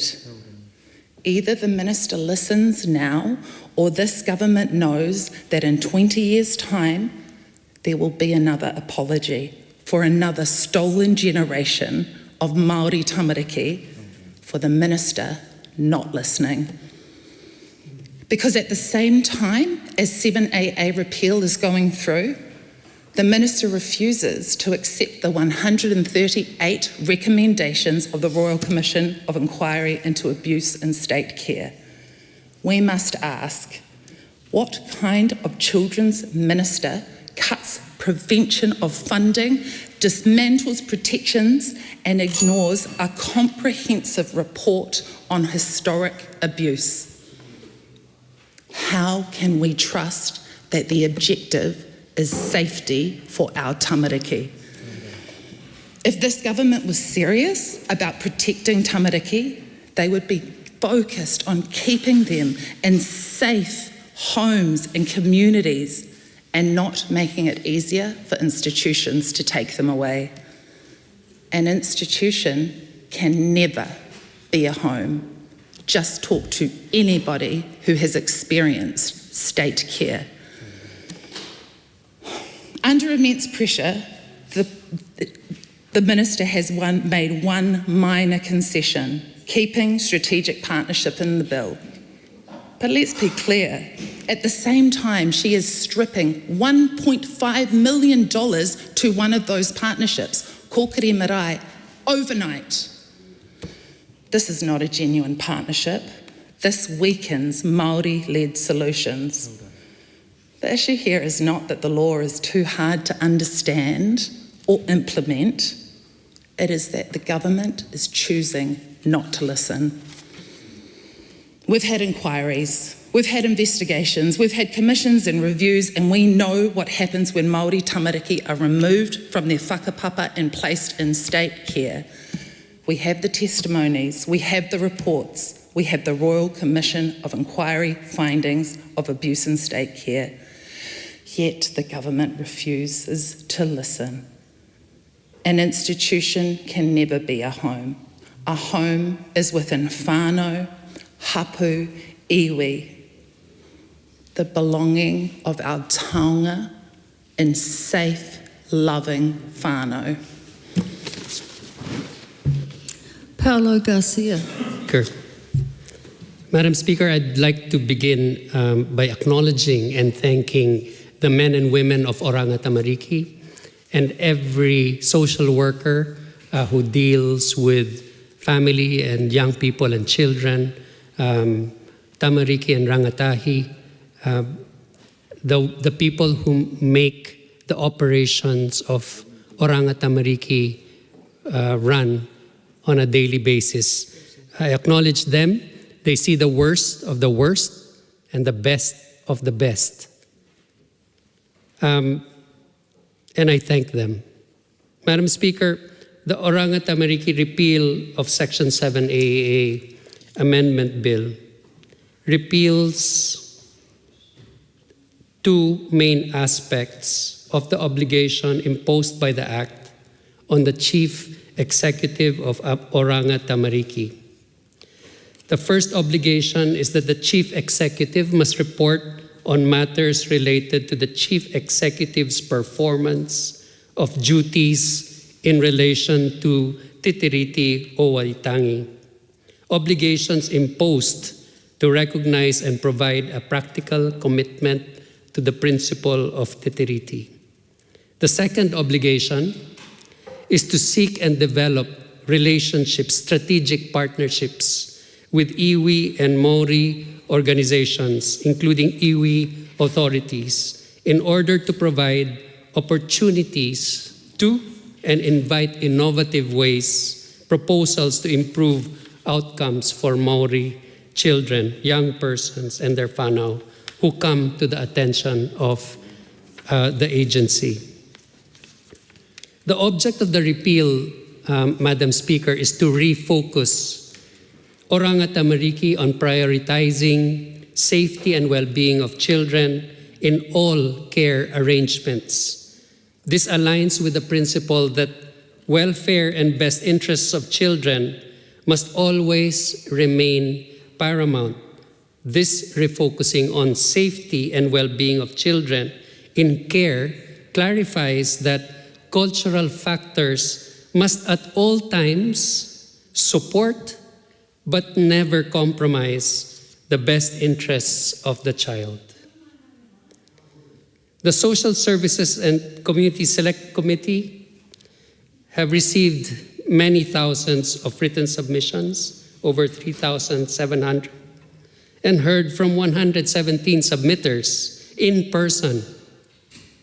I take this time and opportunity to thank all the submitters for the care, the time, and the passion, and the emotion, and the difficulty that they had put in to their submissions and to submit in person, which was not easy for any of them.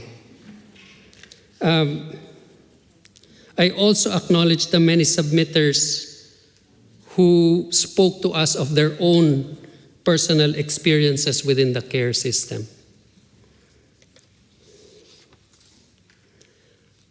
Madam Speaker, our consideration of the repeal of the reporting requirements of the Chief Executive's duties under Section 7AA, in our consideration, we noted that Oranga Tamariki itself prepares an annual report which measures performance against standards agreed as part of annual appropriations. Oranga Tamariki also provides a quarterly report giving an overview of its progress towards its strategic directions, which, among others, set out how the agency is making a difference for children and young people, Tamariki and Rangatahi Maori, and their families and whānau. Oranga Tamariki also prepares a Safety of Children in Care annual report, which reviews and measures the findings of harm for Tamariki and Rangatahi in care.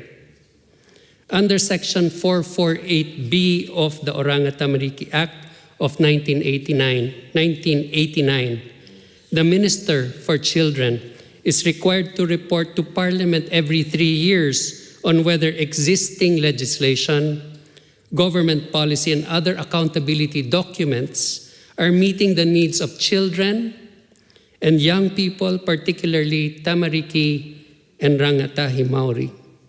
The Independent Children's Monitor, at least every 3 years, was required to report on the state of the Oranga Tamariki system.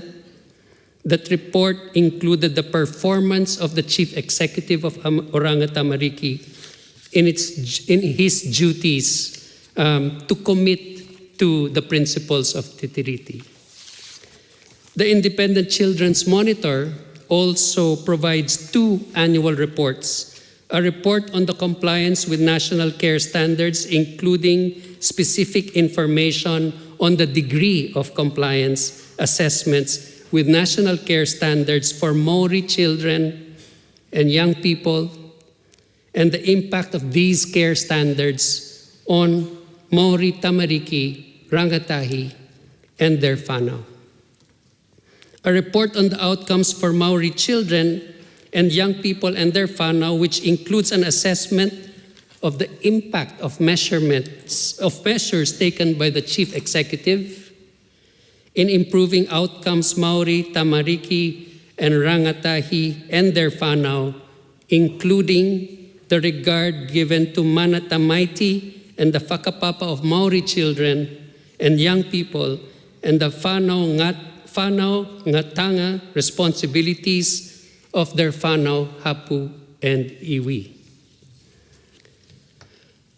Madam Speaker, the committee acknowledged that while the safety and well-being of children is paramount, there remains an overarching principle that the committee recognized in the importance of maintaining cultural connections, whānau relationships, and whakapapa. By maintaining that strategic partnership, Oranga Tamariki will be able to have a close encounter at all opportunities with regard to the care of Tamariki, Rangatahi, and whānau.